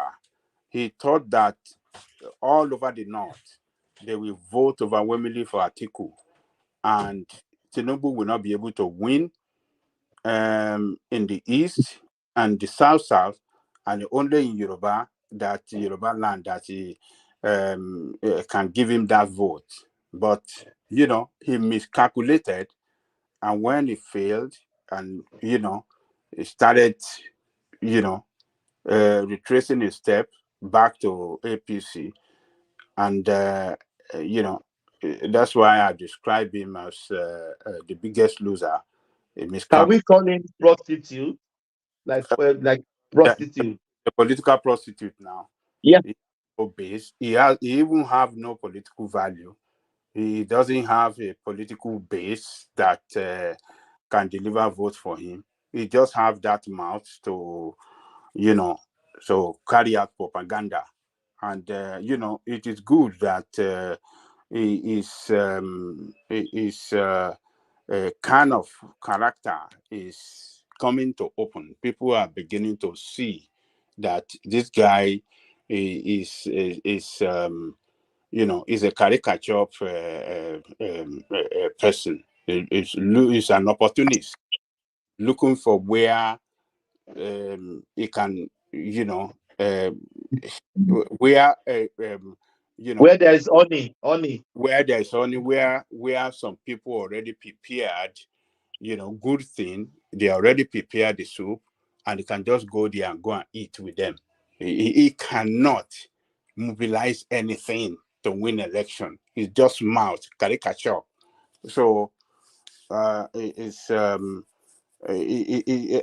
believe that Atiku and his team will have seen it clearly now that they miscalculated too. If Atiku did not allow Obi to go, if Atiku had been open to Obi, if Atiku has given Obi that assurance that, look, don't worry about every other person, we ran together in 2019. You are my man that we are going to run together.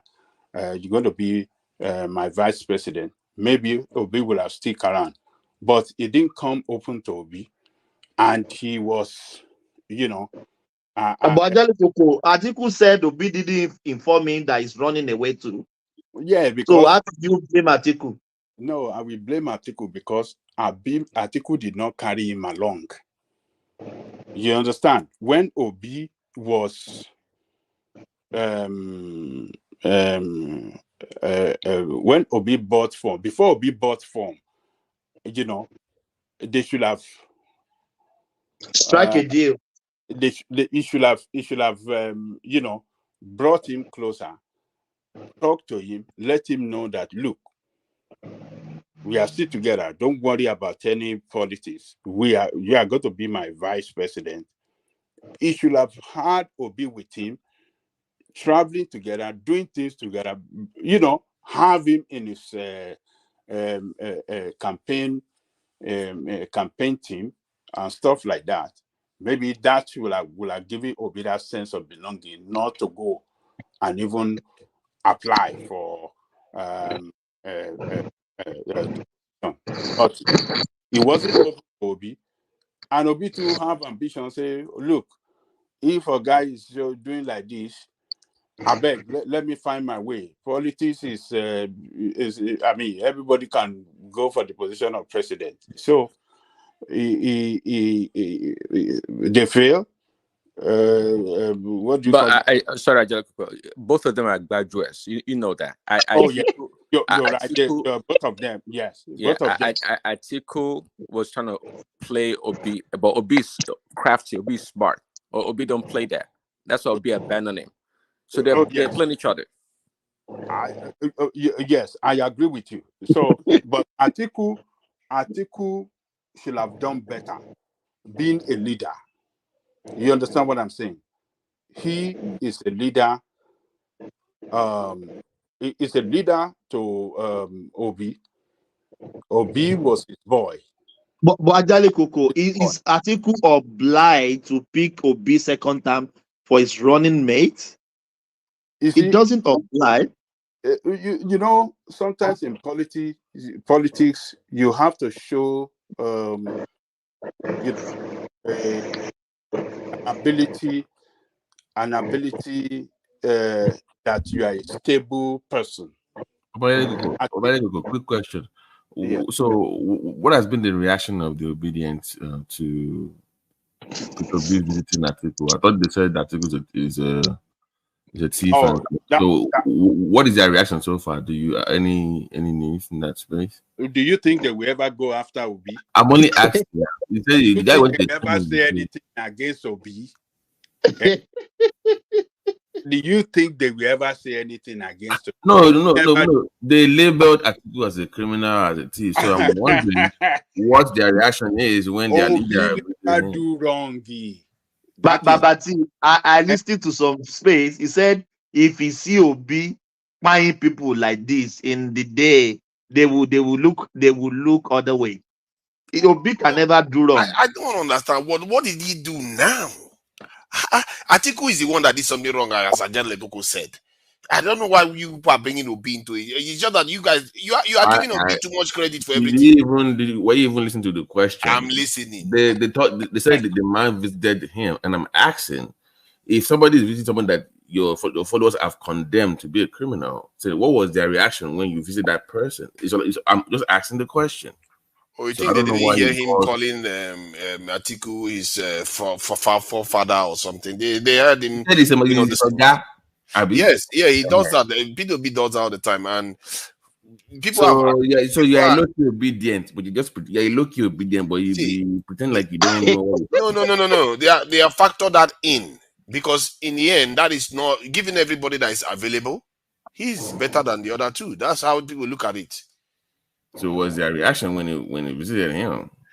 I don't know what they are. I'm not sure. I think some of them are just going to watch and see what's happening. I don't think know what's the happening. question you should ask to Niger, being and Obi supporter is that.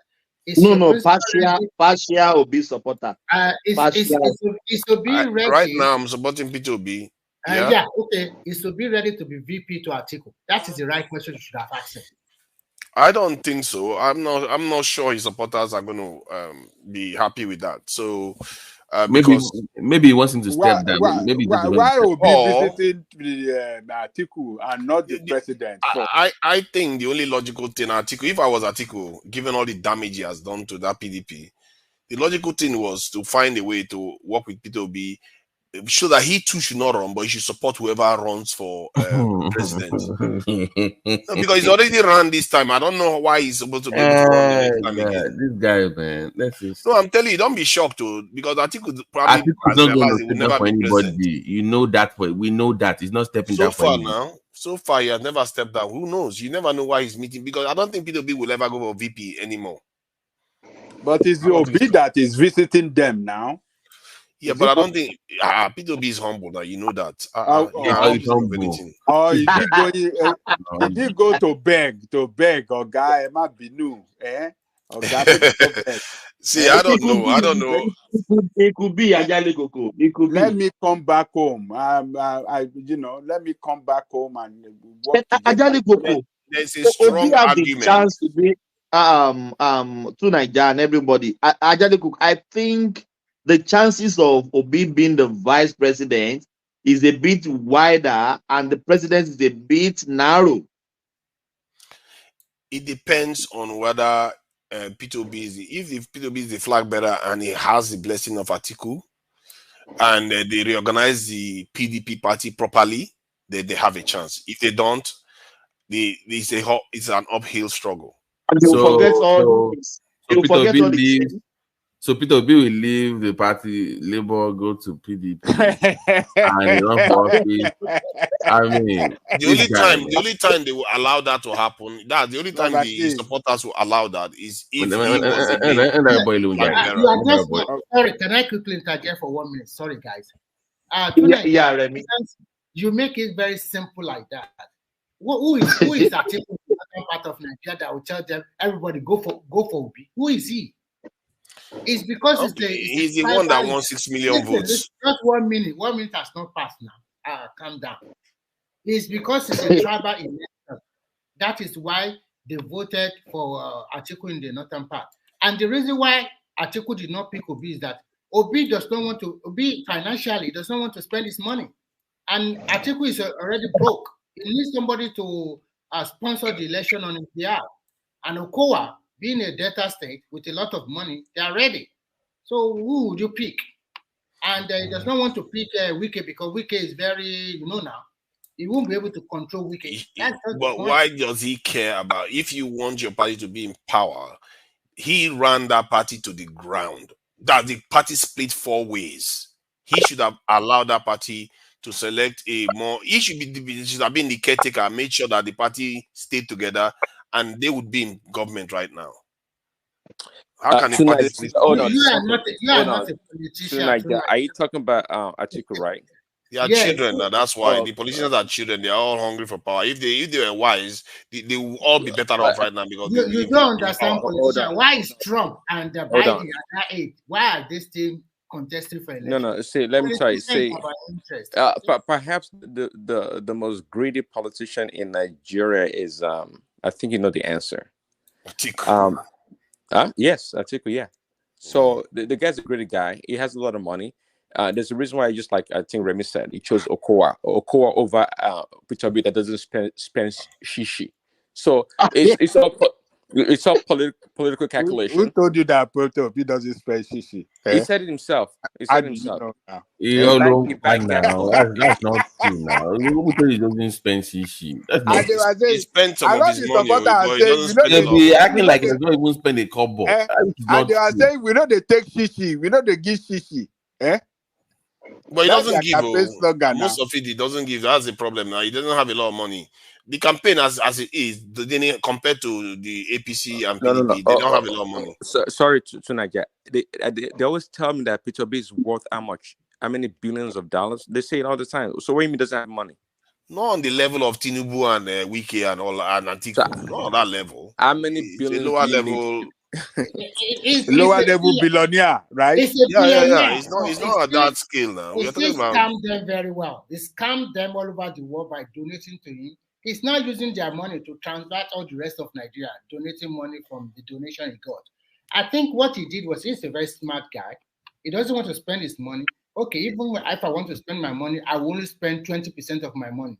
Why all this mumu and goon and all of them all over the world use propaganda? And they donate a lot to him. They donated a lot. That's why they cannot give an account.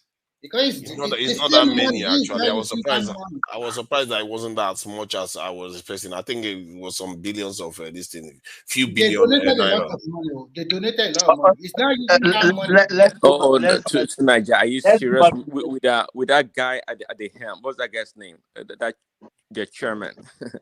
Ogundipe, you mean? No. The Abure with Abure. Abure at the helm. Oh no, those ones. Yeah. I heard about it, but I don't think they made a lot of money as most people think. They didn't get a lot of money. But that said, anyway, I still think that the odds. We don't know what is going to happen. All this one is conjecture. 3 years from now, the political landscape could be very, very different. So let's not count our chickens yet. Yeah, Okay, let's go back to Ajale Koko. Yeah. Okay. Ajale Koko, you haven't even say anything. You are a controversial man, Ajale Koko. Every time we bring Obi, everything will just go. Yeah, go on, Ajale Koko. You see, Buala is a user. I think he has shown clearly that he's not a reliable person. I think any presidential candidate in any party in the future will be they will surely have a second thought before having Buala to come and work in their team. In the future, I don't think he can go to PDP. He cannot go back to PDP. He will surely stick with APC. And I don't think that any other party, any candidate whatsoever, will look at him as a betrayer, because what he did to Tinubu, for both Tinubu and Atiku, I think it really showed that he's not a person. But as APC embrace him, I don't know for him. I don't really know. I'm just seeing him talking too good about the president and, going after PDP, rubbishing PDP, and, he's no more with Atiku. And I think it's just looking for a way that the president will give him appointment. So let's see if the president will give him appointment. But to me, for what he has done to both Tinubu and Atiku in the last election, it clearly shows that he cannot be a reliable person. He's a backstabber. He's a betrayer. is that not the work of politicians? They are not stable human beings now. You know that. But Buhari his has own, not done anything so bad. his own is worse. If he's a politician with base, with electoral value, yeah, we say that, well, he has his own political weight and he can take it to anywhere. But he is not. And yet, you don't want to stick to one place. You want to jump around. So it's just a person looking for what to eat and not where to contribute. You know, it doesn't want. Yeah, I think you are correct. The guy looks like just it lacks credibility. I don't even know why they interview him. Does he pay for those interviews or something? I don't know. Because I don't know why anybody want to interview him. I don't know. They should give him any space to even talk anymore, because it's not reliable, it's not stable, I don't know. It doesn't worth anything as far as that's concerned. He can speak good English. He's very good. He's a narrator. He's very good at eloquent. Yeah, very eloquent. I think Babajale Koko, you forgot one thing. These are people that can spin, and if you can spin very well, they need you in politics. So for him, they don't care where you are coming from. Yeah. So for this kind of people, when election comes, they'll probably give him part of the campaign council again. But for now, they can just push him to one of the lesser parastatal agency. Or if they want him very dearly, they can also put him to the communication team. Because politics is about deceit anywhere in the world. All the campaign promises they make, they will never make. If they can make 60% of it, then you thank your star in your country. So people want to hear that sweet word. Remy, that campaign promise, after you finish talking, we want to discuss it, because Tinubu is failing me there now, because I know how much I supported that guy. So I want to be shouting now. So that is 2 million soldiers. He has to, and that is Kasava and again. Now you are talking now. No, wait till 2 Nigeria now, you the Dabaru things. Me, I've always said I follow manifesto. So I don't want your story. I'm not here to do side this thing. 2 million soldiers. I know the implication it can have on the economy. Cassava Agbado again. If Cassava Agbado again, if that revolution is in place now, honestly, even anybody that is talking that naira will become $2,000 to $1, people will just tell you to get away, because people are already eating Agbado cassava, and again, people are working. People can celebrate within their capacity. The only thing they cannot do is they cannot travel to London, but they will find ways of entertaining themselves, maybe within a Kejabule, wherever you find yourself. So I just want us to talk more about Nigeria is a nice place, you know. Oh, let me add this. You people heard about we can't continue that way. You heard about the 200 and something, 200 to 300 something schools that are being moved in Kaduna. Too much voices. Ajali Koko has the floor. Please, let's go to Ajali Koko. Some interjection. Yeah. Yes. We'll say that. Yeah. Ajali Koko, please. I finished on Buala. Take me to another. Oh, yes. Let me take. Yes. You haven't even talked on any topic of today. Let's take the topic. I have 4 here. I will give you 3, Baba. Yeah. Interest rates will be high until inflation comes down. That's from Cardozo. What do you think? Wait, let Ola can talk about. It's an economist. Is the one that can. Yeah, let me give you this. Yeah, the details of Peter Obi met with Atiku. I think we'll touch on that. Met with Atiku, Saraki, and Lambo. Maybe they are forming something. What do you? Ajali Gogo, this politician. I just laugh. Their friend now. Their friend now. Their friend. It's people like the 2 Nigeria that want to fight Kulata, that want to do and that over Peter. No, where is Ikene today now? Ikene should have come on board today now, and we can ask him. Look at your principal. Go and Ajali Gogo, do you remember this? Ajali Gogo, do you remember this video that Atiku met with Tinubu, maybe on the airport? Jagaba. They were shaking hands, laughing, sorry, what are they calling Atiku? Atiku, Jagaba. They're all And we will be friends fighting. now. We will be fighting ourselves here, causing our mother, causing our generation. So That's true. you see, Obi, Obi, who's that? Where is that coming from?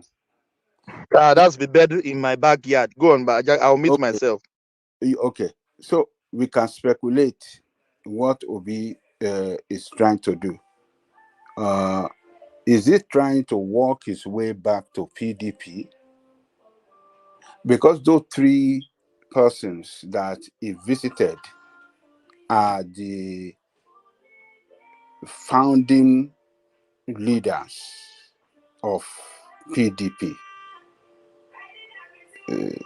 No, Saraki is not there. Only Lamido and Atiku. Saraki is not a fan. It's his father, not him. He was the first governor.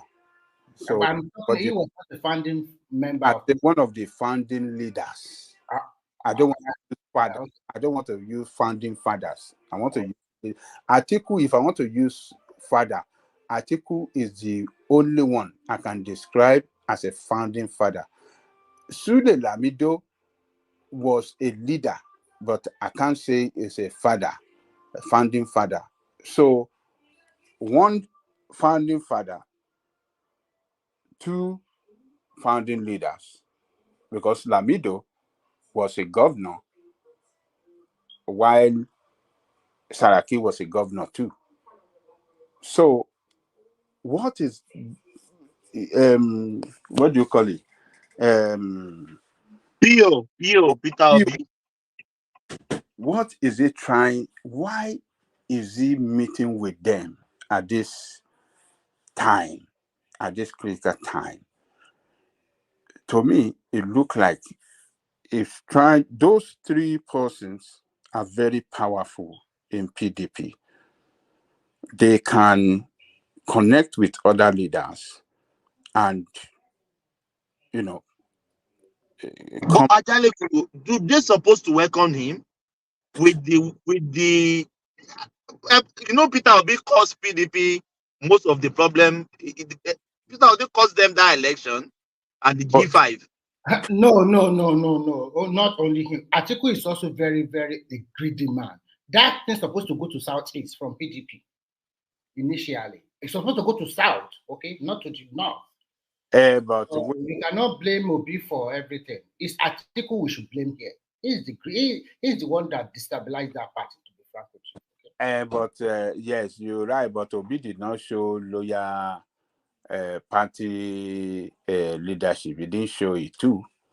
He should have been loyal to his party. So that is why he went to beg them now. Accept me back to PDP because SDP is not taking me and Labour Party cannot win. So accept me back to PDP and VP. That's what he's doing. It's so simple as ABC. Nothing there. Atiku cannot let him be the president over him now. Let's call it spade a spade. He just went there, beg, take me back. I'm ready to be VP. It's over. Okay. This guy, I don't know what you really hope that is what is playing out. It depends on what happens with Labour Party itself. If this Abure business is sorted out, and P2B carries on with the way he's carrying on and keeps expanding his profile in the country, PDP would die. PDP is dying already because they don't have anything. Do you think that Labour Party is also improving since the last election? Let's be objective by yourself.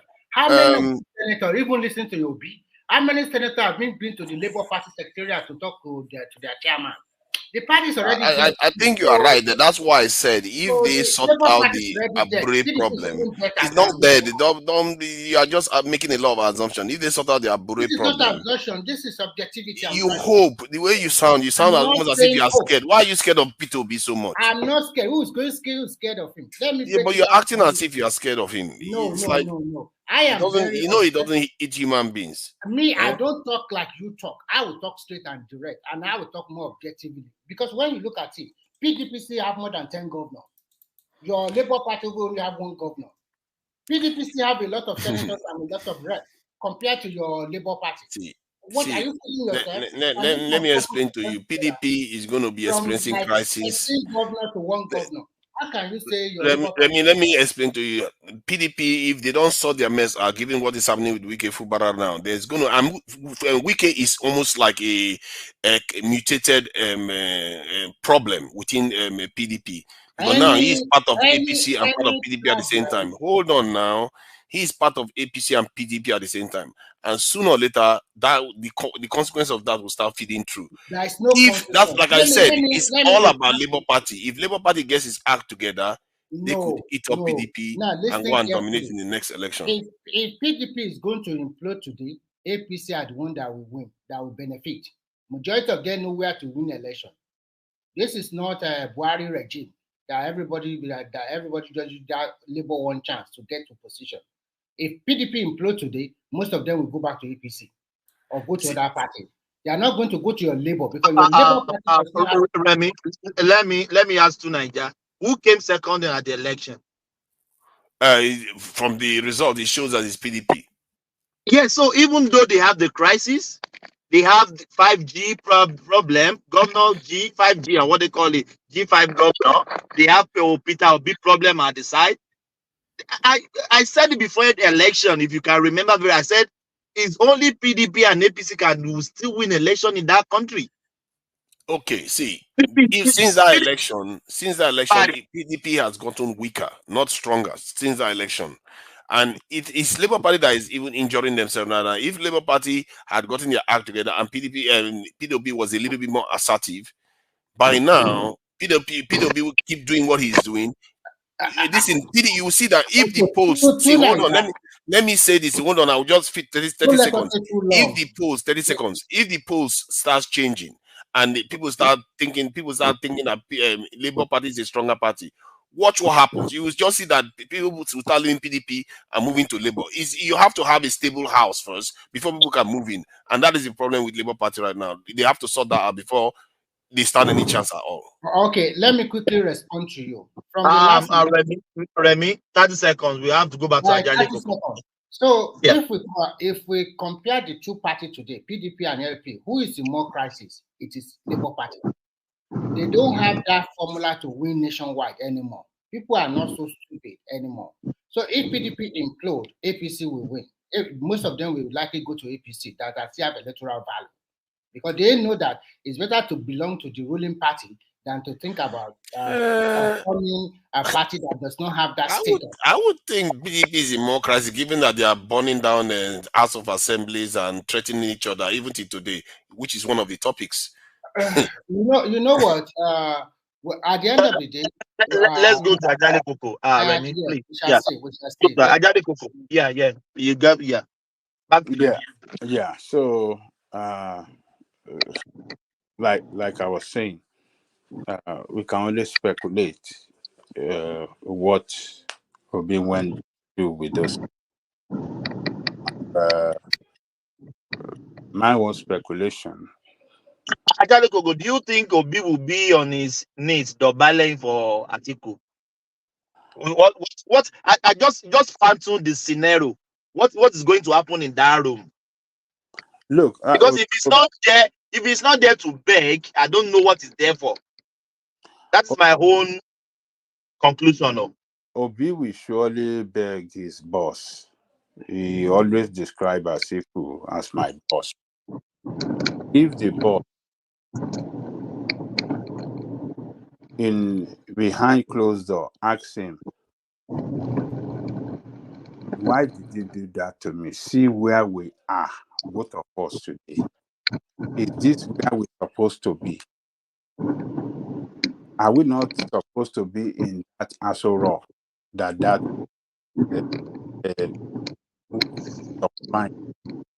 look at what you did? We say, sir, I'm very sorry that.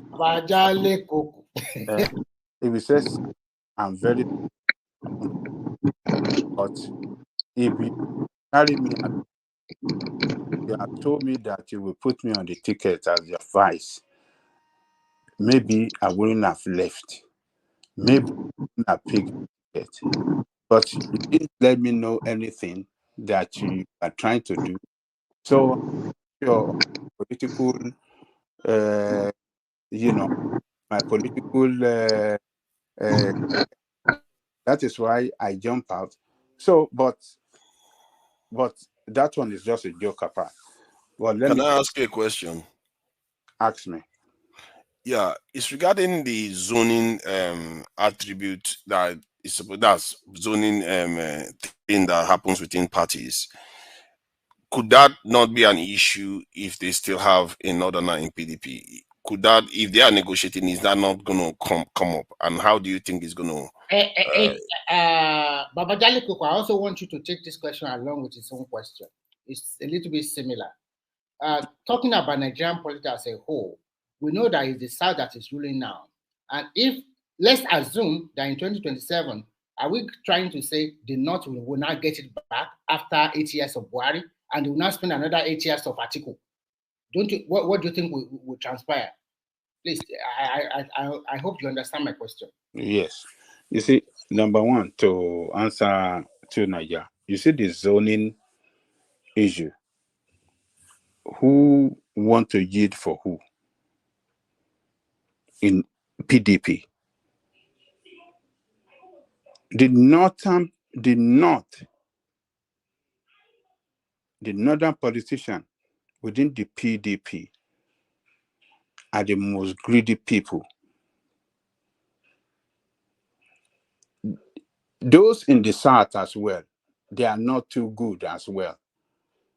Because if you want to trace the history of this... Angelico, if you don't mind, sorry, 5 seconds. Yeah. I cannot disagree that the Northerners are greedy. It's rather the Southerners, or more specifically, the Easterners that are greedy, that always take the money and don't fight for their rights in that party. Okay. I think, yes, everybody to his own opinion.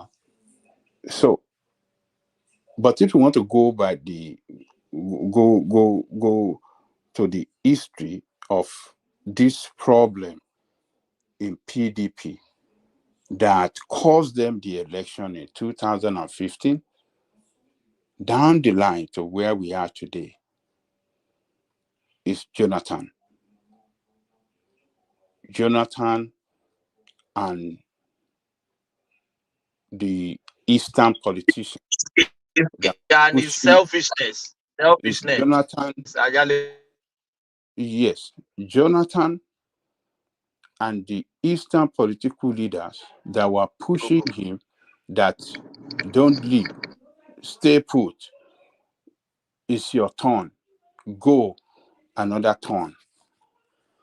If Jonathan had relinquished power to the North within the party in 2015, PDP would have won that election in 2015. I agree. They will have defeated Buhari. They will have won that election because Atiku wouldn't have left. Saraki would not have left. Dino Melaye would not have left. 5 governors. It was 5 governors within PDP that left to form APC. And they all won their state.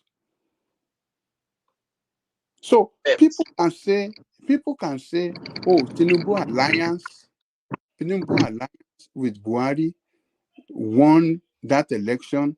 That one is by the wayside.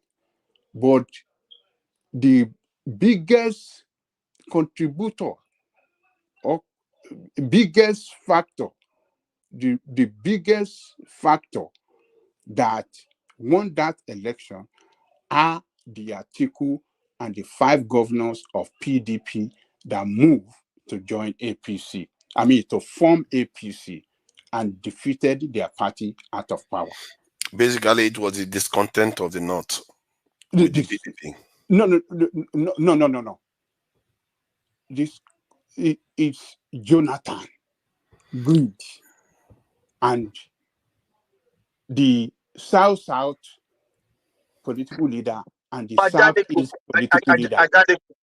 South political leader and Southeast political leader, they agreed. Can we blame Jonathan? He has tasted the power. He has tasted the power. What are you talking about? You can still blame him. What then we shouldn't blame anybody for anything then. What does it matter? No, try to reason what he's trying to say now. It's reasonable to talk now. Jonathan has tasted power now.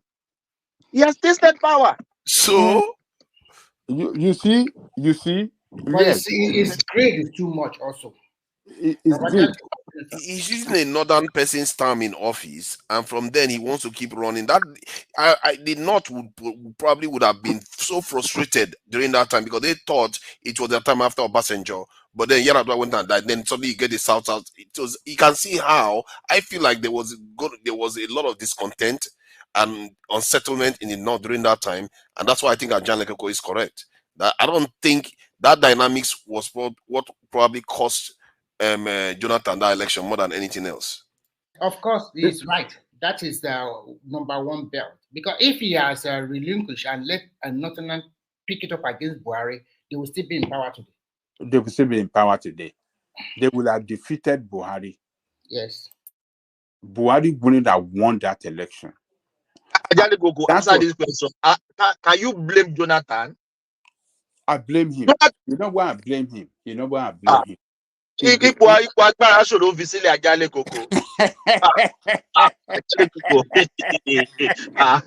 not that easy. It's not easy. You have the power. Jonathan had everything. Even he didn't know he would win the election. Thomas, I agree. Thomas, I agree with you. I remember during Yar'Adua versus Buhari, I was thinking that Buhari is more popular than that Siki Yar'Adua. Obasanjo hold the power at that time, and Obasanjo made sure that he rigged that Yar'Adua in, and nobody said Yara, and that is our next president. So you can see that if you have that power in Nigeria, especially in Africa, Remy, why do you think Buhari is more popular than Yar'Adua? Is that what you really think? No, I'm talking about in the northern part of that country that time. Buhari is more popular in Nigeria than Yar'Adua, the one that died. I'm not talking about the. How did you arrive at that? I beg, don't let us go to that one. Baba Jange will continue, Jare. I don't want to. Better go Sabah. No, because I know where you are going now. Popular Fallacy ni kan tí ẹ sọ yẹn ẹ̀gbọ́n. Fallacy ni kan tí ẹ sọ grandpa. Ọlá ti dé nìyẹn jẹ. Baba Jange will continue. Grandpa ni rẹ̀ mí àmì. Okay, oh yeah. Ẹ má dá lóhùn ọ̀gẹ́dẹ́ bá gbé àwọn àgbà ẹlẹ́wù ẹ̀tù ní ọkùnrin ní ìhun orí wọn báyìí funfun bíi ti Mètúsẹ́là ni. Okay. The same word. Ó dàbí ìyálé tó wá fẹ́ ìyàwó lé tó ṣe àwọn complain nípa wọ́n fẹ́ ìyàwó tuntun lé every now and then. You are just behaving like that. Ẹ jọra òkú ọ̀rọ̀ yìí ti pọ̀ jù ẹja fi sílẹ̀. So ká má da orí no let us scatter two Naija head. So two Naija gbọ́ Yorùbá ó máa ń sọ Yorùbá inú kò sọ Yorùbá ó gbọ́ Yorùbá. I don't know how to speak. I don't know how to speak. Wọ́n tó sọ pé jà ìwọ ọmọ tí pé tó sọ Yorùbá rí bí ìbá ẹ̀kọ́ kí lorúkọ ẹ. All right, now Adaligo could continue. No. But it's not two Naija. It's Aizon. Maybe Aizon. Two Naija no gbọ́ Yorùbá ṣe ó kàn pretend fún yín ni. No, I don't know how to speak. I hear a little bit, but I don't know how to speak. I didn't say in Lagos long enough. Kí ni orúkọ ẹ? Kí lorúkọ ẹ ní kó dá wa lóhùn? Kí lorúkọ ẹ? Do you understand that one? Whether I can speak something else, I think that's what you're saying.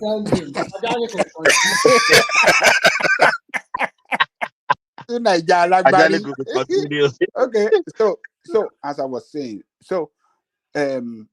yes, Jonathan greed cost them the election. So the same thing happened And the 5 governors left the party and they lost to APC. So this time around, the last election, 5 governors left the party, cost them the presidential election again. So what we are seeing now in PDP is a party. It doesn't look like a party of the future. It's a party that is badly wounded, badly damaged. So Obi, as a former member of the party, is well known within the party. I think the situation that is going on in Labour Party now is not looking promising. Not palatable at all for him, Ajale Koko. There's no future. At all. There's no future when it comes to a political party that can compete in and can compete in a national election. That party is not looking as a party that can really compete. So Obi is trying to walk his way back to PDP, which to me, as a politician, is not a wrong thing to do. Because if where you are as a politician is not stable, is not looking futuristic, why do you want to remain there? And remember, and you still have the ambition. And you still have the ambition.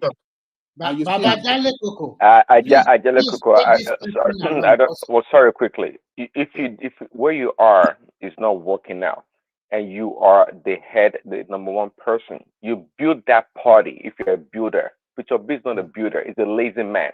He likes to jump from one party to another, right? That's what he likes. When the work is all done, he shows up and takes the credit. That's what he does. I agree with you. Take this question along. Yeah. I want to also factor in Bala Mohammed and the core PDP North that are interested in 2027 election, and also Wike with his other 4 governors, Oton, Makinde, and the rest. They are still in play, and they are still dragging that party. They are the one holding that party. So you guys are just talking like, okay, hold on, the article, and then it's just Bala. They just give it to him. In fact, you know what? I think I'm not praising Tinubu, but I think it's a good strategy. He already break all their canals. When you throw it up and down, no way. This guy should have formed his own party, but he does not want to do that. Like it doesn't have the.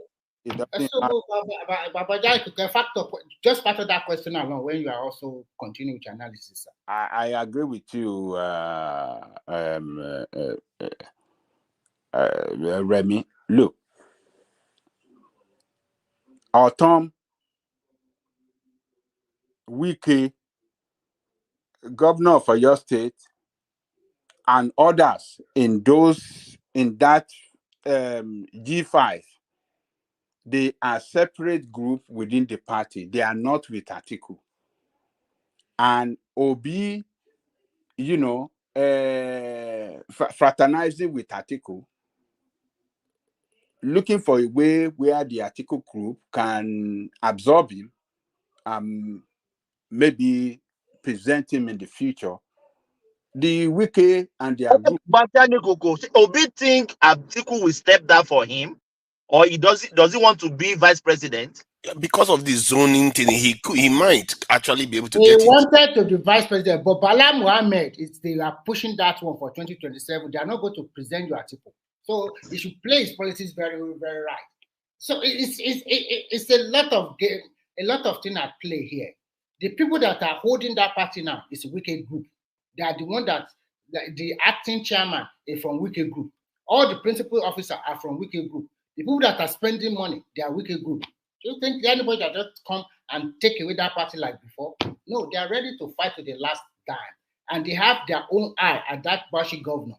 so that they're going to present for 2027. Yeah, but this zoning thing is going to play a role because now they've had a northern person. I said PDP want to rewrite that constitution.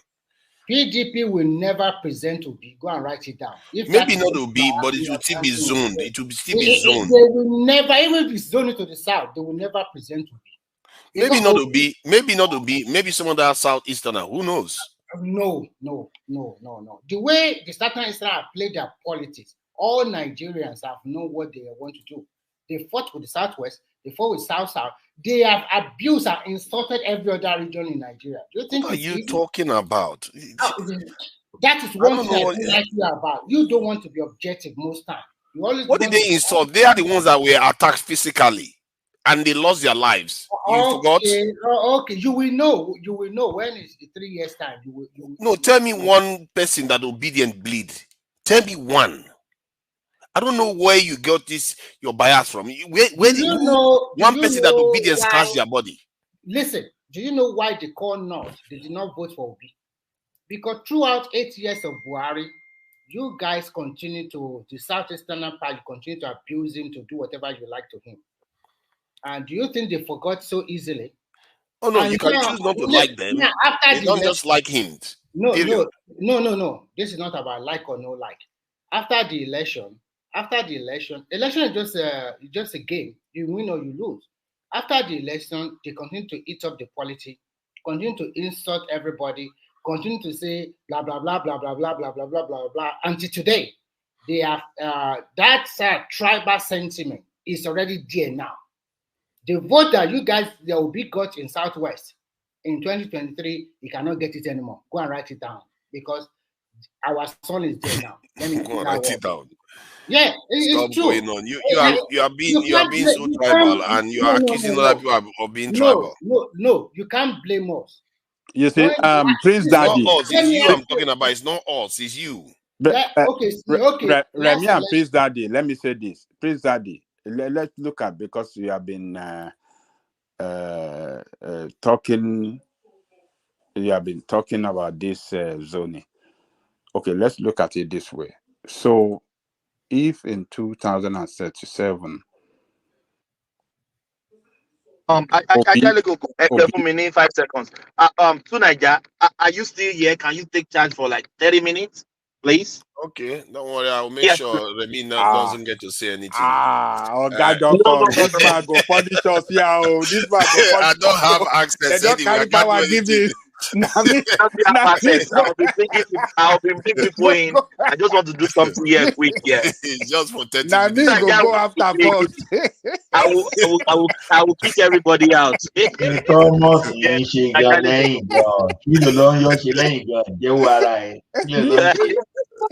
Don't worry, it's all good. I'm the first. I'm the number one on the list of two Nigeria. We go carry blood and knock him back where we're now.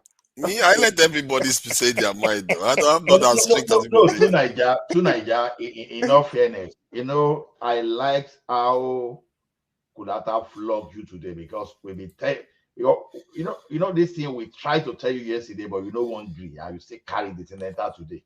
And Kulata really flogged you koboko. I think I can't even remember that. Was listening to us yesterday, so it came with anger. Kulata came with anger. Kulata. I was even thinking about Pastor. Kulata didn't flog anybody. He got his ass. See, personally, all I saw was somebody rolling in poto, interpreted as if he's won the debate. He didn't win anything. He brought you to your knees today. He did. Yeah, right. It came with hard bulala. I think he just came with passion. He came with passion, but heat, but no light. You see, he can come with all the heat, but if you don't have any light, any real knowledge behind it, you know where you are cornered. Well, you know where you are cornered when they ask you the same thing. Rational mind will do. Rational mind, I challenge you. Come up. Rational mind can criticize. In fact, can criticize for to save life. You understand? Mm-hmm. But ask him to provide solution. He start giving some kind of solution that you start thinking that at this party, to be honest. Oh, come on. I gave solution. Kulata doesn't even have a clue what solution means. He will just use convoluted terms to confuse people. I gave 5 solid solutions.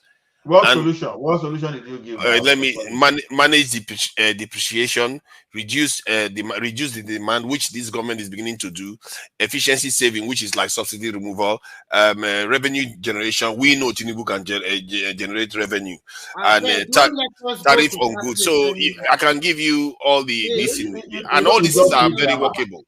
You speak grammar. No. I got okay. Which one is the grammar there? Efficiency saving, which is basically subsidy. Always give an example of what you can do, like efficiency saving from subsidy removal. Manage what you call it, Gary. Manage what you say. Manage this depreciation, which is what has always happened from So, 8 years ago. How do you manage depreciation? Okay, look at it this way. Now, make I in the Western world, wait. Let's talk of interest rate now. For example, in the Western world, whenever they are going through inflation, the first thing to curb inflation is to increase the interest rate, because they know that people's spending habit has changed. When they see the spending pattern, so the goods, the available goods, you now have so many people trying to spend to buy. Oh, this guy will look okay. Be like say money too plenty for my hand. I will raise interest rates so that we don't call crisis. Now, you know the difference between the Western economy and our own. That is because that's why you cannot compare what is happening in America and UK to us, is that they have mechanism to measure. Okay, once they increase interest rates, just give the thing like 6-7 months. You know, in fact, tech industry will even be the first to start laying people off. Then you see consulting firm, like all those PwC and all those consulting firm and co, they start laying people off again. But you know, as they are laying people off, they have social we call it IE, employment insurance, EI. That okay, they say okay, the first 6 months we'll be giving you this amount, then after 6 months we give you this one. And government will even work with various organizations, at least in case of Canada, to make sure they retrain you for different skills to get you back into the market, to even find another. So they have. But when you go back to Nigeria, it's a total different case entirely. So they don't have to use the templates that you are trying to import from the foreign country.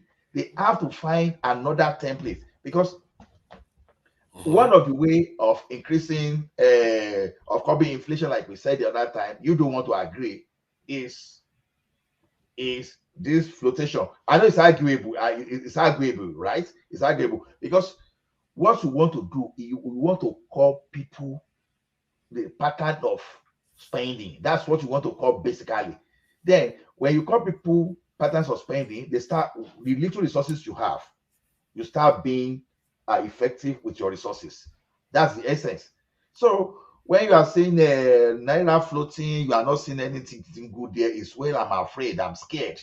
So that's where we are. That is why we are. Okay. We have a way of flogging you. Let me say something. Let me say something. Now we like to hear what you think about this. So when the subsidy was removed, you people are taking over from me. Taking over from that's true actually. Okay, Baba, Tunaja don't come now. it was this in Arad that started it now. I was minding my business. You are defeated already. Well, what is all this? I accept Kulata's apology and his surrender. He knows he lost. I accept his apology and his surrender. So let's not go back there. Go and sleep over the beating thought and come back tomorrow with another strategy. Oh my God!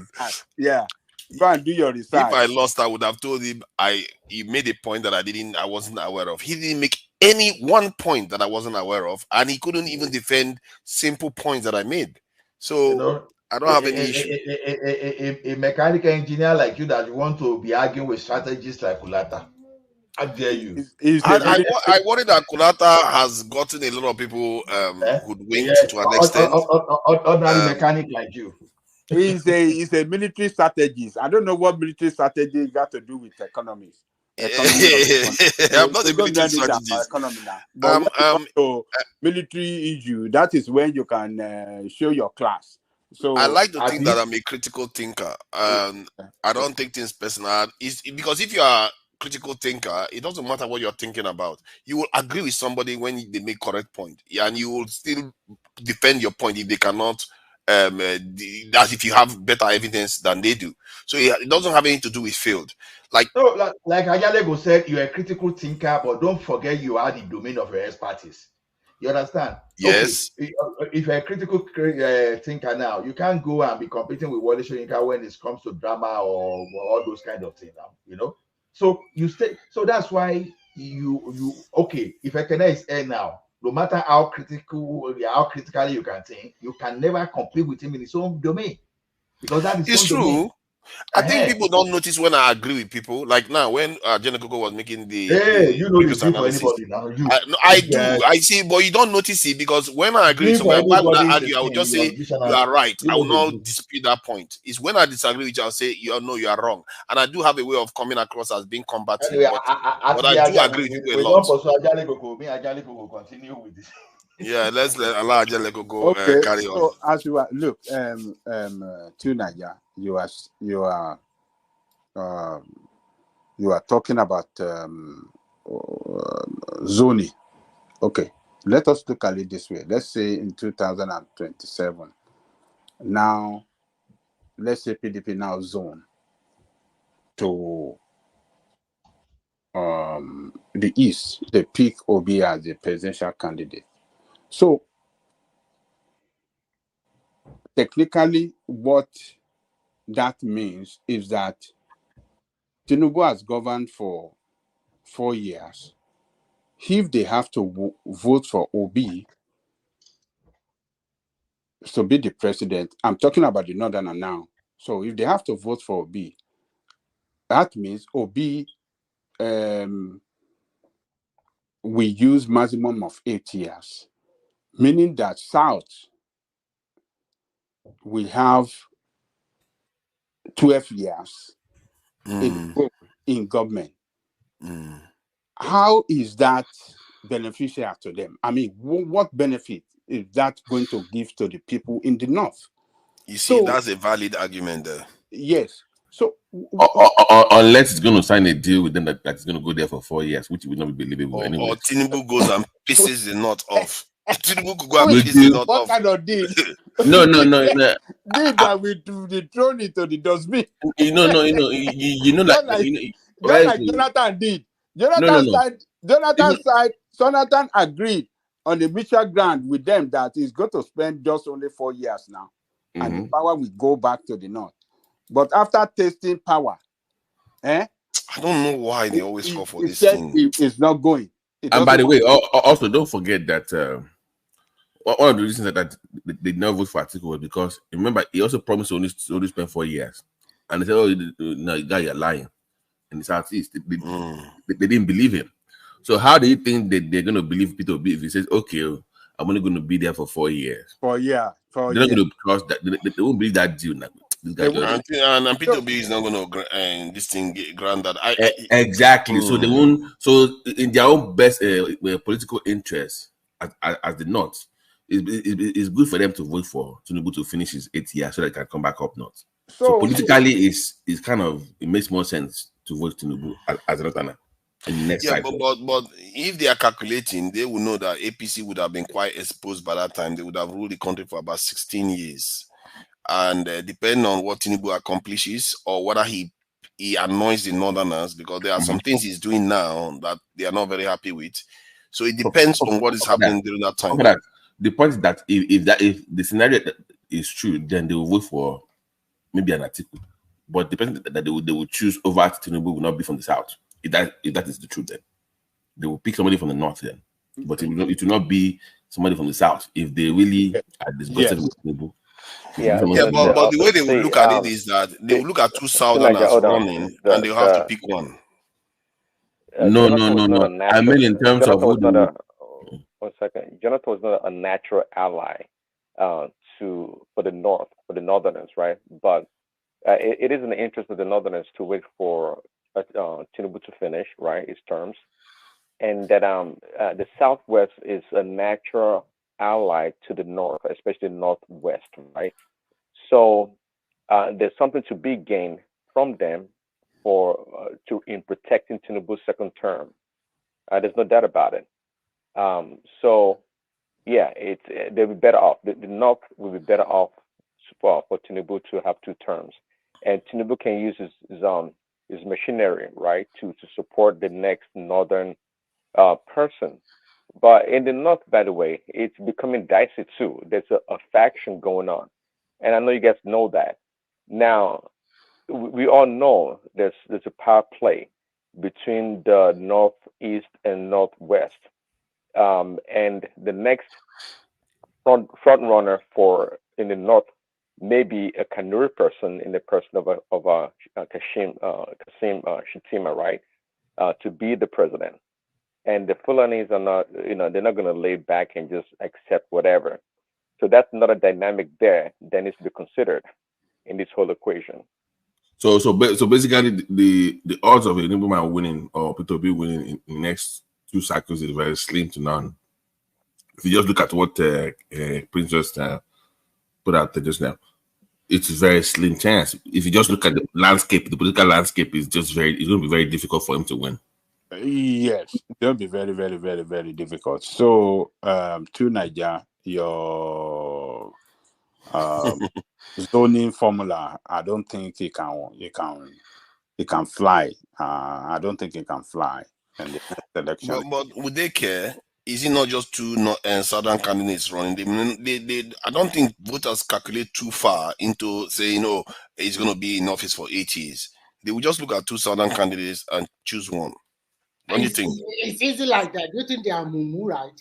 So you pick another certain candidate. You will now use 8 years, make it 12 years. They will not be looking. They will be looking at you. That cannot work. Okay, they are smarter than that. Okay. You see, but the situation in PDP now, with the crisis in PDP, I don't see Obi moving in there and easily get presidential ticket. It's not going to be easy. They will not make it happen. But quick question. Okay, let's say for some reason, some way, somehow, Peter Obi convinces Atiku to step down. Peter Obi goes back and to he is PP, right? no, hold on. Let me sooner. He go back to the PDP. Okay, so that faction of Atiku is gone. What other factions do you think will give him problems in the PDP? We besides have faction. Yes. The weakest faction is a very strong faction in PDP. It cut across the federation within that party. Yeah. As a matter of fact, Wike faction control the southwest, and Wike faction control the Middle Belt too, part of Middle Belt, yeah, and part of Middle Belt, and some states in the northeast and northwest. So, to get a presidential ticket, number one, you must have that structure within the party in terms of delegate that will vote for you. And what propelled that is what is Kuti? Money. It's not a consumption to production. No. That consumption production did not work in that party that time. That is why he ran away. So you can't come back and it is not a mouth that work in that APC and PDP. You must have that groundwork. You must have that money to back it, to achieve. But you know that if P2B comes in now, it's not coming in as former P2B anymore. This P2B that won 6 million votes. So Wike may not have as much power over him anymore in PDP. What are you saying? No, because Wike had never had 6 million votes. You can say whatever you like, he's never had it. And in nationally. No. The first thing is this: the people that are going to vote, are they general people outside, or it's party people now, or the members of the party? You must win the primary first, Ivy. You must win the primary first. Yeah, my point is that if Atiku and Obi go one side, Wike cannot do anything about it. And if Atiku and P2B align themselves, then because both of them want 12 million. Who is Wike then? No. That is, you are talking of general election. Internal party affair doesn't work like that.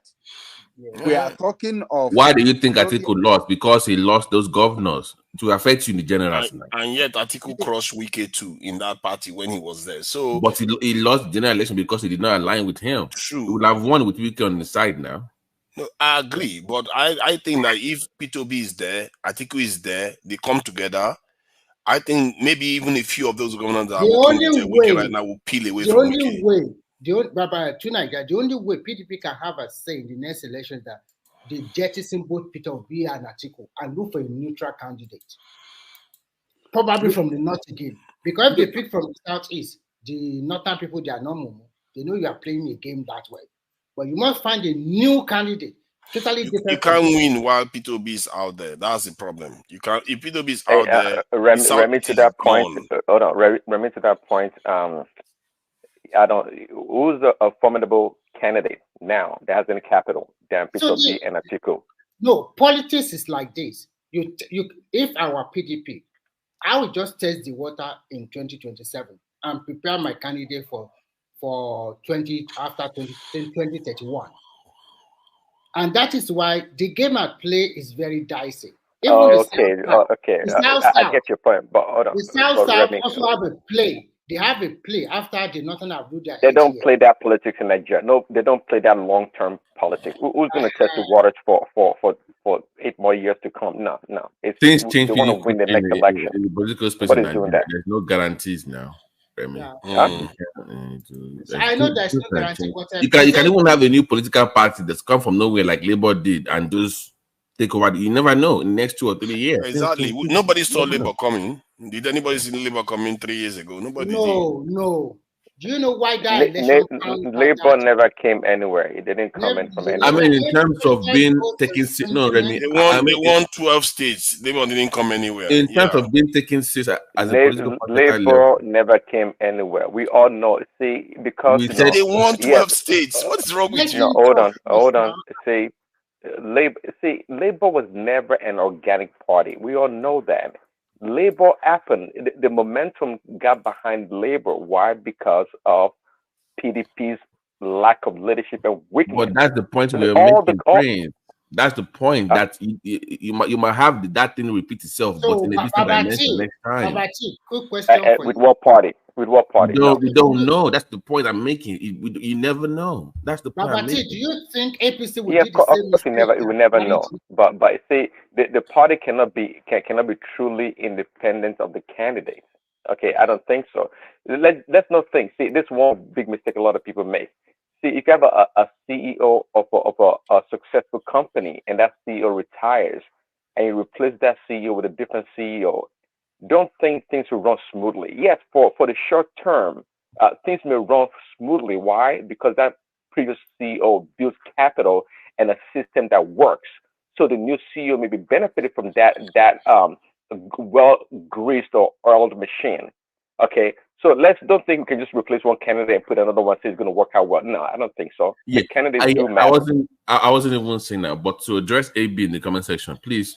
No, there's no way PDP is going to go bring Good Luck, and no, Good Luck is done. She's not going to run for anything, any party. So Good Luck is not even in the discussion. Definitely not. It's not even on the chat at all. Yeah, Good Luck. No, Good Luck is not going to run for anything. But can he even run? Is it because he had 2 more years left or what? Can he run? He's still eligible for 4 years now. Oh, really? Yeah. He's eligible for 4 years. But they will never vote for such a candidate. There's no way he's gonna from the south. No, he has that. He doesn't have it. No. I think the best bet for PDP is that just throw away Atiku and Obi and bring out a new candidate. Remy, you know what Remy's nightmare is? Do you know why I said that? Do you know why I said that? Listen, do you know why I said that? I will tell you why I said that. There's so many things that will play out.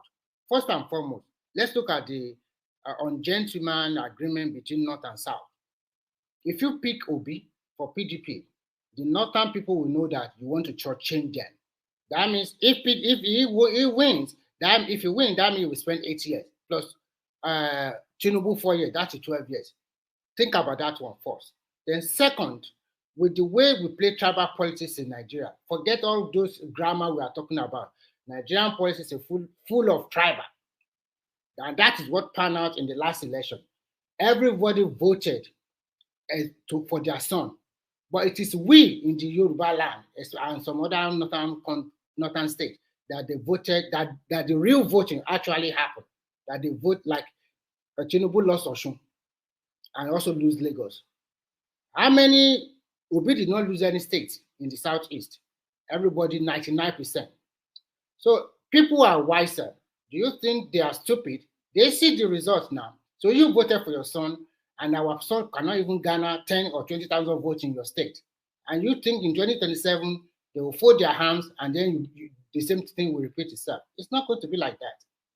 And for APC, what happened during Buhari 8 years will never repeat itself. They will do a lot of projects that will attract more people to even vote for them more. They are not stupid too now. And this is the first time of Tinubu. No matter what happens, we will continue to show out project upon project. So at the end of the day, when you throw your coin up and down, it will win in the next 4 years again. And then it will go back to the north. If South play their game very well, they will come up on top after 8 years of northern rule again. Yeah, don't play very well. Remy, don't mean to be funny, but I don't mean to be funny. I'm not teasing you, but yeah, I see that Showore is back now. He's been making rounds again. So, do you see anything for the AAC this time around? Not at that level, but in terms of at least some positions locally or as of assembly, do you see them at least making a move? No, let me tell you. No, I'm being I'm really serious. No. Look, what AAC stands for. AAC is a party of ideology. Nigerians doesn't care about ideology, and that is why they are suffering in that country today. So we will continue to do our best to fight for their right, to fight for good things for Nigerians. But it's left for Nigerians to follow us. If they don't want to follow us, good for them. Let them follow politicians that have destroyed destroyed their country. Fine. So Showore is only doing his own best. So it's left for Nigerians to follow him or not follow him. So we are not worried. We have shouted, we have demonstrated, we have done everything to lead, to show them that look, this is the option, this is another option, better option. They don't want to follow it. Fine. So, but the reason I ask that question because I have a friend of mine that the last cycle he lost this time around, but the last one it was a councillor, right? But his own approach was that he was doing non-profit before. So I want being farmers, he would supply them stuff, and they were making money. He was helping them. So when he was ready to run for office, we know this guy already. So he didn't have to bribe anybody because he's been doing the work for about 7-8 years. Did they vote for him? Yeah, he won the council, but offer run for assembly in state level. Money from that position to which party? Assembly. It was in APC. APC, because in the APC now. But money from councillor to state assembly is a leap now. She local government chairman first go to Bessie, but he wanted to go to councillor to. But he lost he didn't win. But my point is that his own idea where he wants to change the politics where if you don't have any small business, employing you should not be able to run for office. Don't run for local government elections. So I was wondering when you say they have ideology in AAC, I want to know maybe from you and Fodi, what is your belief about local government or how you should in the primary thing? I really want to know of what you in that party. That belief system in terms of who should run for office, ABC. I know they should not be corrupt. I know all those ones, but in terms of who understands the people, Anthony Ishawa, they should be the one running for office that actually have employed people, maybe 4 or 5 people. It's a get point me. at that level. So I don't know what the belief system is of AAC in that space. Because I mean, that's where they should focus on local government councils, state assemblies. I think it's your resume that should speak better. Yeah, your resume should speak better about. And just like you said, if you see I have PhD, I have all. My thing is, in got to work for Padi ni close market women and so it was evidence they know what he's doing. It was not doing, oh, I have a degree from ABC and D, I have this and that. They don't care about that. They don't care about your degree. It doesn't necessarily have to be that you are a degree holder, but how well are you interacting with your community, the people in your community, and in the constituency where you live? You know, just like this, your friend that you are telling us what he did. He worked with the farmers and market women, and he has helped a lot of them by one way, not financially, but you know, in their business activities. They have run some NGOs and all that stuff. Yeah. So they already know you must show, you must play a role that people will easily identify you as a person in this community that, you know, stand up for the community, work for the good of the community. That is what makes a politician. It's not necessarily have to be money. And that is what AAC stands for. That do not bribe people. Do your work. Talk to people. Mobilize. Do whatever you can do to get people sensitized of the political situation in your area, in your community. That is what AAC stands for. But Nigerians, because of poverty, because politicians have weaponized poverty, because politicians will come out with money on election to bribe people. So point me on okay, but this will now. Hold on, please. So people that are hungry. It's when you're losing your go. It wasn't general election, no. They didn't vote for him in primaries anymore. So you go and ask him. Because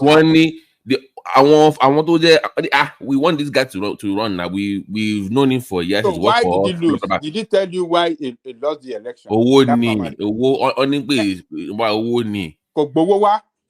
Enough money, and he's too young. You are in your 40s. You have all these people that they have been waiting. They have been waiting their turn for so long. We could push Even though, but where I want to speak to is that you see, ANC, or what do we call Ajale Kuku's party? They are actually supposed to be alternative for Nigerians, but the problem I've always with them is their strategy, their focus. Because why do I so believe that they should be alternative? Because capturing the local government should not be a big deal for them. Should not be a big deal. It's not, I'm not just saying that casually that if they deploy their effort properly, they should be able to make some kind of landmark within the local government, because when you start using the local that knows about that, because what people want to know is this. People think that buying vote, buying election is necessarily bad. It depends on the way you look at it. Now, you want to buy votes, you want to buy election. It's not the way we are doing in Nigeria, that on election day, you start giving people 500 naira. No, I'm not saying that. How do you buy election? Is, okay, you look at your people, what are the area of the efficiency? What's the problem they have? Ajale Koko is in the United States. You have so many area in United States. Hold on. Are you not stretching the definition of buying votes? I understand what you're saying. I think you made that argument. Okay. Let me just land the point down. NGO is not, to me, NGO is not buying vote. I don't think NGO is. Wait. That's why I'm just saying. Okay, you can look at what you can do that will serve as benefit. See, you will think people will not appreciate what you do for them before election compared to what you do for them on election day. Oh, Babatiri, Sakuro. So the thing is this: if you start doing something that will benefit people's life, Fayoshe, because that's why Fayoshe already led us to that template. What was this guy? What is it that this guy was doing when he wanted to become the governor? He started using tankers to feed everybody water. And he was putting his face there, and people know, oh, this is the guy that used to give us water. Fayoshe knew. Before you knew it, even if they didn't want to vote for him during the primaries, they had no option than to just accept him. So all this I'm saying that you Okay, have to start okay. solving people's So problems. you are an advocate of gaming the system. You don't really want a real Sorry, political Thomas, please system. bring I think he Thomas, has a point bring that Showore Ajale should back. win. Showore should win. I don't know. I Wait, don't have backstage access. I'm not yet anyway. Thomas, please bring that Jale Koko back. General Thomas, are you there? Oh, he's brought him back. So Okay. I think there's argument for him to win local government. You know, it would have been nice that Showore has shown that he can govern. You know, that thing I think is a big drawback for him. He doesn't seem to realize it. And in addition, I think Showore people are making one big mistake. They are not really practicing what we call grassroots politics. Most of the people that are in that party are ideologists. And when you are ideology, that means you are enlightened, you are educated. And when you are educated, you don't tend to believe the grassroots politician. And the grassroots politicians are those ones that are very close to Remy, yes, sir. all these grassroots politics you guys are talking about, you guys are just not truthful to yourself. That is okay. Sounding like Showore. That's why you don't get vote. Keep saying that. Hold on now. Hold on. Look. Thomas, please bring Babati in. Babati, please bring Babati in, Thomas. Babati wants to come back. There is no grassroots politics in Nigeria. Go and look at local government election. One party always win all the position, all the local government position in every state. A state that is governed by PDP will clear all the chairmanship position, virtually all the councillorship position. So when you have the other party, are you going to tell me that in a state where PDP controls it, are you telling me that APC don't have some stronghold in that state? But Kwakwaso state now once used to be controlled by No, PDP. wait. I think Ajale will ask a point. Let him land. Okay. He has a good point that we are missing here. So go and check. Did Obi not win in Edo State? How did they win? Is it not from the grassroots? Jack Showore supporter. Hold on, forget about Showore. I'm not talking about. So force the one. Did you force them? What are you talking about? So you can't say they are the one that left. They abandoned Showore is the right way to put it. No, that is not what I'm even saying. You can't say they just in the 2000. Is it last year election? Yes, 2023. Obi won overwhelmingly in Edo State. PDP came third. Go and look at the local government election recently. PDP that came third won all the local government. Labour, nowhere to be found. APC, nowhere to be found. We don't. Peter B was carrying the capital of PDP, just like he won almost 100% in the Southeast. No, wait. No, let's even forget about maybe PDP or this thing. Did Labour party is already in existence in that state. That is even their strongest state within the. Well, let's forget about the Southwest. That okay, Obi is their son. That sentiment, support for him is they have it strongest in the Southeast. But when we are talking outside Southeast, the state that showed other party that they are well determined and ready to win the election is Edo State. They demonstrated it before the campaign and they actually deliver. Edo is one of the toughest states in this country when it comes to election. For Labour Party to win, that tell you that yes, they really did a very hard work. So, but hold on now. But in the local government election, they were swept away. The same thing happened in other states where the governor control.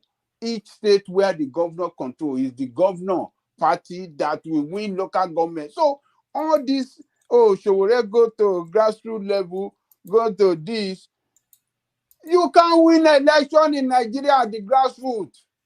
So that and means that is where we got our democracy wrong. And that is why the governors never allow local government to function independently outside their own control. That is where democracy is killed in Nigeria. So look, it is we are not heading nowhere with this democracy. This is not the way to govern. Well, you are making a point that is not necessarily accurate, though. Or in all cases, yes, most of like 80% of the cases, if the party wins the governorship, they go on to win. But there are places or states where it is shared. Or you see some smaller portion of small parties that emerge in other states, and that's how you can spread. And I think Showore has a profile. Tell me how many states. A state like that, you would say like Kanu. Kanu before the governor became this thing. Who is the person? Who is the head of that party in Kanu? It was PDP before now. Before it Hold turned. on. Who is the head of the party in Kanu you are talking about? I don't know. I know Kwankwaso. You don't know Kwankwaso? No, Kwankwaso. No, yeah, that's what I'm talking about. So you don't know what Kwankwaso represent in Kanu politics? That's what I'm saying. Showore represents something too. No. You don't know what Kwankwaso represents in Kanu politics? So you mean Showore is not that important then? Hold on. A former governor that took people out of poverty, people that never got education in their life. He gave them education, he gave them life, he gave them everything to succeed in life. You said people should know. So you want to compare Kwankwaso with Showore. So you think Showore have the money to give to people like Kwankwaso? Do you think Kwankwaso doesn't give money? I mean, local government. Yes, at the local. You think Kwankwaso is just free? You think they don't spend money? I mean that. What I meant to say is that Showore has enough money to win local government. Showore said he's not going to give anybody one cc. Yeah, but he has to give them. It's not like for bribe to finance their election. They have to buy papers. They have to do stuff. That one is different. Buy paper is different. He said he will not bribe them to come and vote. Exactly. He doesn't need to bribe them. They know him. They know him. He has recognition. Adewale, the SDP guy. I can't believe this. Hold on now. The Adewale, the SDP guy, in the last presidential election, lost his polling booth. Why? Because he told his people, I will not give you money. They know Showore. So he has name recognition. I just gave you an instance of Adewale. Adewale is a prince in his community. Yet he lost. To tell you how useless our people are. and they sponsor them. And it has several programs that is making people rich. Farming, it give has them money for foundation that education, give them foundations, scholarship. and yet they did It not gives vote for them it. scholarship. Yeah, on that's yearly politics basis. now. You didn't you see what's his name, Buhari crying on TV? You see, that's politics. You go again. You go again. What I are you believe talking Shore about? can win. We are telling you that, look, Nigerian people have lost it. These politicians have destroyed No, the Angelico, the people have not lost it. It's the kind of politics that we play. It's the kind of that's politics. what I'm saying. I said these politicians have destroyed the psyche of Nigerian with money, politics, bribery, particularly to come out. No. Okay, 1 second, Angelico. On the show, on One Man Show, the Prince Adewale said the reason why somebody would not vote for him was because that the GO or the church told them to vote for, I think, Peter Obi, of course, not Tinubu. And, see, that's how you play politics. So, and that's a good reason why to recognize that in this past election, like religion had not played such a pivotal role in our politics than the last election that Peter Obi brought about. What you just really. mentioned is one of the factors. But Yeah, another factor, you mentioned one of the factors. So there's a combination of different multiple factors that brought about it. Yes. Yes. So we politicians have destroyed the psyche of Nigerian people in such a way that to even vote, people are looking to get something from the politician first before they vote. And it should not be like that. And who made it be like that is this politician from this crazy two-party, PDP and APC. If all politicians doesn't bribe their way to power, if they go on that contest with their merit and their good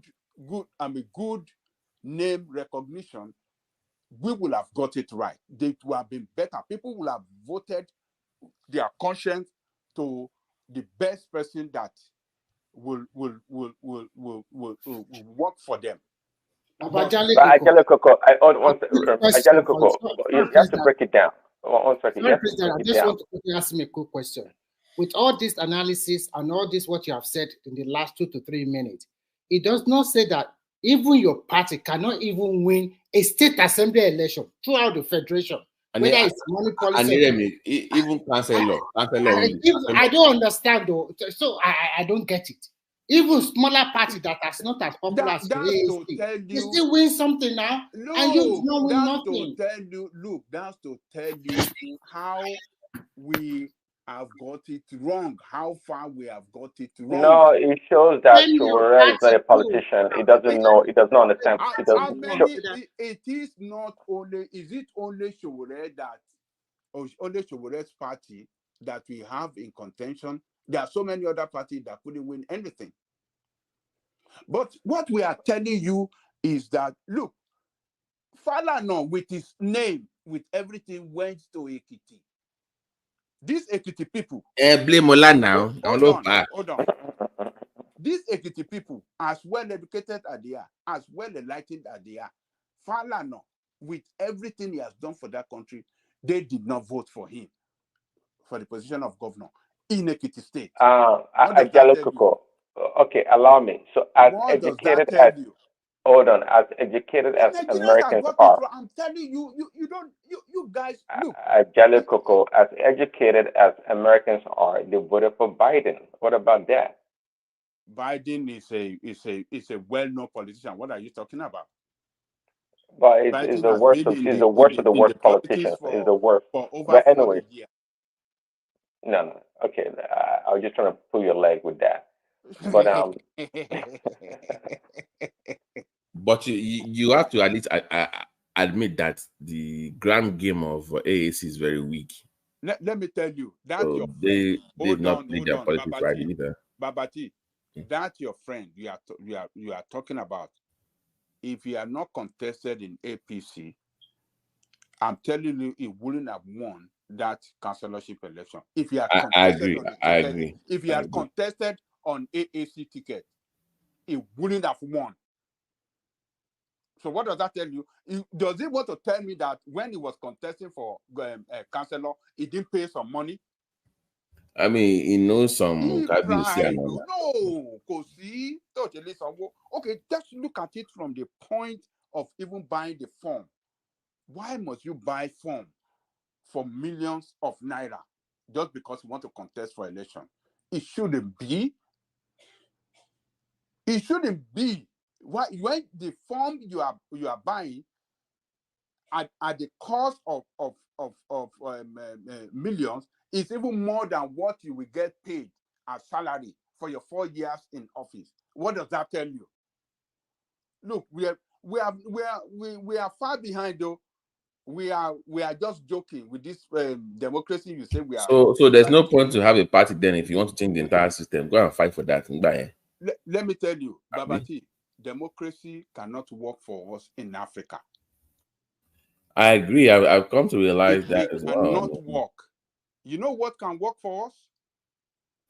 Is Koboko politics, Koboko love. No, it's not even Koboko. It's a kind of arrangement. politics.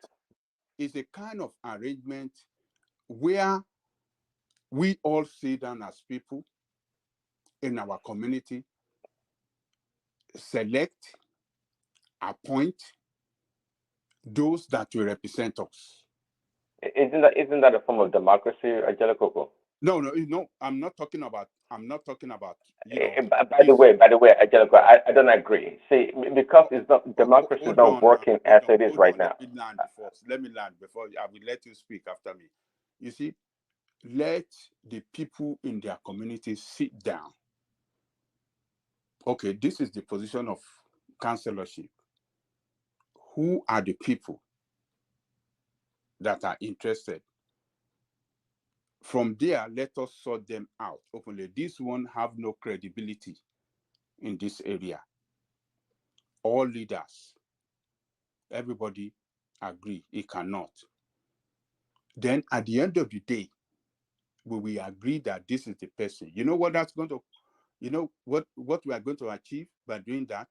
By selection, what we are going to achieve, we are going to eliminate this bribery system where we bribe our way to power. Number two, we are going to eliminate this excessive money, the use of money in campaign, in all this. We are going to eliminate that. We are going to eliminate this tourism where people kill themselves during the campaign. All those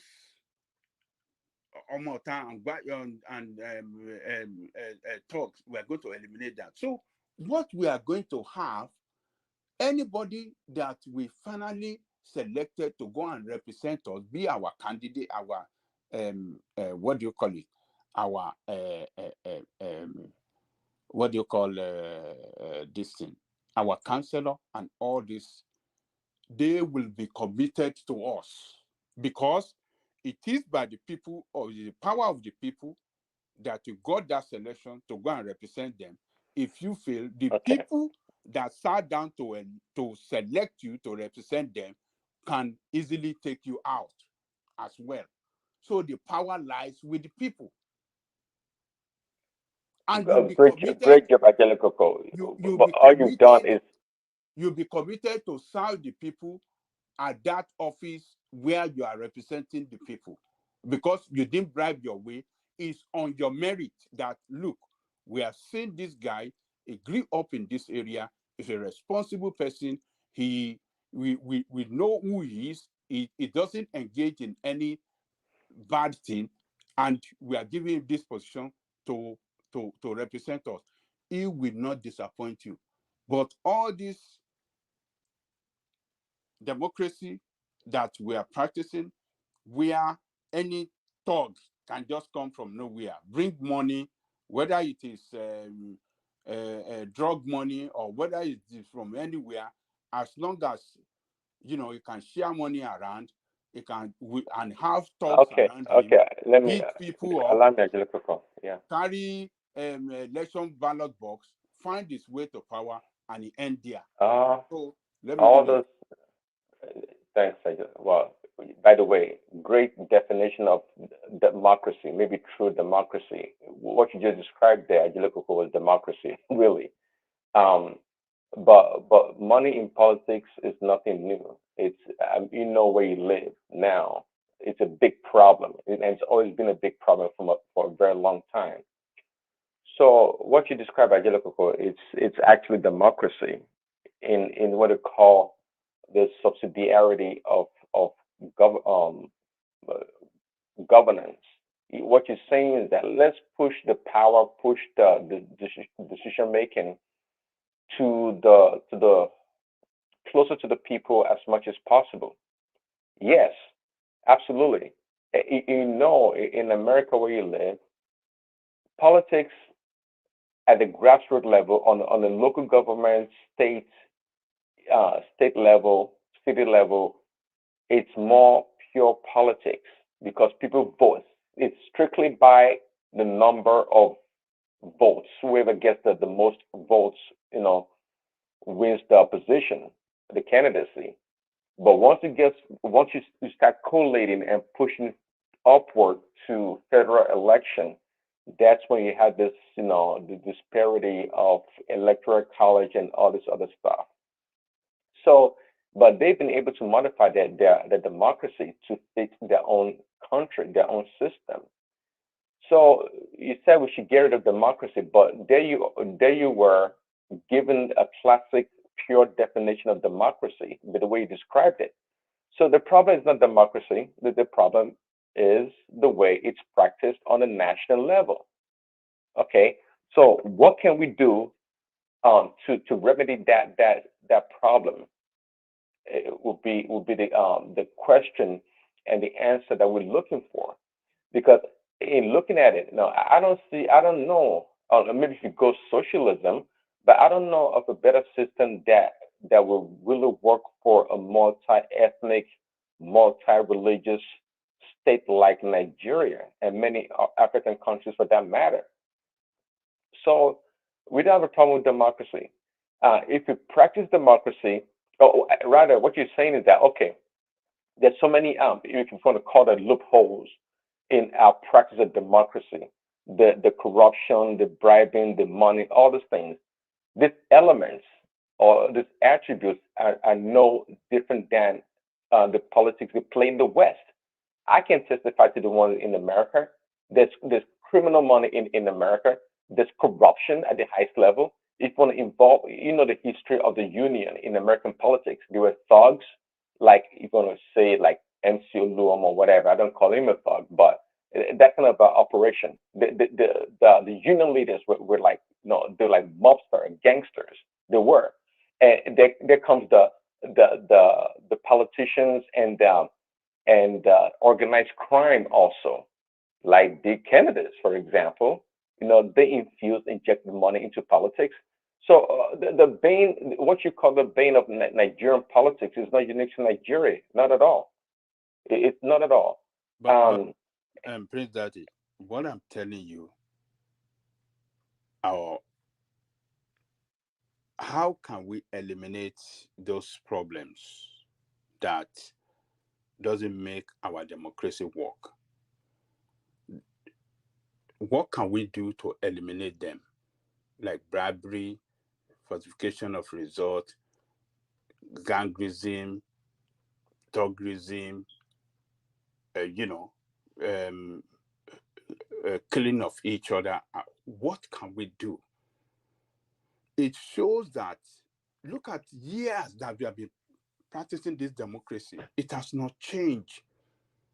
As a matter of fact, all these challenges I mentioned are getting worse. And it's telling me that we don't understand the concept of democracy. It is not. No. I'm sorry. We do. it's just like another game. People always find ways to game the system. Hold on now, hold on. We don't understand democracy. It is not our way of life. It's never been part of us. It's something introduced to us that we don't know the nitty-gritty of it.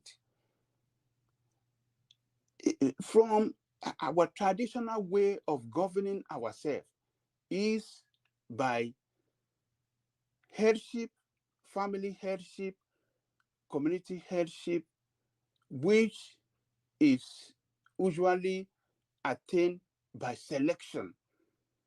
Good character. Good character and selection put you in the position of leadership in the society. That is the way that we govern ourselves from time immemorial, before this democracy was introduced to us by the white men. It's their own thing. But our own thing that we know from ages, what can we do to develop it? Develop Nothing. it in such a way that Hold on. in a See what you're meaningful way saying. that Hold on. What you're saying. that Unless Nigeria ceases to be a country, I'm not sure of a better way to rule the country. What you're talking about is a divisional kind of a system that each tribe or ethnic group had a way of governing themselves. Now we are a conglomeration of different ethnic groups, background, tradition, religion. What is a better system to come together to be one to run the country?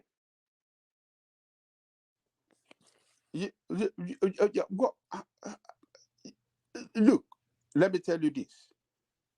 Even in the Hausa land, is it not the same model that we govern ourselves during the pre-colonial days, before the white men? Is it not the same model by selection of leadership through good character? Is it not the same in Igbo land? How can we develop that tradition of selecting leadership? How can we develop it to work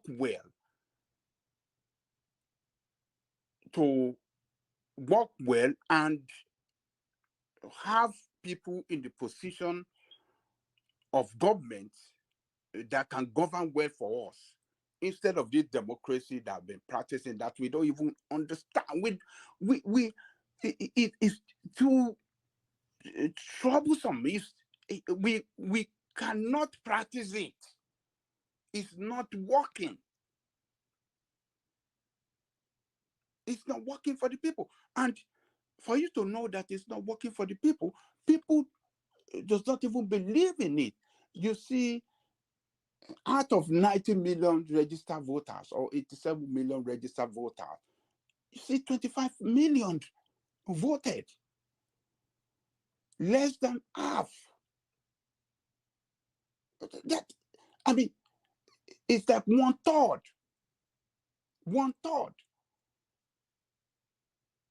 of registered voters voted in the election. Why are people not coming out to vote? Well, especially in this past election, you know the answer to that. I mean, you saw the economic hardship they put on the people. You saw the suffering that the people went through. That was a deliberate attempt to stifle the voice of the people. You know that they did that on purpose. So truly, we don't know, out of the 90 million people that were registered, what the true percentage would have been if all things been equal. You know that.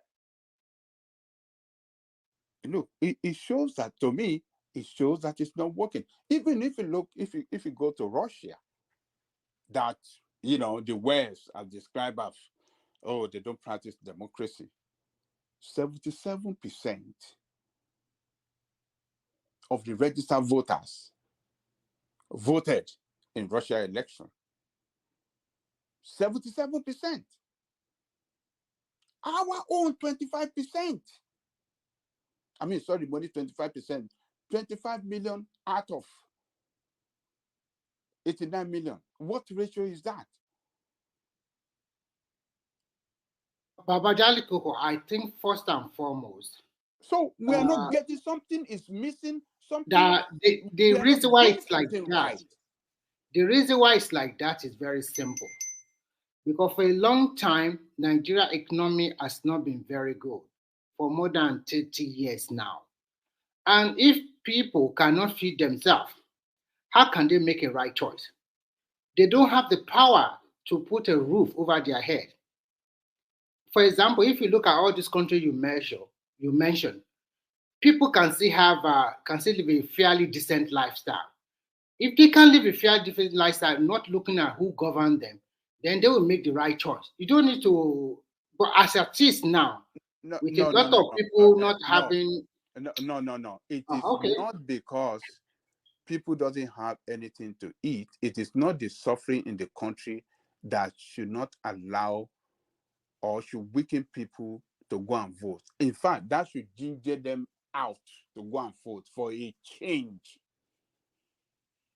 So, but what we are saying, low turnout, gang raising in practicing of this democracy, vote buying, and all this shenanigan that work with this democracy. Actually, if you know, Remy knows. Which region had the highest percentage of voters turnout? I'm guessing Southeast. I don't know. Which region had the highest percentage? It's the Northwest. It's the Northwest that have highest people coming out to vote. Not number. I'm talking about percentage. Oh, I don't know, but I think Northwest have the highest percentage. I'm guessing Southeast. Did. No, okay. no. Look at the number of total vote turnout from Southeast. They even have. Wow, Remy, calm down. Calm down. Relax me now. What the total vote of all the 5 states in Southeast compare with the 3 KK states? You calculate all the vote, you will know where I'm coming from. And we are talking about 9 states in the whole of Northwest. So Southeast does not have the highest percentage of vote, okay? If you're talking about highest percentage of vote for one candidate in all the region. Well, okay, maybe I didn't get my question right. I was asking based on the percentage of registered voters in the Southeast, what percentage turn out to vote? I don't have an idea. I was guessing 50% or more. Maybe 50% or more, actually. You said in Southeast? Yes. Well, I think it has been before the presidential. I can't remember but before the presidential on the governorship, it has been less than 25%. Yeah, but Peter B factor was a big catalyst. So we can look it up. We can look it up. Okay. Babati is there. We can look it up. Southeast, the ratio. I mean, the percentage of voters against the registered voters. Is that what you're asking for? Yes, that's it. Yeah, that's what I'm asking. Yes. So anybody can look it up, and I mean, it's there. So, but what I'm telling you, the registered, the Southeast recorded the lowest registered voters in all the geopolitical states in Nigeria. I'm talking about registered voters now. I'm not talking about voters, the people that voted in the last election, but the actual registered, those that are registered voters, they recorded the lowest in the whole of the Federation. So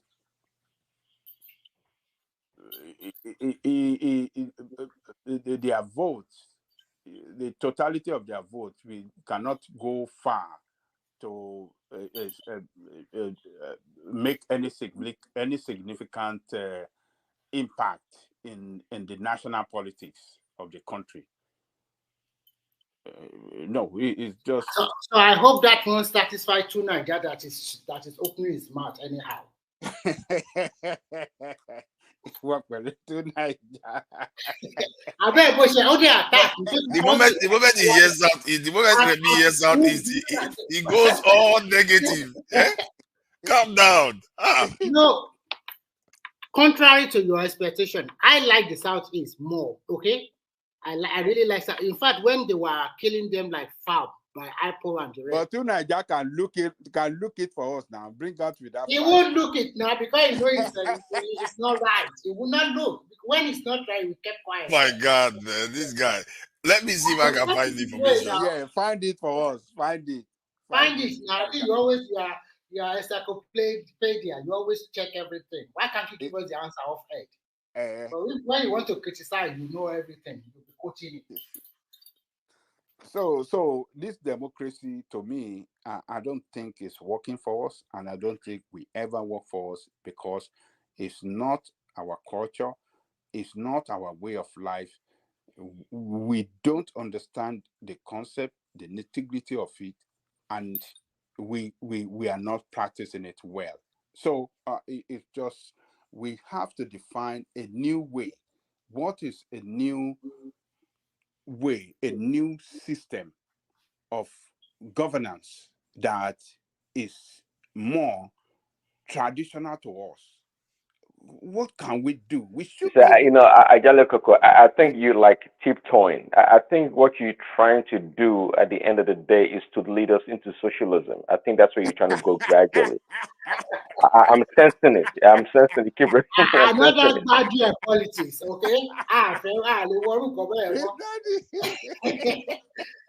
the end of the barrel is our professional president.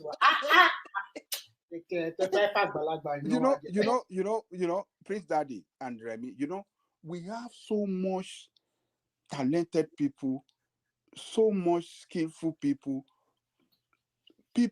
of honest character that can lead us in that country that are not given that chance to get to the position of leadership. Because they said he is an honest guy now. Because of politician rascality. And we cannot continue like this. Politicians, most of them are not even competent to be in the position of leadership. It's not a position of it's a position of great. You must be a good thinker, a great thinker, a person that can solve problems, a person that can work all day. I mean, at least 16 hours a day. At least 16 hours working to solve problems. At least 16 hours. But it's not a joke. We don't have people like that. But we have a lot of hardworking Nigerians that can take up the job if they are given the opportunity, and not this rascal way of bribing, carrying thugs around and having women coming to your house to come and beg for money, or some people come and beg for nonsense. We have not paid for our school children fee, this and that, and you have to give them money. You say you are giving money so that you are helping people to come and so that on election day they will come out. No, we don't need it. They are not good. It wasn't like that when we are growing up. It wasn't like that. They don't pay people. Yeah, I think I regret to say Remy is correct. I will have to go and wash my mouth after saying that. But still, hold on. Hold on. Okay. The Northwest has 31%, North Central 30% on average, Northeast 28%, Southwest 24%, Southeast 20%, and South 20%. That is devastating, isn't it? Turnout. You would think the Southeast and South should turn out the most, or Southwest even. But the North still. What changed? Because remember when the news story broke that over 80 million people got their PVCs, right? Yeah. So how do you have only 25%, 30% coming out that actually got the card? Not like they didn't just come out. They actually got the card. What happened within that space? Now the area is very detention in that area. Samonekba didn't help. But South, I don't know what the excuse is. So they didn't have much of an excuse. Why did they show 20% turnout? So the North is the one participating in the democracy more. Hold on, Tunaja. Is it the result of the last election, the turnout for the election you are telling us? Yes. Against 20% of registered voters. No. That got the people went and got their PVC. Percentage of, let me read the title. Percentage of voter turnout in the 2023 presidential election by geopolitical zone. Oh, that is election. That is the people. Election result. Yeah, the people that actually voted versus the population that registered. Yeah. So in Southwest, how many percent? 25%. How many? 25. 25. So Southeast 20. Yes. South. Depends on how you look at it. If you can round it up to the highest number, so it's 21%, Southeast and South. 21. So North Central. North Central 31%. 31. So Northwest. 31% too. Northeast. 29%. 29. So on the average, all those northern states, they are like 30%. Yes. Whereas on our own side, we're like maybe 18%. Yeah. No, 18%. On your own side is if you average is South, the entire South, you are looking about 22% or so. 20%. Let's just say 20%. So you see the difference. So it's devastating given that there is a lot of trouble going on in the North. They still came out the vote with all the banditry and everything. Yeah, we thought. So if there wasn't no trouble at all, those people would be hitting like almost 40%. And yet you'll be forming. Oh, we are educated. We are more enlightened. Exactly. They'll be forming all this nonsense. And when it comes time to actually prove that, they will form. They blow grammar. They won't go. And do you even know what's point? Where you go? Even in the South, it is the least educated that actually come out to vote. It's those village people that come to vote. The people that are wearing tie up and down don't vote. They don't vote. They are the worst conspirator. They are the worst people. Educated people in the South. They are the worst people ever when it comes to democracy. They don't contribute nothing. They don't. It's crazy. It's crazy. And the numbers are. I'm scratching my head. It just doesn't seem to make sense. But to look at it, if you really look at it, that shows that something is strongly wrong. Why are people not participating? But they came out to get their guys. You're missing my point though. The way they came out to get that card, you know how they were even arguing that we want that card, we must vote. They were fighting with people like we must change this country, and they were fighting over the card. We got my PVC. Why didn't you show up on the day when you fought to get a card to vote? Why didn't you show up with the card on the day of election? I don't understand. Exactly. In the entire country, 89 million registered voters. 25%. That's my point now. 5 million voters across the country. Wow. Something is wrong with this democracy. People don't like it. Oh, Jalegogo, if you look at that number, if the South and the Southeast came out at the level of about 30%, maybe the outcome of this election would have been different. But they didn't come out.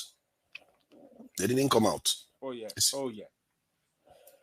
It's crazy that if they had come out up to 30%. Even do you know that even in the Southwest, there are a lot of people that did not vote. Even though that Tinubu is the ticket, they said no, they don't want him, they don't like him. Yeah, but it's interesting though, it's higher in the Southwest, and I think it's because of Tinubu. That's why maybe it would have been 20% like the others too. Maybe it would have been worse. Exactly. It's because of Tinubu helped a little bit. But some states, like even Lagos, a lot of Yoruba people did not vote. They said, no, we don't like him. Man, this number is a bit annoying, because if I see anybody complain anymore in the South. It lost of two states. So, but what I'm telling you is that, look, if we look at that data, the data we have in our hand now concerning registered voters and people that actually voted, it shows that something is not right. We must go back to drawing board. What is wrong? And start solving the problem from there. This voting election democracy system by this election, democracy by this system from the West is not a good model for us, to practice. It's not. As far as it doesn't look good for us. And it's not working. Go to everywhere. But Ajalegogo is the only one that has lasted 24 years or 25 years now.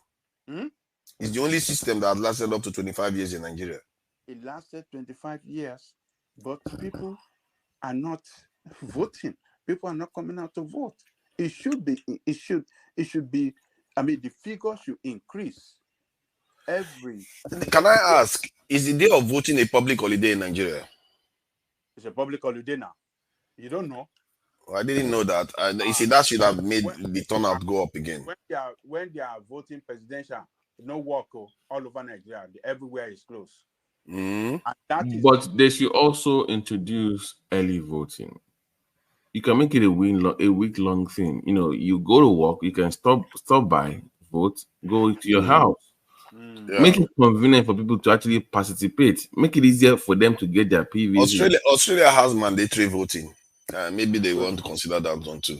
You have to vote. That will not work in Nigeria. The cost, Babati, is the cost. Yeah.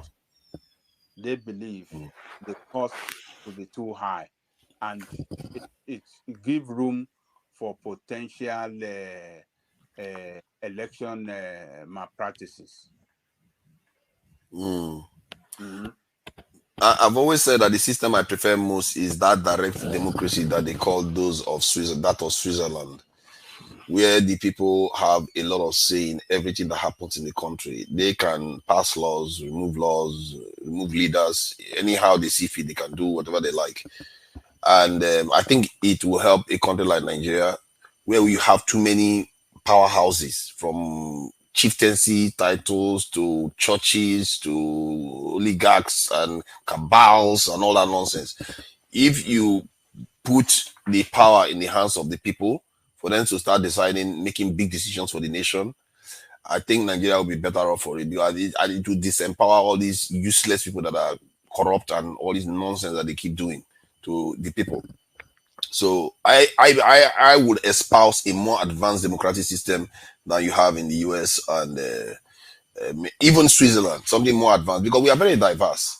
So, but people are willing to sign up to a system where they feel they have a power to change laws and change things if they don't like it. And I think maybe that's the direction we want to head, because anything else is going to be regional. How many regions are you going to get? We already have 36 regions in Nigeria, technically. All these states are basically autonomous states that do their own thing. So that, has it worked? You can argue, I can argue that because of the longevity and no disruption to the system, it is the best one Nigeria has got so far. That one can argue with the numbers and the timeline that it has lasted. But if you are looking for a better system, most people will talk about a confederate system, regional system, or even dictatorship. I think we should deepen the democracy and empower the people directly, so that the leaders they are just figureheads, and they are basically house boys working for the people. Whenever the people don't like them, they'll just kick them out. You know, that's what Swiss people can do. Swiss people, if they want to remove their leadership now, they could, if they want to. You know, you just go to a referendum very quickly, and they can call for a referendum too. That's crazy. The people themselves can call for a referendum. You can't tell them what to do. But to even exercise the power we have, I'll say for us to move in that direction, you need to see some signs first. And one of the signs is to start testing some of these laws. I want to see us test this recall power that the people have. Once you start recalling a few politicians, I think we will be in that direction that you speak of. So until you can recall a senator in Nigeria or a House of Rep member, then I will know, okay, we are onto something here. To be fair to them, if you are not giving people responsibility, they will not feel responsible to do anything. Because the power they have now is very limited.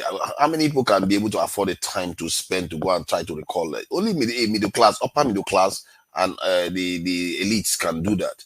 Poorer people don't have the energy to do that, and they form the vast majority of the Nigerian population.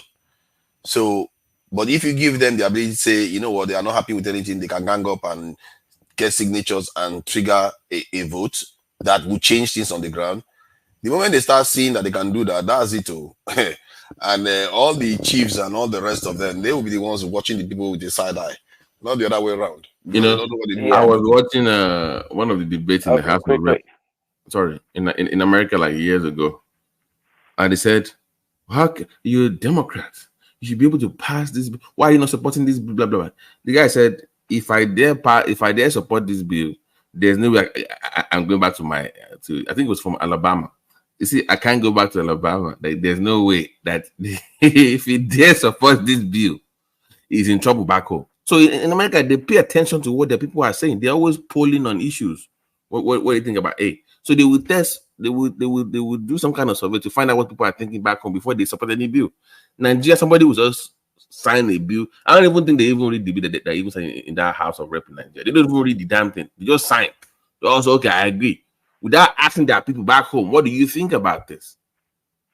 So that has to change. Prince, go ahead. Sorry. Yeah, I was gonna make a comment to not just numbers that you read. Yes, numbers don't lie, but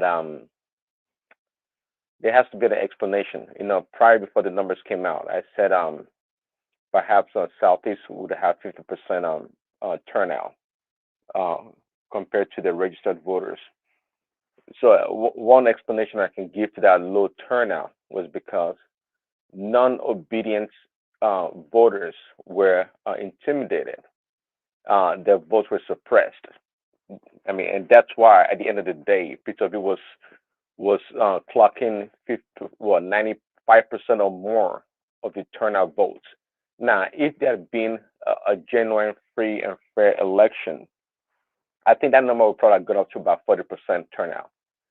I think so. Yeah, I think Southeast would have had the best percentage wise in the country. So you think the non-P2B voters, which is a unicorn in the Southeast, did they turn out to vote for P2B? But that is even more shocking. That's Southeast number. That's very shocking. That's what I'm saying. That has to be the explanation. No, it's not. It's a unicorn, but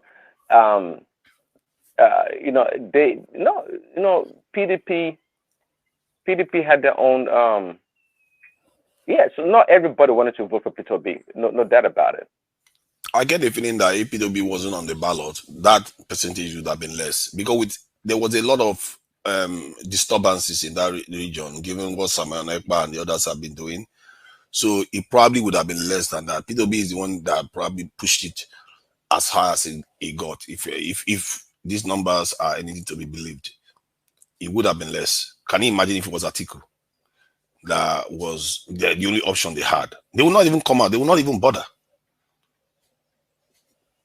This is what we have to deal with now. For me, I find that quite disturbing because the South, we like to complain a lot. Oh, the North, they don't have the same number. How can they be living in desert area and they have more numbers than us? With the number they have, they are coming out to vote. Why are you not coming out to vote like they do? You can't even come out to cast your own vote and you complain. And this is a democracy. That kind of number, you can lose election repeatedly, even if you have equal population, you know, in both sides. You have the South turning out 20%, while they know it turning out 30%. You will be losing all the time. That's self-inflicted. But then when they have Muslim ticket, people will complain. I've told my fellow Nigerians they should practice facing Mecca because that's their future. If you are not careful with this type of numbers.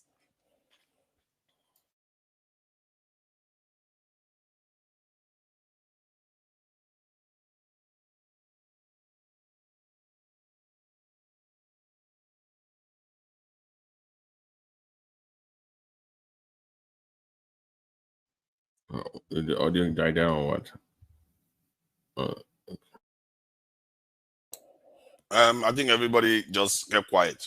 Oh, okay. All right.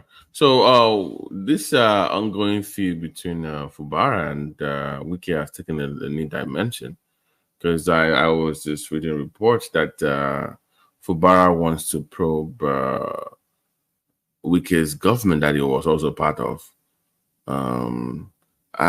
I don't think it's a wise move. People are obviously exploiting Fubara. I think he's very gullible. He's not as smart as he presents himself in public, because I don't think it's a wise political move. I'm not saying Wiki is not a thief or it's not a crook, but I don't think politically it's a smart move. Am I wrong in that? To go after Wiki like that? If you ask me, Fubara remaining timid in the face of someone like Wiki may not help. No. I know that. What I'm saying is you can stand strong, but now say you want to start probing his administration. Then let me finish my reasoning behind it. Someone like Wiki, the best form of defense is attack. So if you attack him, and that will become a form of leverage that Fubara will have over him. Because if Fubara, let's say Wiki has the House of Assembly members, maybe even if commissioners, but Fubara has the courts. Now you begin to see dynamics. If anything goes nonsense, the court sentence Wiki, and before you know it, they are jacking him all the way from this in Abuja to throw him in prison. So you can see, I think Wiki has overreached and is nowhere near the way people just assume Tinubu is a godfather, like he's like a bully. I don't understand. They don't understand how he managed to do it. Well, Tinubu wields power only when it's needed at the critical time, and often is with consensus. Yeah, he's like a chairman of exactly. It's a chairman of the Kabah board. It's not the Kabah. It's like a chairman of the Kabah. Exactly. It's not like he's just calling shots, threatening everybody. That's not how it works. But that's how Wiki works, and he thinks that brings loyalty. It doesn't generate loyalty. That's his mistake. And this is why Tinubu inspires a lot of loyalty, because he allows people, and maybe he's manipulative, but he gives them the impression that they are taking part in whatever he's doing. But Wiki thinks that he can bully his way out of it, and you can't do that, except you want to set that state on fire. And I think Tinubu recognizes that too. Tinubu, in the end, will not take sides. If anything, he's going to say, Wiki, calm down, you're minister. That guy is not going to touch you, no matter what happens. I will make sure of that.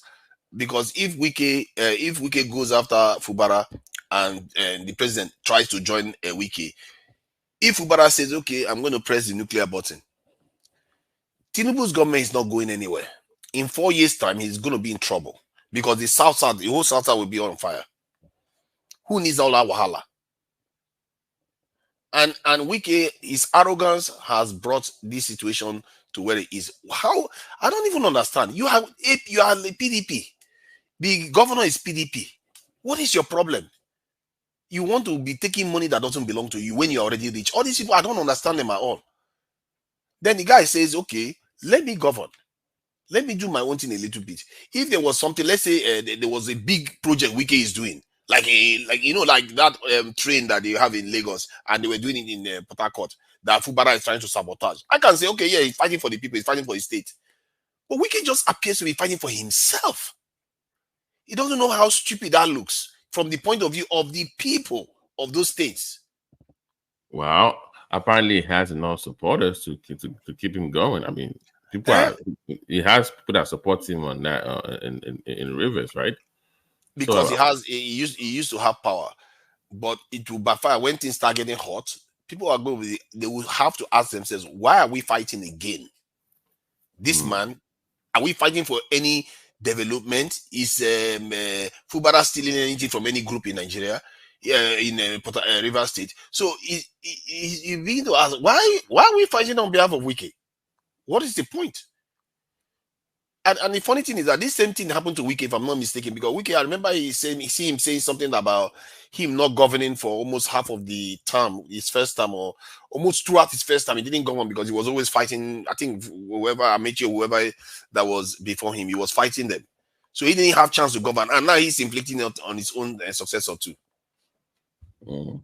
It's like they have that history in Rivers. For some reason, it's so sad really to watch, because River State, Port Harcourt is one of the best states, capitals in Nigeria. But when I went to Port Harcourt the last time I went, I wasn't impressed. It was a shell of itself, right? The old self, right? It wasn't the same. Yeah, I wasn't very impressed compared to other states, the improvements I saw in other states. However, since then, they said Wike, that was just during the time when Wike became freer. They said Wike has done a lot of projects since then. That Port Harcourt is looking quite different. So, like, go again. That was just 3 or 4 years ago. I went to Port Harcourt. So, I would like to see it again for what Wike has done in Port Harcourt in 3 to 4 years. That's quite a lot. Yeah, there's some states in that south that I feel like they should, not in terms of size, but at least in terms of like growth, they should rival what Lagos has. I mean, in terms of like GDP, Delta, I mean, in my opinion, all those states should be. I mean, they've done enough. Don't get me wrong, but with the kind of resources that they've in the past 24 years, it should be a top. It should be the way people are going into Lagos. Those states should also be a place, a top destination for Nigeria. It should be. It should be. It's like Nigerian politics has mangled so many parts of Nigeria. You see, one of the examples I will give you before I explain what is going to happen in the South is it's like the Benin people, the Edo people. When during the colonization was, during that time, they were the most advanced group in Nigeria in terms of technology. They were manufacturing guns and all. And you know their bronze artwork and all. So they were quite advanced in Nigeria. But now they have been reduced to agrarian society, prostitution, and a few arts. So that is what Nigeria does to some parts of Nigeria that is not always good, but it's up to them to track back. I won't say this to my Edo people, but that said, regarding the South, the reason why they've not developed as well as Lagos is because the coastal region has not been developed as well as Lagos, and this is why I support the Lagos Calabar coastal highway, because it's now going to open up the coastal region of all the South now, and the economic activity that is going to be happening there is going to benefit Nigeria as a whole. This is why I support that project, because I've seen it happen in other countries. If you go to Togo, you go to other, Ghana, Togo, Benin Republic, you see this sort of roads, and it creates commerce along the coastal region. You know how easy it is to commercialize coastal regions now. And Delta State, they wanted to give make Delta a state, instead of them to put the state in like Warri, where that has access to the ocean, the sea. They went and put it in Asaba. Politics. The area that will give the state the highest potential is like putting the Lagos in Ogun State, just out of spite, because he didn't want it to be in that area. It just doesn't make sense, So, but with the road that this president is building, that might help. I don't know what plans are. I've been watching this video for a while. The Ibom deep sea port, the one in Akwa Ibom. So I think they need that seaport. And I said Tinubu support. I was really important that Tinubu supports that. So hopefully they get federal help too. But they need that. I think the coastal road that you need is going to connect seven seaports. That's the plan. Have they completed it? Huh? It looks like it's functional though. The which one? Ibom Deep Sea Port. Renewal bids for They have a design. website Yes. and all.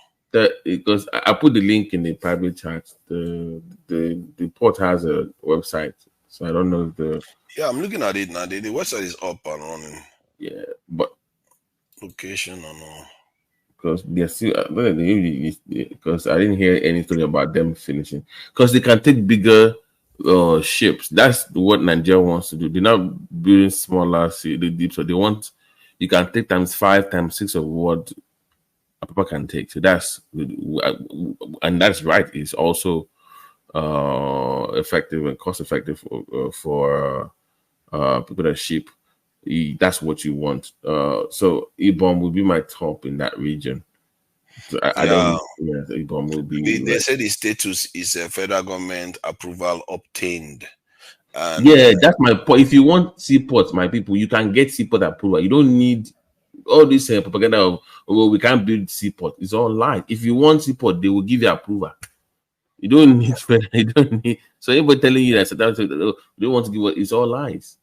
I don't know why they say that because Port Harcourt does have a seaport. Bonny has a seaport. Yeah, if you want seaport, you can build your own. All this federal government is stopping us from it's all. The difference is the area where they are developed. It's not the coastal region like Lagos. Lagos is the only coastal region that was developed as a major capital.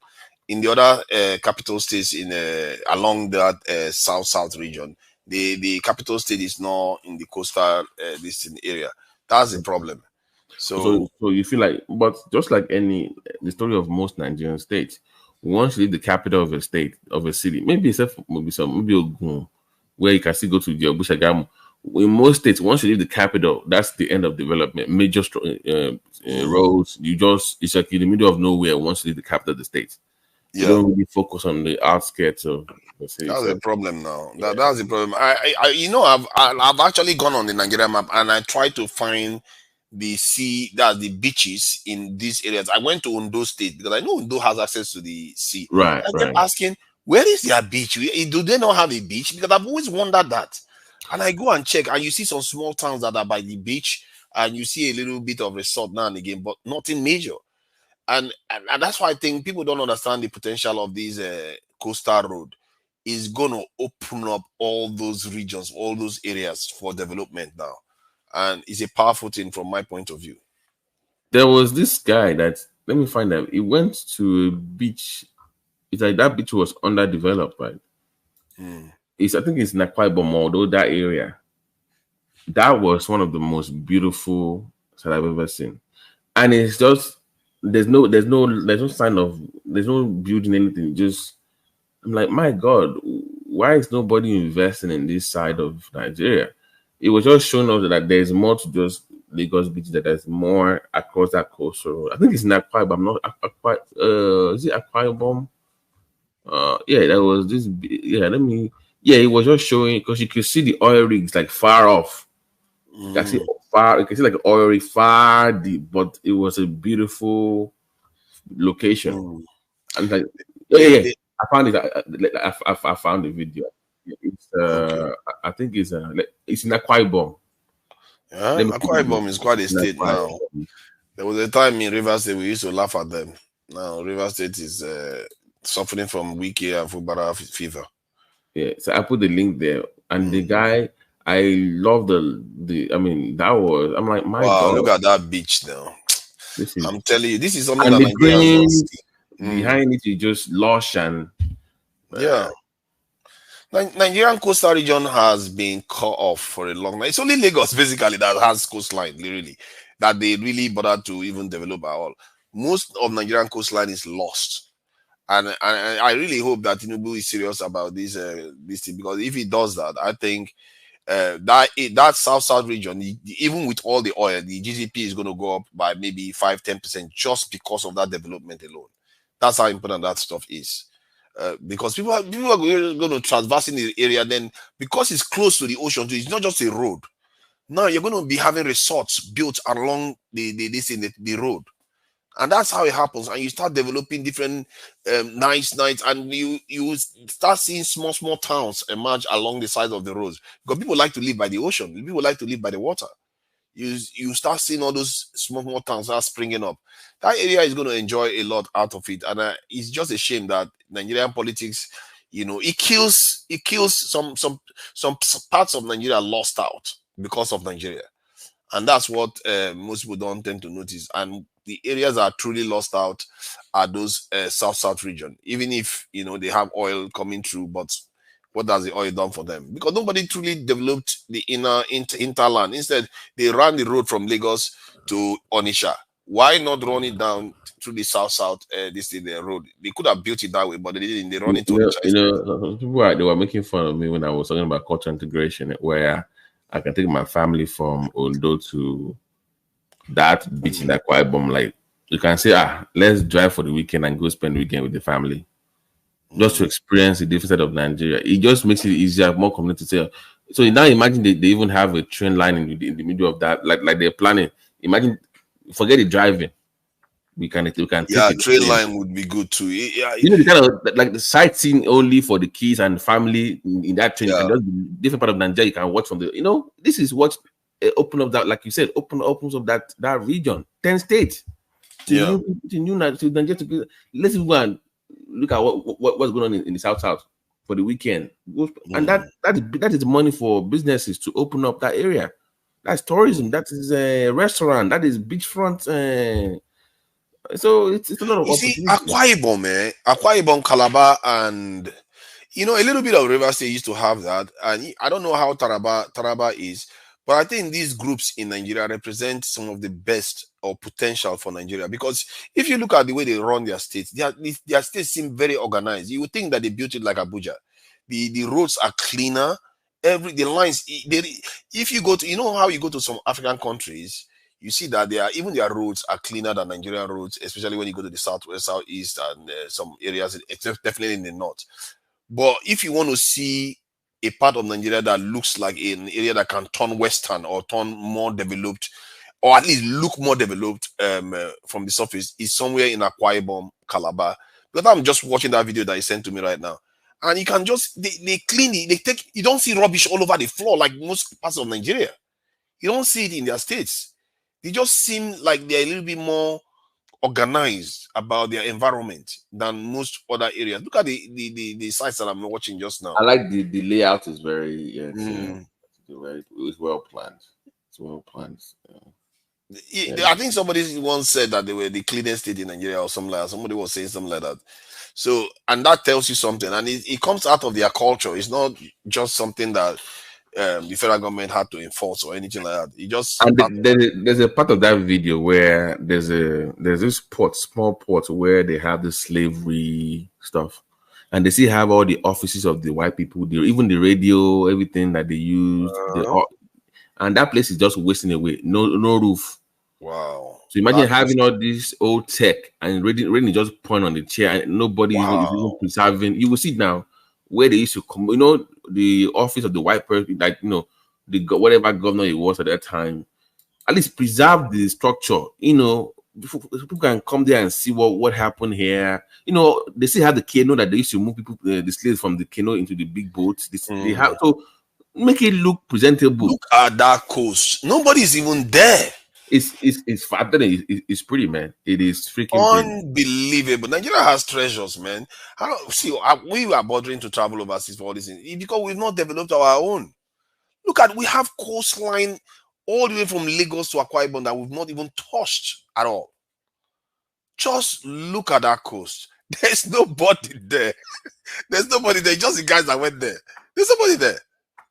Unbelievable. Quite a sight to behold. Quite a sight to behold. Yeah. It's sad. Can you imagine if you were from these states and you'd be wondering, why is this country doing this? And look at all this stuff not developed at all. This is where if I'm from that state, this is where you bring your diaspora in. This is what they can help you with. I mean, they have the resources or they have people that connections. With the right mindset now, with the right mindset, then they will do it. But without the right mindset, they will find a way to destroy it. Yeah, you see, there are a lot of jealousy that goes to that Lagos Calabar Coastal Road. You see, to Nigeria here, I believe is a river man. I'm supporting that project. We know now it's coming Benin, but we know it's in that area. Yeah. To Nigeria, I watched Dr. Damage's show over the weekend. Thank God you are one of the hosts. They would have kicked your butt out of that show. It seems you were towing a different path and everyone kind of not following you.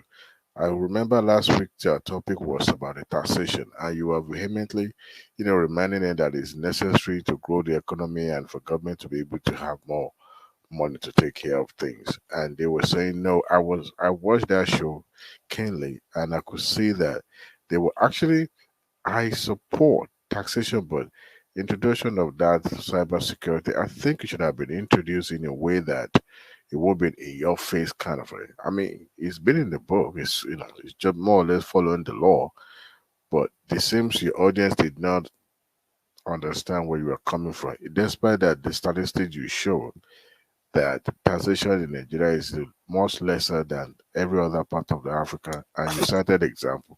But they the world, not just America, the world. So when you now brought this idea, this issue of Lagos Calabar Coastal Road up, most majority of the people from Southeasterners are now going to support that. The reason being is that it's not extended to their side, so they believe that their base just changed. So whatever the impact of that infrastructure will be, they probably would not feel it, which to me is just myopic thinking in the first place, because as long as it's extended to the south, definitely southeast is going to benefit as well. And it's just a starting point. With time, government might be thinking of linking, that road to the inner states, and so that other states in the southeast also could benefit. But to me, it's a great idea. I will learn that this project has been in the pipeline or conceived in the 60s. I don't know how true it is, but they said it's been years, even before Tinubu. Yeah, it was supposed to start from the Senegal now, down all the way down to the coast. So we're talking about I'm not surprised because you can see it in other countries. That's what I was talking about in Togo, Benin Republic, and Ghana. You can see it. I mean, if you are traveling from UK to France, you could see the roads, the way it's linked to one another. It is strengthening integration. And we're talking about regional integration in terms of commerce, economy, and all that. We have similar culture. I don't see a reason why we cannot link up with good infrastructure, heavily invested in that. But unfortunately, not everyone sees that project. You can imagine how small-minded some people could be, thinking because of one business only is enough to stop that project. I'm talking about the landmark. And did you hear the news that broke yesterday? That what is that? Landmark is even owing Atlantic 7 billion naira. So I didn't even know the guy that now I was telling that actually belongs to Atlantic. They have to come out and clarify that this guy on their list, they even give you are still owing us money for the beachfront. Oh. And the guy, I told you, he land extended to Atlantic. No, all that beachfront back of Kuramo is all Atlantic now. Oh, so they are even losing money with this project. So that 80-something billion, is it 80-something billion, 8-something billion? They said they are losing. Yeah, which woman showed earlier. So that means people at Landmark contributed to that loss one way or the other. Yeah, because all the part of that road is all Atlantic. The back of that hotel, all that place that you see, is all back to that blue water apartment. It's all Atlantic. Wow. So they are also losing because of the value of the land that they are losing for that road. They are also losing money for that. Wow. To Nigeria, I understand your level of enthusiasm about this project. Of course, your village will be put on the map this time around. How dare you? See, no. come on, man. I've traveled on the road. Confess now. Tell us, where are you from? Why do you always hide? Just No, say how do you think I knew that this stuff was going to be good? Instinctively, I would check more, but I didn't need to check because I have traveled by road from Nigeria to Ghana before. And I was like, look at these coastal roads everywhere. They can have. And dude, I literally went on the map, checked Ondo, this in beaches, and I checked Warri once, and I checked River State once, and they are hardly developed at all. Bayelsa once, I checked it on the map just late last year during the election period. I was like, what is going on? Why is it that the coastal regions are not developed? I didn't even know that this project was in the pipeline in Nigeria. Can you imagine when somebody tells me that they want to build this road, what I would say? Immediately, I would jump on it. I say, that is a long time overdue. It should have happened a long time ago. Do you know that the image of Nigeria will change just because of that thing? Because people will see, look at that beach now in Akwa Ibom. It's like secret that nobody ever knows that Nigeria has. Nobody is even there. If they develop all this area, that is going to change Nigeria's image in the world, in Africa completely. Because Nigeria is actually beautiful, but it's like because of our politics, we mangled everything up. We don't allow the area that should shine, and then we just go and develop the country in the wrong way. Like if you look at the Niger Highway in the middle of Nigeria, that should be a water highway that we should have created almost like we should have dredged it so that it allow heavier vehicles to navigate almost throughout Nigeria. Buhari has made that happen now. Has he done it? But at least 80% completed. If he's doing that's good then, because we almost drowned in Nigeria because they couldn't dredge. I mean, it was open during the last I think the December of by the way, when it comes to this flooding issue, why can't we have underground pipes that can pump water out? Why are we always doing canals? No, like in some countries, you're supposed to have like big pipe under, you know. You didn't have that's that. Electricity now. Are you giving them electricity? You didn't have that in New York, despite the fact that New York and Lagos have something similar. You didn't have that in Lagos. There's a reason for that. Adewale, just ask him which electricity is going to power that pipe. No, you run gen now. You run gen. You want to be running gen in Nigeria? The telecommunication company. You say it's coming. Yeah. No, they can't do it. Well, no deal. It's doable. Exactly. Remember, the telecommunication company ran virtually on private generator for years in Nigeria, right? I'm talking about the MTN lights. Some of their masts were being powered by generator. I don't know if you know that. You know. Yeah, they are. But you don't want to do that successfully for years. They could do that, but the thing is, there's a scientific explanation to this, I believe.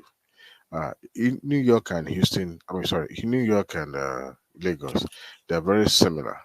Both of them are below sea level, and any little clog on the canal like this, everywhere, and that's why the issue of these demolitions is really painful, because people are now actually saying the potential, solution to their perennial flooding that always beleagued that city. I'm talking about Lagos now. There's no way we'll look at it. Lagos State for donkey years, the other administrations have looked the other way, and now people are reaping it. Can you imagine those flooding that will happen in Lagos, and yet we'll be complaining about government not doing anything? But now they are extending, the canal. That guy, what's his name, Shinedu. I was told that he was trained as an architect. An architect. What does the architect know about canal? So he went to the place with the camera, and then went to Arise News and said, "Oh, to embarrass himself. To inspect the place." And even Arise News took it as news. As to me, it's not worth the news to me. What does the architect know about, town planning or canal dredging? Talking about scientific issue. Now, every year in now, if you see the torrential rain that falls in Lagos every year in and out, those waters, that's why even that Eco-Atlantic that's being used to push the ocean away, it's still somewhere is going to pay that price, because the wave, the current is going to go back somewhere, and it's going to hit somewhere really hard. And that is the reason why the canal should not be blocked. Lagos does not even have those drainage systems that they have in the urban cities like New York or Louisiana or Houston or Florida. They don't have that, right? That's why I was not even happy that the governor agreed to reduce the size of that Mende canal from 150 to 100. I think I remember when they were demolishing properties in Lagos because of the blockage of canals and all those things. And I'm not sure which one is related to Atlantic. See, anything that is for the greater good, the government should not even pay attention. Individuals, in the case of Nigeria right now, shouldn't block progress. And I don't even understand how you can, because if you are busy listening to one man complaining forever, how about the thousands upon thousands of people that will be gaining for it? Or the people that, when some people build on canals, the water flows somewhere else and go and flood other people's houses. And this is something that happens in Lagos all the time. That was why the governor came, because people actually killed down the street. In the case of that, exactly. I don't understand how people feel. No, let me just add this. I find that weird. How human beings can be fighting for the people that built on top of property, on top of canals that leads to flooding of other people's house, maybe 10, 20, 100 people's houses. And then when they tell you that they need to deal with that property, you're like, no, it's somebody that invested a lot of money. The government it's like, why? How about the law-abiding people that didn't do anything wrong? That their houses are flooded. I don't understand how people always like to defend the lawbreakers or somebody that is in the way of progress. Ignorance of law is not an excuse.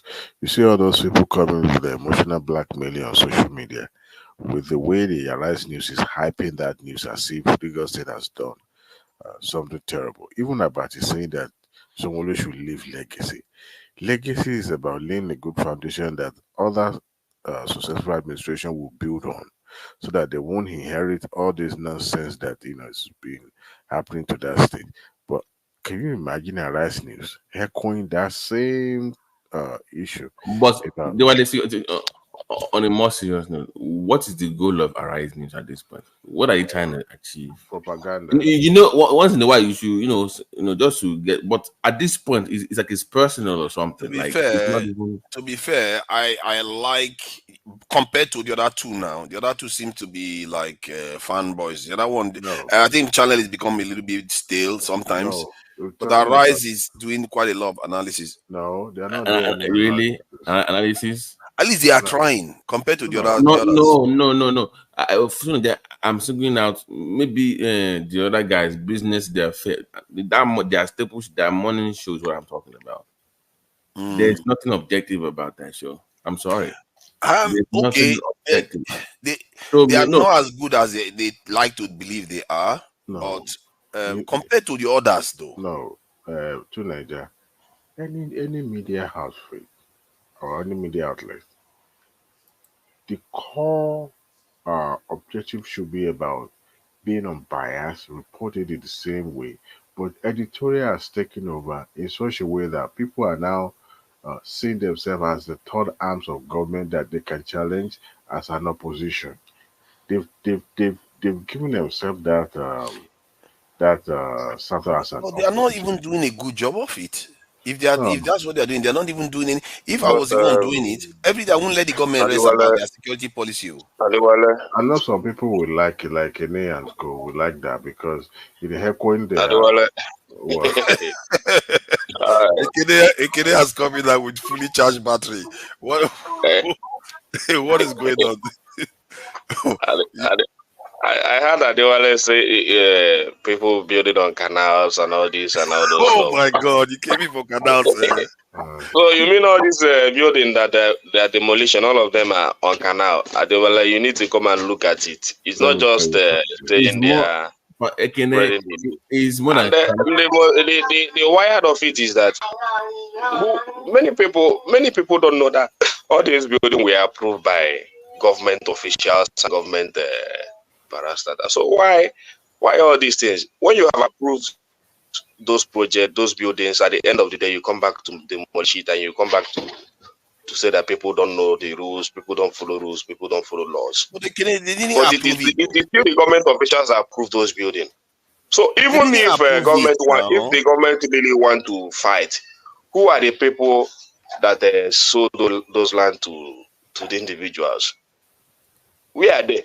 We cannot just single out people and be demolishing their It's houses. not their job to find people that they bought the Hold dodgy on, land that from. is the civil lawsuit now. You that bought from you can sue that developer for selling you. You can't blame government for that. Is for you to go and sue that developer for selling you that land or property, not the government. Okay, if I go and sell you land You now, know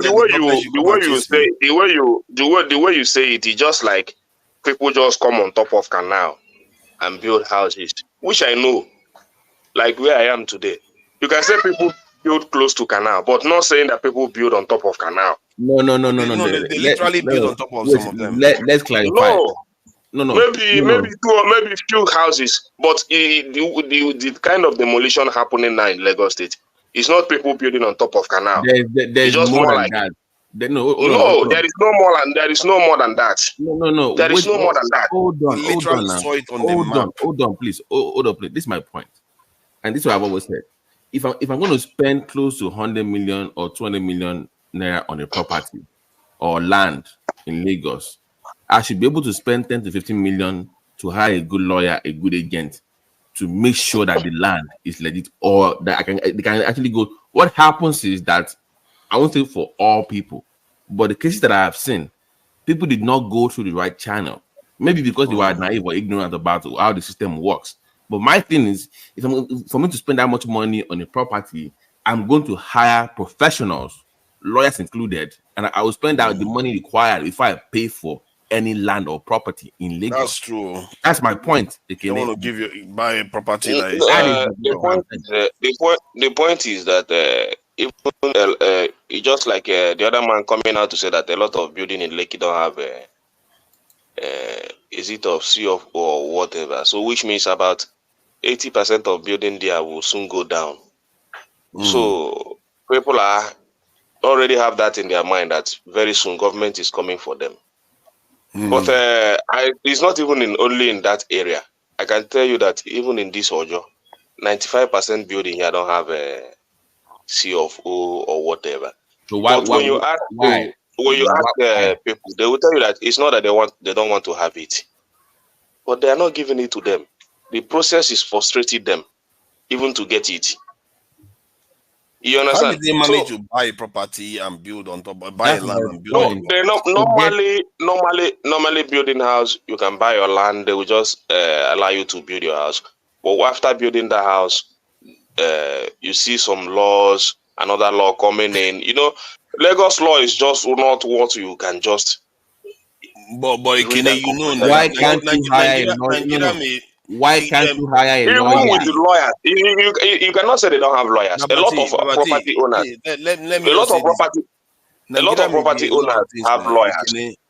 Nigeria may be a lot of things, but one thing I've observed in Nigeria is that if you are fairly due something, it is often given to you. You can look at an example of what the government did with this Lagos Calabar road.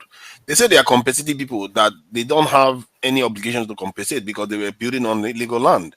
But yeah, they were still compensating them anyway. So I don't understand. From what I can see in Nigeria, if you take, like, let's say you have your CFO, but because somebody was corrupt and you built on canal, and they come and break your property and they don't compensate you, it's very rare you see that kind of situation in Nigeria. They will always compensate you. Because it's very funny because sometimes we think the Nigerian state is very cruel, but when I can see on the ground, it doesn't match. It really doesn't match. You know, when you have the money,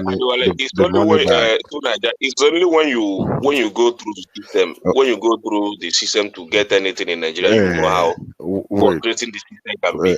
Okay, there's this rule of thumb, especially in Lagos, where you have to buy property, whether in the highlands or in the mainland, in a very pricey area.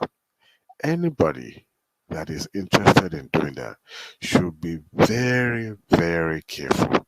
If you're buying a house in Magodo, if you're buying even Magodo was even contested at the point. If you're buying a house in, let's say, anywhere in Lagos, mainland, let's say Bariga or Magada, or some areas that are nice, Those areas But is hold on, it's very Adewale, rare. Adewale, please, before Hold you on. continue, these houses, these properties you are talking about, don't they have family? Like when you come to your house now, your family has a family land that you can decide to sell without government intervention. Let me give an Because I see example. a lot of it here, a lot of landed property here are owned by family members. When they come, they are the one that sell the land mostly. But at the end of the day, you see government coming in. Even when they have maybe the family member directed them to, this is what you have to own this land. They give you all the document that you need to have, believing that the family has sold the land to you. So government will now come back again and tell you, no, this is the way to go. Forefathers, how many land has Kappa and Abeto helped develop that government has brought down in Nigeria that you know of?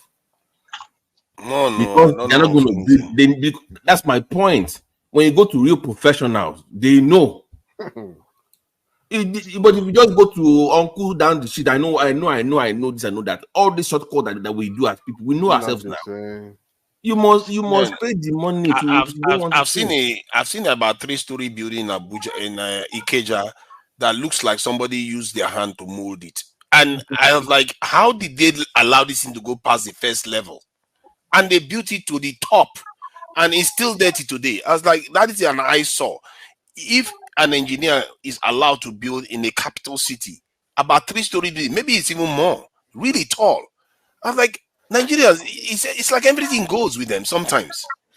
And as long as that thing remains there, that's going to be a story of the Nigerians past where people don't follow rules on anything at all. So Nigeria, in as much as we are trying to blame the government official, there's this thing about Lagos. They said, shine your eye.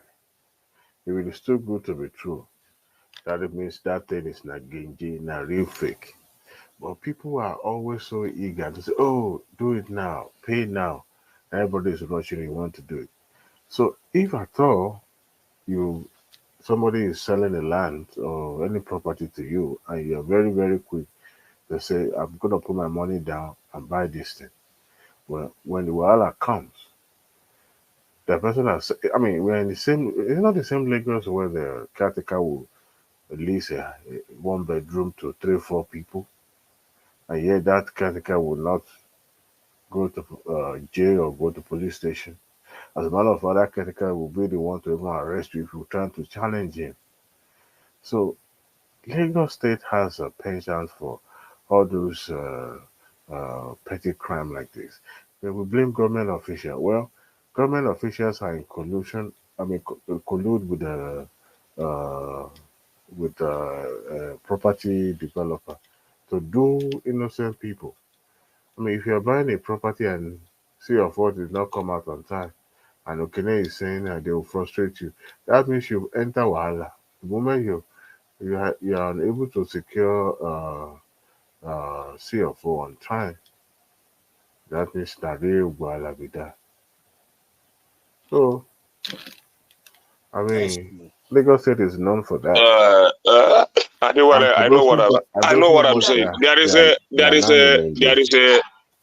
is this building close to me. That building is a very old building.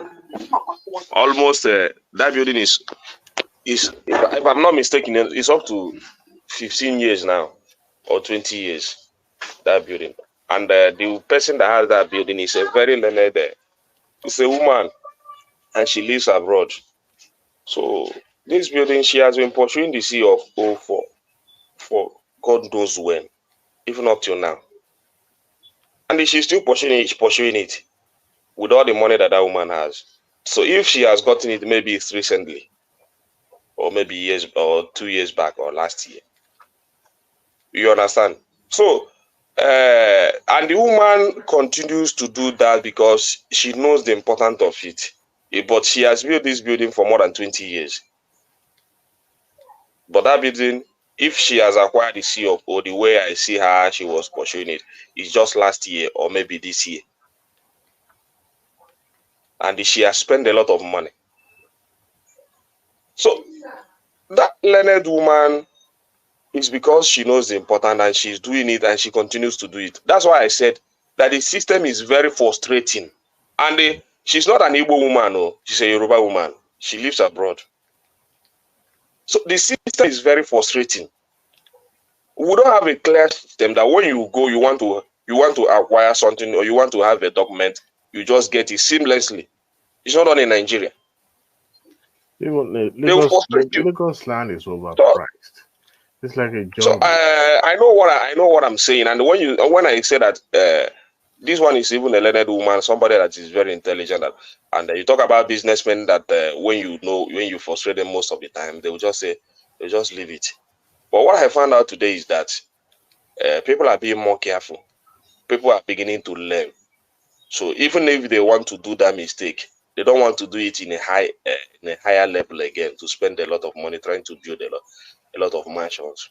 So it's just like one of my brother was telling me she has about 3 loans bungalow somewhere. So when they were bringing papers, he has been pursuing his own documents. But the thing is very frustrating to him. He said, anyway, if they want to give him, let them give him. If they don't want to give him, if they want to come and take the property, let them come. After all, this one, I can endure this one. You understand? So that's the mentality of the people now. They don't take it more. They don't want to build big mansions again. They let it just stop from the one they have already built. So it's just 2 rooms and parlor, 3 rooms and parlor. If the government don't want to give them, any document or CFO, any day they want to take it, they will just let them just come and take it. But this one, I can endure it. The way you understand? That's the mindset now. That's a good thing now. Maybe they should be focusing on building industry instead of building mansions. To Nigeria, whenever you go to Nigeria, pay attention to the landscape of Lagos State. When you are still in the airborne, you will see the way they build those houses. Jaga, no structure, no. In fact, to the point that you won't even know which is the main road or link road or frontage or main road. You won't even know. It's that's the way we construct houses in Lagos. Horrible. If you go to Port Harcourt, building in Port Harcourt, most of the building in Port Harcourt has CFO. I have somebody in Port Harcourt, and even all his land, it's easy for him to acquire CFO. Even in Port Harcourt, unless if you don't want to. So different states, different laws, different things. But when you come to this Lagos, those properties trying to get those things become very difficult. They are you understand? One of I know somebody that has a lot of landed property there. So when you are talking to him, say, all the land I have in Port Harcourt are CFO. Even if the government wants to take it, they will compensate me. Now. Yeah, but why shouldn't they emulate? Why should Rivers State or other states be different from? Okay. So, if there's anybody Lagos now want to, because Lagos State is a more civilized environment that if you want to go through those processes, it would have been an easy thing compared to Rivers State. The population is one major thing that drives that. In fact, some of those lands are even overpriced. They are ridiculously priced. My own house here, how much is the land? Maybe 20,000. 20,000 depends on that acre. And that's how much tax I pay taxes on just 20,000 for land only. I mean, the building, the structure erected on that land is what makes that costly. But in Nigeria, land is even more expensive than the building that you built on it, which is ridiculous in the first place. Why should it? The lands are overpriced, to be honest. They are just ridiculously priced. And they're doing that to price some people out so that they'll be able to, at the end of the day, when you go there, you just realize that, so this is where they're selling for, they call one banana island. Before you know it, you will see Plantain Island. All those, man, Lagos is people. That's it's just like when you come to Alaba now and they tell you one shop is in Alaba is going for 50 million. Just shop. That's ridiculous. Just shop, not land. You know the size of a shop. A shop in Alaba is going for 50 million, 30 million. Because there's so no the ones that are regulation. inside is Anything goes. It's about Anybody 50 million and the 20 million. So, anybody can look up. People are This buying is it how now. much I'm selling my stuff. People are buying it. Of course, people Somebody will just buy called it me because yesterday. And he's selling his own for 15 million, and the buyers are already there. we're talking about inflation. When you have all these things Nigerians going, mean business, so Nigerians don't play around with business. criminally increased prices.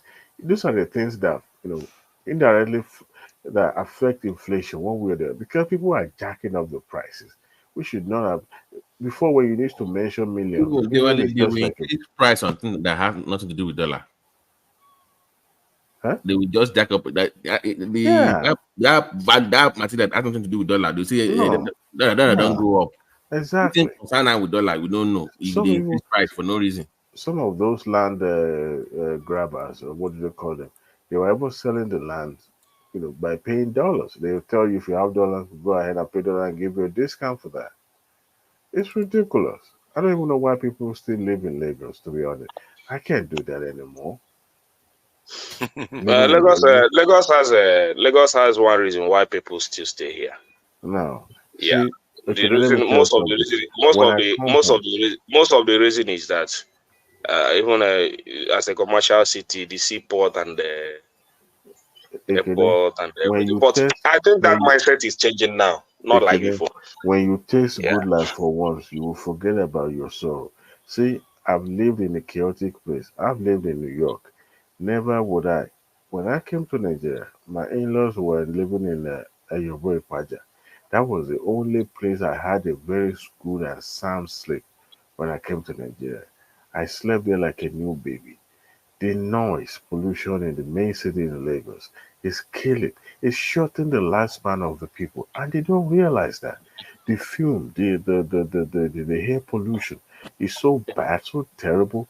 If you go Well, to so we Lagos cannot Island, leave Nigeria because of that now. All of no, us. no, no, no, no. I understand. See, if you live, Adewale, this way you are talking like this. Maybe if you live in Ojona and during market closing hour, man, no, you see human hold up. Not even motor hold up. no, Human it's hold not up. as if we experience. But you live in H-Town before you experience traffic now. It's not as if we don't experience all that. But when you have like where people don't live like a king, they don't have money, but they live simple lifestyle. I All mean, those there is no way I'm going back to H Town. well, Never. you may not come back, but the thing is, at least it's a starting point, right? I mean, Compared to the Owole Opomo in Lagos, will be yelling everybody. Someone is playing one record in one corner. Somebody is yelling and cussing. It's and in the just morning,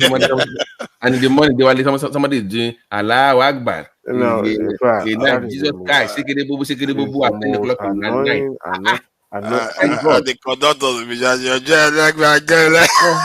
And you're like, why are these it's all people good so? though. I do enjoy it though. You can say whatever you like. I do enjoy all those You give yourself a hustling week. environment. Once you take 1 week, after 1 week, you blend in. You have been traumatized. Yeah, I'm telling you, Adewale, you may not like it, but that's the hustling split of Nigerians. And for somebody like us that are hustling, I I love live it. that Too. life. It doesn't take anything away from me. It never take Exactly. anything I away lived that from me. lifestyle So for decades. Okay, but once you taste good like my brother, you don't want to go back.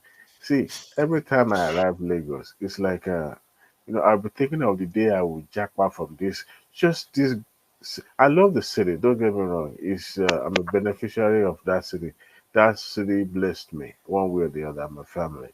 But you see, there's a way. It's just too chaotic. I can't live in New York. I was there for briefly. I was there for some time briefly. I couldn't stand the noise, the smell. That was just too much, and I moved. Then Indiana, then back to East Town. But the point is this: I'm sure I was told that the government, I think Fashola started the pollution eradication, something like that. And you know what I've discovered, Robert T. To Nigeria, take a picture from where you are right now. Then whenever you travel to Nigeria, use that same camera to take a picture again in Nigeria. You will see how dirty, cloudy looking that picture in Nigeria will look like compared to the way you live. I took a Sony A7R to Nigeria. That is fuck you. Like it became like it's very dusty, cloudy looking. Yeah. Like, it's just the environment is just it's It depends on where you are though. Like Lagos. Okay, Lagos. Yeah. Okay. Yeah, okay, yeah, I guess it also depends. If you're in Lekki and some like nice areas, it's not All going to be those like that. overhyped locations. I was taking a video of the bad road. I'm like, let me even film this bad road so that I can post it online. My God, I'm like, I mean, you can see the quality of the 4K, of course, you see that, but you can tell like the environment was just like foggy and muggy. For me, the biggest disappointment in Lagos was and especially the main Ikeja area, If the the government, Allen Avenue if the area government is going want to to be do more something in developed right Lagos now. now, if the government want to do something in Lagos, I think the area they have to move this is Festac. Festac is getting very, very old, very old. So I think and all those Allen Avenue area hasn't so when developed. sometimes when they do things, I wonder are they not seeing the areas they need to go in? If they go to the Festac now, say all these buildings need to come down to elect new ones, or even the roads, build the roads, because I know what Festac used to be 30 years, some years back. The story they told us and about Festac and a few years ago. But now, if you go to Festac doesn't represent that anymore. The buildings there they are very bad to look at. Hey, Most of them are even collapsing. So, these are places that people pay millions of naira yearly. Why paying I so? Why cannot even paying try such it. So humongous fee? if you ask For them what? why do you pay such amount in this dilapidated infrastructure, they will tell you it's because of security. Yeah, security is there, but I cannot leave that place because I cannot live in that place because of security. It's better I live in Ojo that has a very good and beautiful mansion than go there and live a very dilapidated environment. And the government are overlooking it, are going into areas that have already having new structures and all those stuff. So that I believe to renovate Lagos and to make Lagos look good, that Festac environment, they need to go in there, mark a lot of buildings. I mean, even all the buildings, mark them, give them time to either elect new ones or pull it down to make Festac come back to what it used to be before. But they don't, I don't know. Their priorities are even sometimes, I don't Okay, know then how. tell your brother, your friend, and comment section to go to hell. Answer. The Now only your friend area, now. the only area in Ikeja that I like is just the area around the airport, closer to the airport. But the other areas are not that developed. When I went there anyway, the hotels, even Allen Avenue, all those areas, they Allen didn't Avenue improve. used to be a nice people. Ekene and his brother bought the entire place up. Now turn it to a commercial area. The like of Ajawa Estate used to be a residential area where professionals stayed, like Festa. All of a By sudden, the way, that king of Ajao, that they never released him from prison yet. He's still in jail. Where they Looks want bring like that it's still there. I from Lagos. I mean, okay. All That's right. harsh, oh. That guy, they are really giving him some tough treatment. What is that all about, even? You know, get lawyer or something. I don't know what kind Even, of like they even treat him as if he killed somebody. What happened to the guy now? This 1 year don't pass now. He must have some enemies, man, within even his community, because it doesn't make sense how long he has been there. Maybe he's out because I can't imagine 1 year he's still in prison. He didn't kill anybody, did he? He wanted to invite me on. He didn't invite them yet. Igwe who is that? Igwe of Ajao Estate. I don't know that. Guru of Ajawa Estate.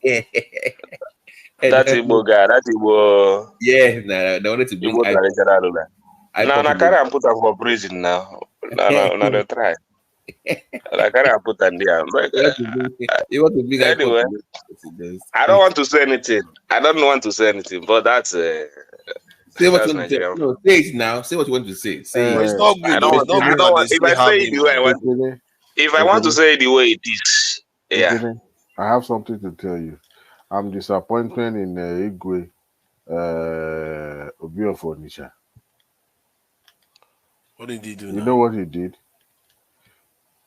No. Obi of Onitsha is a river monarch, and he went to see embarrassment of the highest one. what is her name? Mega. and his whatever they call baby daddy. I was so, in fact, I was embarrassed for him. How can you leave your region to come to Lagos to come and see who? Not even. That Is was it on behalf of that king? No, that was a private visit though. It wasn't even behalf of the royal family. It was by themselves. It doesn't work for the royals anymore. They remember they don't work for them anymore now. They are private It now. turned black. The guy went turned black and he can't go back again. They will trade his whiteness. So how can you leave your kingdom? That means I was disappointed, to be honest with you. No, it's because of Punani, not too much. Even Oluwo came there now. I'm like, come on. That one. Why are you leaving? Why are you jumping 7 states to come and see? That one is a fake urban. But the Obi thing, that one, I was not too pleased with that one. That was not. I was disappointed. And there's another one monarch like that. Okay, Olu of Worry. I said, why would these people that I respect most, doing this to us? Why? And they should bypass all this. This is why I believe in a more direct democracy where they should bypass all this and just ignore them, because we've been disappointed by some of all these people for far too long. Bag and trying to fleece innocent people out of their money. How have they been living large in California? They're always overseas now. Even this Okwama one, if I'm not mistaken, it was overseas when the whole trouble started. I think the guy did not appreciate his privilege. Do you know who I was surprised that if he had showed up, I wouldn't have been surprised. If he had showed up, like that would be ridiculous. I would be like, Naim now. I was surprised, like Naim. I want to go to Alaba now, so I want to tell you something. That your coastal this thing that you are.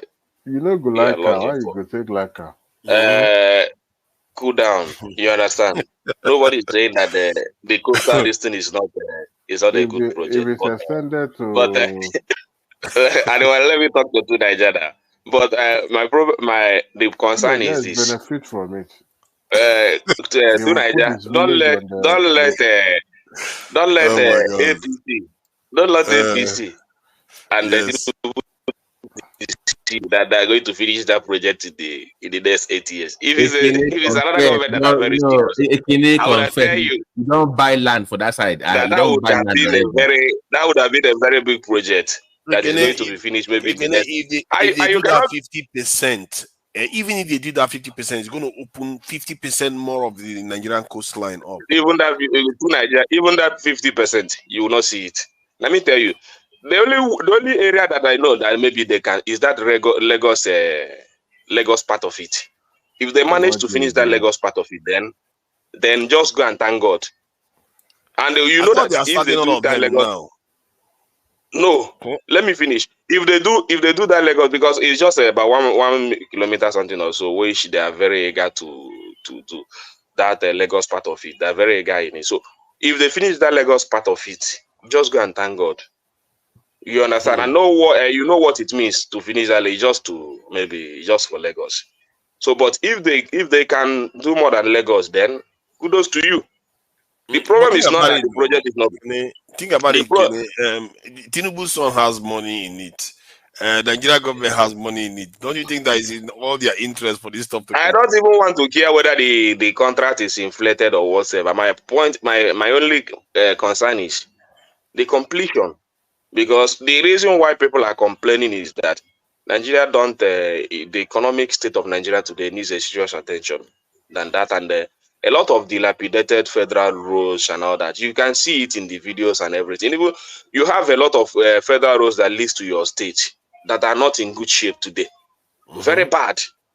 You understand that government can easily maintain for you, so that whenever you come back from abroad, you can even use that one to hold body. You understand? So instead of them to invest money to do those federal roads that leads to your home or leads to your south area, first, which would have cost little or nothing much, they are now impacting in a very big. But those federal roads have to always go through the upland, not through the coastal line. See, you are missing the point. Lagos seems to be the only coastline Nigeria has, but we have a lot more. Lagos is just about 20% at most that Nigeria has, and the other states, none of them have been developed at all. I'm telling you, it's going to transform the South if they put it all Nobody, into the other side. nobody is saying that the project is not good or it's not. See, Nigeria is not abroad. That you know that if governments tell you at least something, at least 70% of it is true or 80% of it is true. Let's not say because no human being is. You cannot tell me that a human being is 100% all right. But at least in abroad, you can get 80% assurance that government is going to do what they say they will do. I But know. again, You understand my point? let me just ask again. Let me just ask again this one. If Buhari can work with Dangote to complete the Dangote refinery in 6 years, is it not possible that this government could actually pull this one off too? No, you would have asked yourself when that Dangote refinery, but that's another issue. You understand? I'm just telling you the issue of Nigeria. Even if Tinubu wants to be sincere, that coastal road would have, at least in the next 4 years, would have been, let's say, 70% or 80%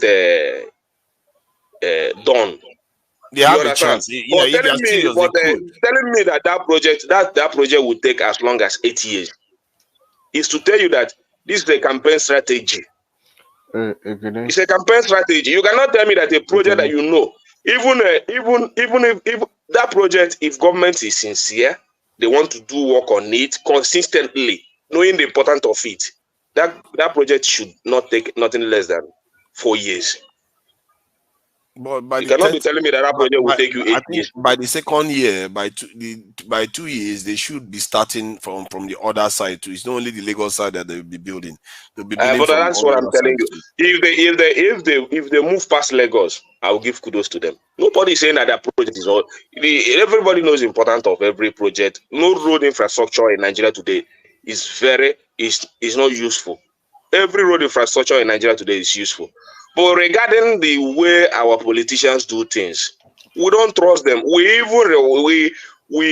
are even more comfortable repairing the ones that we have, so that we can even have something to use, some roads to use. You understand what I mean? Yeah, I understand what you are saying exactly. Because if you look at like the Ajakuta Steel and the refineries in Nigeria, I think what tends to happen with them is that they get stuck with one person doing the project, and then before they move it to the next person, the long stories keep going on. But if you look at the way Dangote refinery happened, it was just Dangote. Even if there was a bit of a rigmarole that happened, that's when they moved it to Lagos. By the time they actually started working on it, was 2017. And then they finished it by 2023. So what does that tell you? It tells you that this that's a private. You cannot compare private too now. That's what I'm trying to tell you. Whether government is involved or whatever, you cannot tell me that if I want to do business today and I have a business plan, then government coming in to help me and all that. It's a private thing now. I want to start up my business. I will do all it takes to make it. But when it comes to all these government infrastructures and all, you know how it is in Nigeria. It's not, just a lot of roads today, a lot of federal, even there are roads that you have since there are roads that you have since 1999 that are still under construction today, and you don't know whether the next government will continue with this legacy. If Tinubu leaves government tomorrow and did not complete this coastal road, you don't know whether the next government will have it in his own interest to continue with it. And it will not make it an abandoned project for the. So any project that any government wants to embark on in Nigeria today must be a project that you should be able to complete. Not leaving it for the next government. You know what I will give you the argument for is that if Tinubu was serious about industrializing Nigeria, he should have gone for either Ajakuta Steel with this money, with some of the money that they are investing in this, or built another steel manufacturing plant. Those are the kind of things that industrialize the economy. What are you doing? Why are you doing back and forth? No, I'm just saying that there are priorities, and sometimes there are priorities. I'm just saying it's just like I ask a lot of people that are. I just ask a lot of people that are talking about it. I can hear you, Thomas. Thomas, are you talking? Anything?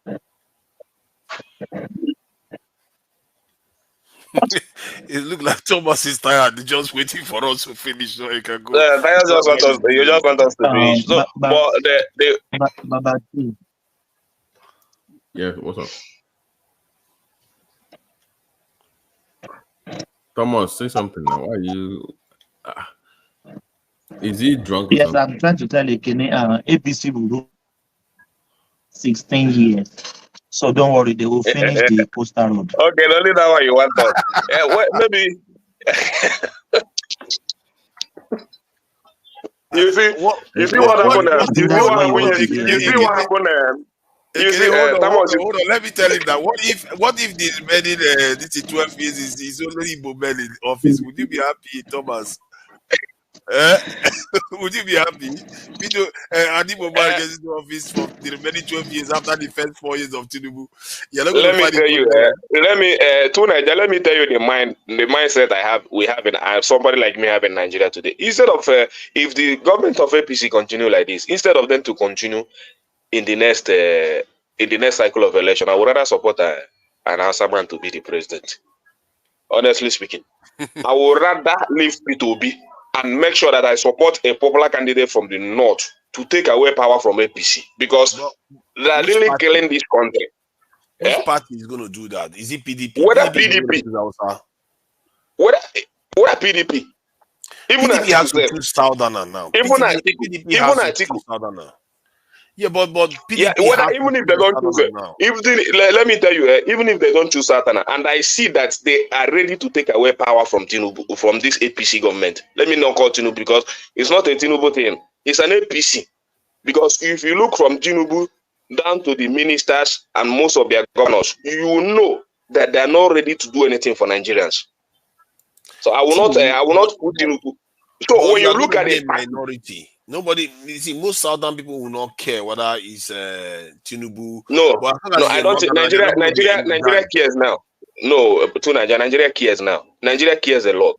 Nigeria, what Nigeria is yearning for now is to make sure that power is removed from APC. Okay, let me ask you this, because I just checked today. I was surprised to see this number. I checked the percentage of voter turnout in Nigeria, and it turns out that, like, in the northwest, 30% or 31%, and the north central 31%, northeast 29%, southwest 25%, southeast 21%, south 21%. How can we explain this? Ekene, what is going on in the southeast and south? You know that is it now. Southeast, if you know, southeast and south has been an area. Their political destiny is almost the same. Their political understanding and political lineage is almost the same. So southeast and south can always go in the same direction. But why they know why? Well, you know, a lot of us, a lot of south and southeast are more. They are more feel like most of the time the candidate they bring is not up to their standard or whatever. You see somebody like Buhari, south never cared, southeast never cared to support him. Even down to Tinubu. Forget what happened in River State. Forget the rigging. Forget some mago that happened there. Who told you the rig? You understand? So, but still, if an election happens today, south, I don't believe we go in the direction of APC, except this coastal this thing that they want to use to bribe a lot of you guys to Nigerians.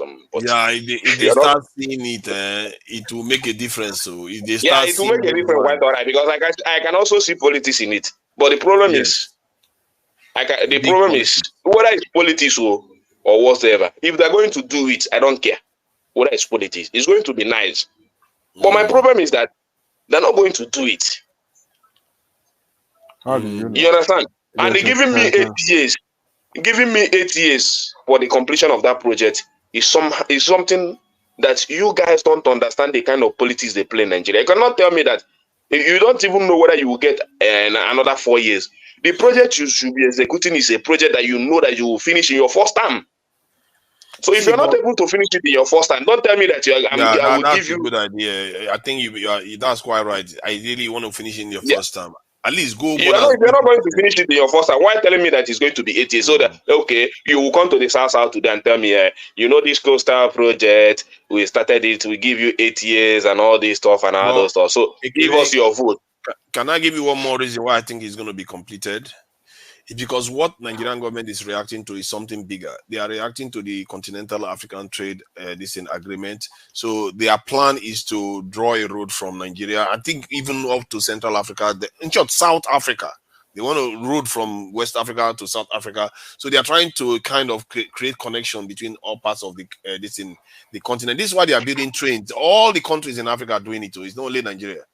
All the countries in Africa are doing it. So that's what I'm thinking. Nigerians forget about to Nigeria. Forget about those explanations I'm you are thinking, giving. No. Let me tell you. You know, you guys live abroad and you use abroad mentality to judge issues in Nigeria. You understand? So, but we in Nigeria, we never live in abroad, and we are like Okikibo. We know what is happening in our environment. We understand more our politicians more than you guys understand them. Before they make any move, somebody like me, there are things I see on television. If they want to speak, I will just off my TV. I don't have to listen to it because it doesn't make any sense. You understand? It's still the same story all the time. So I've never seen I anything. forget you're in Nigeria sometimes. Yeah, it's still the same story all the time. Still the same story. If you read our news, you will know that a lot of everything that happens in Nigeria today didn't start today. Even everything we are seeing under Tinubu government, it didn't start today. And the only thing that we talked that we are going to have it differently, especially let me from ask Buhari. you now. Let me finish. It's just like a few days ago, you see your minister of power sharing rice to the people. What does that tell you? Your minister of power sharing rice. So if minister of power is sharing rice, what would the minister of agriculture share? Boiled rice. So you just somebody that is going to be maybe sharing transformer, bringing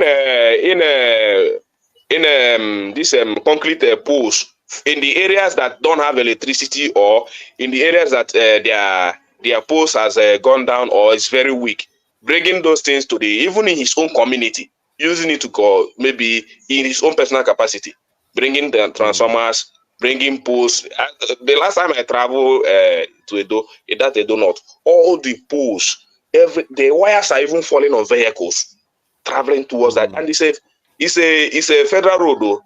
The wires are down, falling on vehicles traveling towards that road. That if we have ministers that are very matured in thinking, those areas, they need to go and remove those wires from the road, remove those poles, rewire those environments.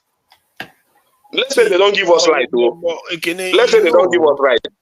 But you know, the federal government, there's only as much money as they have. By the time they steal some of their share, there's nothing left. They need to collect more money. that's the problem. What I'm telling you now. But that's the problem I want to tell you, that we are not the issue still continues. They're not doing things differently.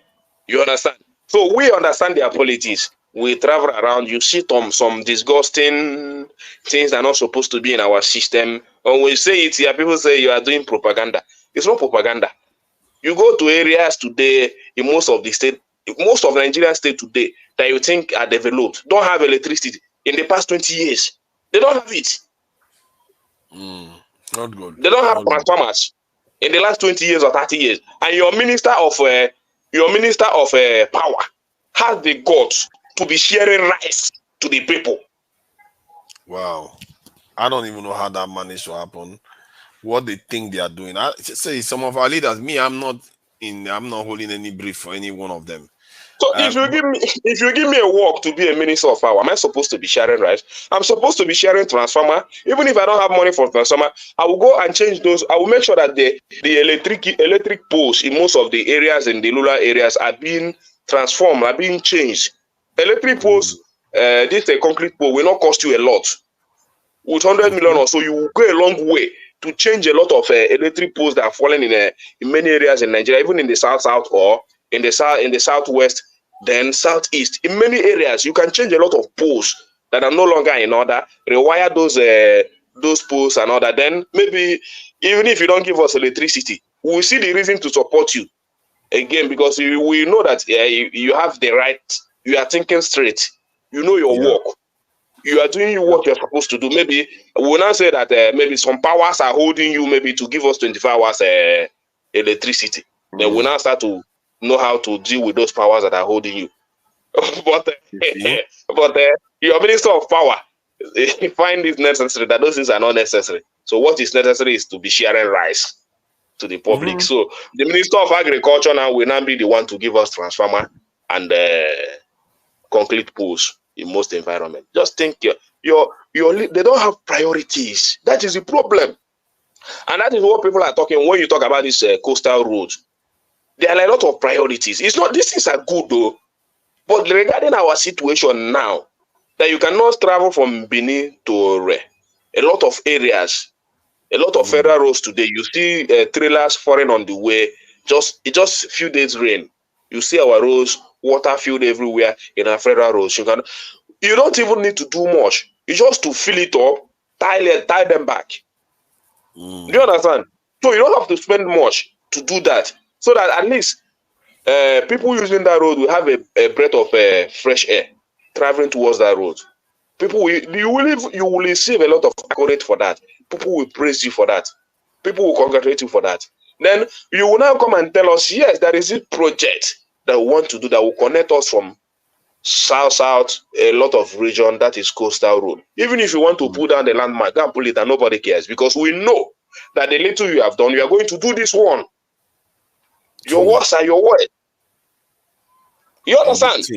You would think they would do it that way, but they don't. They simply don't. And for me, I try to take what I can get from these kind of human beings.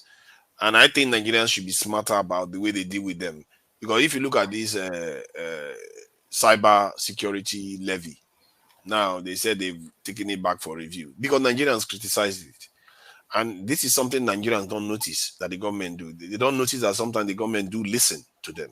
And they don't necessarily know how to organize their voice to force them to do what they would not normally do. And I think that is the trick to pull off. I wish it's something that I can just pull up myself, but I don't have the money. I don't have the capacity to pull it off. But I believe if the people want some serious change, they will get it. If the people want if you want some, the only thing is for us, what I want you to do, not allow them to deceive with all these mago things. You know, there is what they call mago. What they're doing is mago, trying to deceive the public. They can deceive a lot of people. They cannot deceive me. When you are doing the right thing, people know that you are doing the right thing. And what you see, you just like now, you are talking, okay, what the cleansing that has been commissioned for many years, that even somebody like me would like to see that place being cleansed. What is stopping it? Yeah. I think they started doing it. Started what? The last few days, they showed that environment. You have mercy for that people. Nothing is going on there. Nothing. Ogoni cleansing. Since Buhari, they commissioned this in Buhari up until today. This government is not even talking about it. They just brought it out in the news a few days ago for people to see that this thing they commissioned many years ago, that nothing is going on there. You people should, and that was make the governor of Bayelsa State now begin now to lament that the area that is giving Nigeria resources and all this stuff, see what they are taking them for. You understand? So the little things that they are supposed to do for the people of South, they are not doing it. It is not the coastal road that you believe that they will do. What kind of thing is that? What stopped them from placing that Ogoni land? The area that is generating resources for the state. And they have commissioned it for many years back, many years. Go and check the time they commissioned it. And the government that's commissioned it has left office. So this current one is not talking about it. The only thing he wants to tell you is that he's going to do coastal road for you. Then he left the Ogoni land that's supposed to be cleansed for the people of South to have a breath of fresh air. Their land is no longer producing any agricultural stuff. Yeah, I'm just looking at the report about that the Ogoni Youth gave Nigerian government 7 days to revoke 80 billion naira failed contract for cleanup. That is sad. So what are you telling me? Going on. What are you telling me? And they also want oil. I didn't know that they've even stopped oil exploration in that area completely. They said they want to. Yeah. The youths are calling for that to resume because, man, Nigeria, man, we really know how to sabotage ourselves. My God. So it is for you that is talking about the coastal road. When there are things that you need to do for the South people that they will see and they know that you love them. You cannot just come and mess up. You came and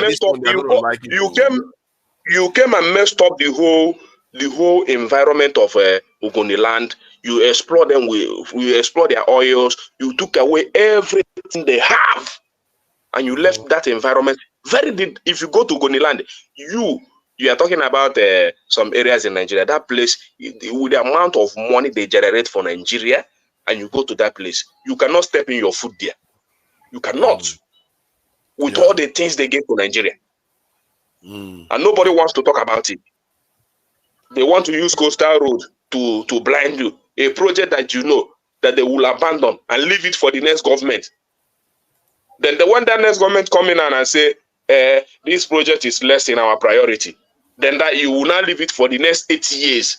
Then in the next 30 years, that project has not gone anywhere. Why are you giving us those nonsense fake promises and all those stuff? Come and do things that are simple for us. 80 billion cleansing of Ogoniland. What is stopping it? You are spending 15 trillion for coastal road.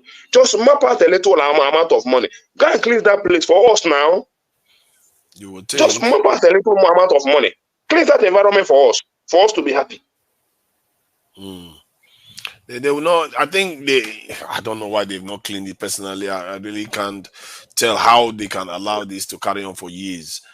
How long does it take to clean anywhere again? It shouldn't take this long. How long does it take does it take to clean those environments? What does it take the government to do? So, but you guys, it just when I say that you see things from abroad, we see things from Nigerian things. You understand? So, but I'm not. nobody. Let nobody tell you. In the South, they are going to be happy about it. Anywhere it touches in the South, they'll be happy. If I'm trying to give you a picture of what is going on in the South. No, I'm going to be happy about it also. I'm going to be happy about it also. If they will really do it, I will use that route. If they will really do it, I will enjoy it. If they will really do it, it will connect me to a lot of business. It will develop my business idea very more because I will have reasons to go to South to look around to know if I will still have business opportunities there. You understand? But there are still priorities that are not being met before talking about that issue. I just give you an example of Ogoniland. So what happens to the business there? That Ogoniland business is dead. Everything is dead. Nothing is going on in that environment again. Yeah. I think the people are left in abject poverty. They must have their reason. See, if you ask me, people in that community are part of the reasons why it's not being cleaned. It's not just the federal government. Otherwise, they will be roasting the federal government by now. It's their own people that are partly costing it. They will take the money and will not do the job that they are supposed to do. You think if they give that project it's a federal government issue. Tuna just a federal government awarded contract, so it's not about the people. So and then I will not. If Tinubu says he will not do it, I will not blame him because he was not the one that commissioned it. I think it was during Buhari or Goodluck. I don't know who commissioned it. But government is continuity. That is what the same thing. If this government come in now and say we commissioned this coastal project now, and they didn't finish it, you see how many years this Ogoniland has taken just to cleanse it. Then you will now know if the next government now come in and say it is Tinubu that commissioned this one. This is not in our priority. It will still be an abandoned project till any government decide and come back and say yes. We remember years back, Tinubu commissioned this project, and this is the percentage that I've been able to do. So let's complete it. You understand? That is when you will see that road to be commissioned. By that time, I don't know how many of us will still be alive. Who knows? I really hope I'm around to see. That's for sure. So, At this rate. but Nigeria are eager to see. If you want to give me 1 kilometer of road, just give me that 1 kilometer of road and they commission it for me. At least let me enjoy that little one when I'm alive and have the strength to enjoy it. Don't just give me something that I know that I don't know when I will enjoy it. I don't mind if I'm not going to enjoy it, as long as there's a commitment for it to be completed. That's all I care about. Whether I'm not going to enjoy it, as long as I know every Nigerian environment needs to be. Every Nigerian will have to. Me, I want to enjoy this country because I know there is a lot of potential. That's why I still live here. I don't have the mind to travel anywhere. I really want to enjoy Nigeria. Nigeria has a lot to be enjoyed. It's just that we have foolish leaders and the people that don't think.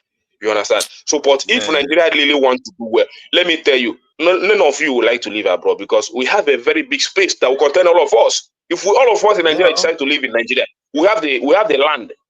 You can if your place in South doesn't contain you, you go to the north and find a space and live. As far as you are living in Nigeria. Now, a lot of land in the north that are not being used. You go there and develop it, build houses there. You understand? Just business. Just hearing you talk like this, I'm even envying you. We are not enjoying our country now. We're just talking for. We're not enjoying our country.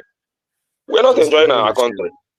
Just a shame. So really. we have a lot of things to the only thing that happens here is that if you're able to build up yourself, being able to build a good house, have the money to buy petrol, you will know the little you will enjoy it because Nigeria has these kind of potentials that you don't enjoy in abroad. In abroad, I don't know how many of you goes out in the evening to say you stay with your friends, you eat in Kwabi, you drink, you enjoy a lot of things, you come back home and sleep. Tomorrow morning, life continues. I don't think you have that privilege abroad there. But we have a lot of it here. Oh my God, the freedom we get in Nigeria is just astounding. So the freedom in Nigeria is more. I cannot live in a country now where you'll be chasing me around with policemen to show my papers. This thing, I wanted to ask you, what do you think about this thing? If P2B goes to Labour, this thing, PDP, will the votes follow him? If he went to PDP and becoming the flag bearer? In PDP? Yes. Okay, if he comes to PDP and become the flag bearer, if I will support him. Whether, not just you, whether the votes that he got before will follow him there. Well, for what Obi, for me, I don't want to talk the politics of Obi now. The reason being that even if you follow him very well, I think what is centered on now is how do we get Nigeria back, put them back on track, because the Nigeria is not back on track now. We are just going south. We are just going down the drain every now and then. You understand? So we need to pull Nigeria out of APC first. That's the first agenda that should be in the mind of every Nigerian. Let's pull Nigeria out of APC. How do you do that without voting now? You think they will vote for him? Yeah, we can do that without voting. So anybody that fits in, you can do that without voting. How you no, I mean we can. I know. No, I made a mistake. We can do that. We can do that with voting. That's what I want to say. Okay. But there are some sign of alliance that is good. When I listened to Patotomi yesterday, that alliance now is not really talking about candidate now. The alliance is talking about the coming together of a lot of both this. There are some APC that will align because there are APC that is not favored in this government today. That a lot of APC are angry with this government today. If you don't know, so those ones, maybe those ones are not in office. You understand? They never got what they wish they would get if Tinubu win an election. True. You understand? So you need to harvest from there. Yes. Then you harvest from APC, you harvest from Labour Party, you harvest from ADC. A lot of all these guys then come in with a good proposal. Who is going to represent us? We want to take power away from APC. That's the first agenda. True. You understand? Then when we do that, we get our country back. Yeah, we have a long way to go to Nigeria. We have a very long way to go, the way the country is now. Nigeria is not working in any aspect. I hope not that long, because me, I want to come and enjoy Nigeria. No, if we're able to get the right leadership, if we're able to, that is why if I see people backing out, no, people don't need to back out. If we don't fight, who will fight? Fight. I will fight. I will do my stuff. Yeah, but we barely need to fight even. The Nigerian government do listen. I just said it just now. We barely need to fight. The right people need to have the money and the will to do it. Start campaigning. Look at what Nnamdi Kanu was able to achieve when he was overseas. So people need to push the government. They've not pushed the government in the right direction enough. And when I keep saying this, if Nigerians don't listen, they think that the government don't listen. The government is scared of the people. Now how many police they have? If the people turn the government is normally the government is scared of the people, but the people are scared of the gun. Yeah, you know what the government. Especially after the EndSARS, Nigeria don't have that kind of. You see what they fear most? They fear when there is a swell of opinion start rising. Because and another thing is that there is what will make a difference today. Any day that the Northern, because Northern, there is this kind of fearlessness I have I know that they possess, which we in the South don't have. Everybody does that now. Yeah, when when the North, if the Northern youth today decide to join the rescue of this country, no politicians will ever stand it. Let me tell you. Exactly. Those are the kind of things if the Northern youth today decide to throw away all these nonsense that's selling to them in terms of politics, and they come out and they join the South, because the South are ever ready. But the problem is that we're not ready to take the bullet. But you see all these Northerners, they have the mind, they can take the bullet. So if they come out today and become angry with the system, which I know that is happening already, if you are following them on Twitter, a lot of them are joining violent space. A lot of them are joining violent space now, and they are discussing. So many of them are beginning to think, yes, this is that our leaders are telling us, they are not true. We need to come out of it and fight for Nigeria. So if we don't speak, if we're not talking, if we're not having a lot of space and everything, maybe most of them today that are understanding it, they might not have understood that and understood it. They will not be joining violent space today. But you see them joining. You see them coming to discuss ideas today. So you think all this internet discussion, no matter however you find a platform to be, all these platforms are very, very encouraging. They're educating. They're going a long way. And one day, Nigeria will come to reality. I used to say it. It should come sooner than later, because I'm getting tired. This off ahead, it don't. Even if it takes a long time to happen, it will not take up to this Tinubu regime, whether he wants to spend 8 years there or whatever. Because how many years is Tinubu? So what we have to do is to make sure that everything stop under this Tinubu regime. We don't need to allow it to continue. Everything will stop here. Let's hope so. We will take it away from them. But what if he goes on to do a lot of things that people want? What happens then? Yeah, if Tinubu goes on to do a lot of things that people want, why won't people support him? This man has been advocate of restructuring through federalism. You follow his footsteps when he was is it Nadeko, when he was fighting military regime. Just check his antecedent then. What he has been preaching. Yeah, he really you understand? Then you check his government in 1 year. You know whether he's following that trajectory. He has gone beyond everything he spoke against under military. Yep. So if that time he supports federalism, through federalism, and today he's in government and he's not supporting through federalism, that tells you that it's a hypocrisy. You understand? So one would have wondered, what made you support through federalism then? Restructuring and all those stuff. Then today, you're not speaking for it. You even said that you have made it clearly that restructuring for now should not be discussed. Why? They don't believe in restructuring, because if they believe in restructuring, one, they will have to remove governors' immunity. And I don't see the governors agreeing to that. They will never want to give up that power. It turns out that Yar'Adua wanted to do that too. So, but they will never let that happen. And I always say I don't care who makes Nigeria better. What I want is Nigeria to be better.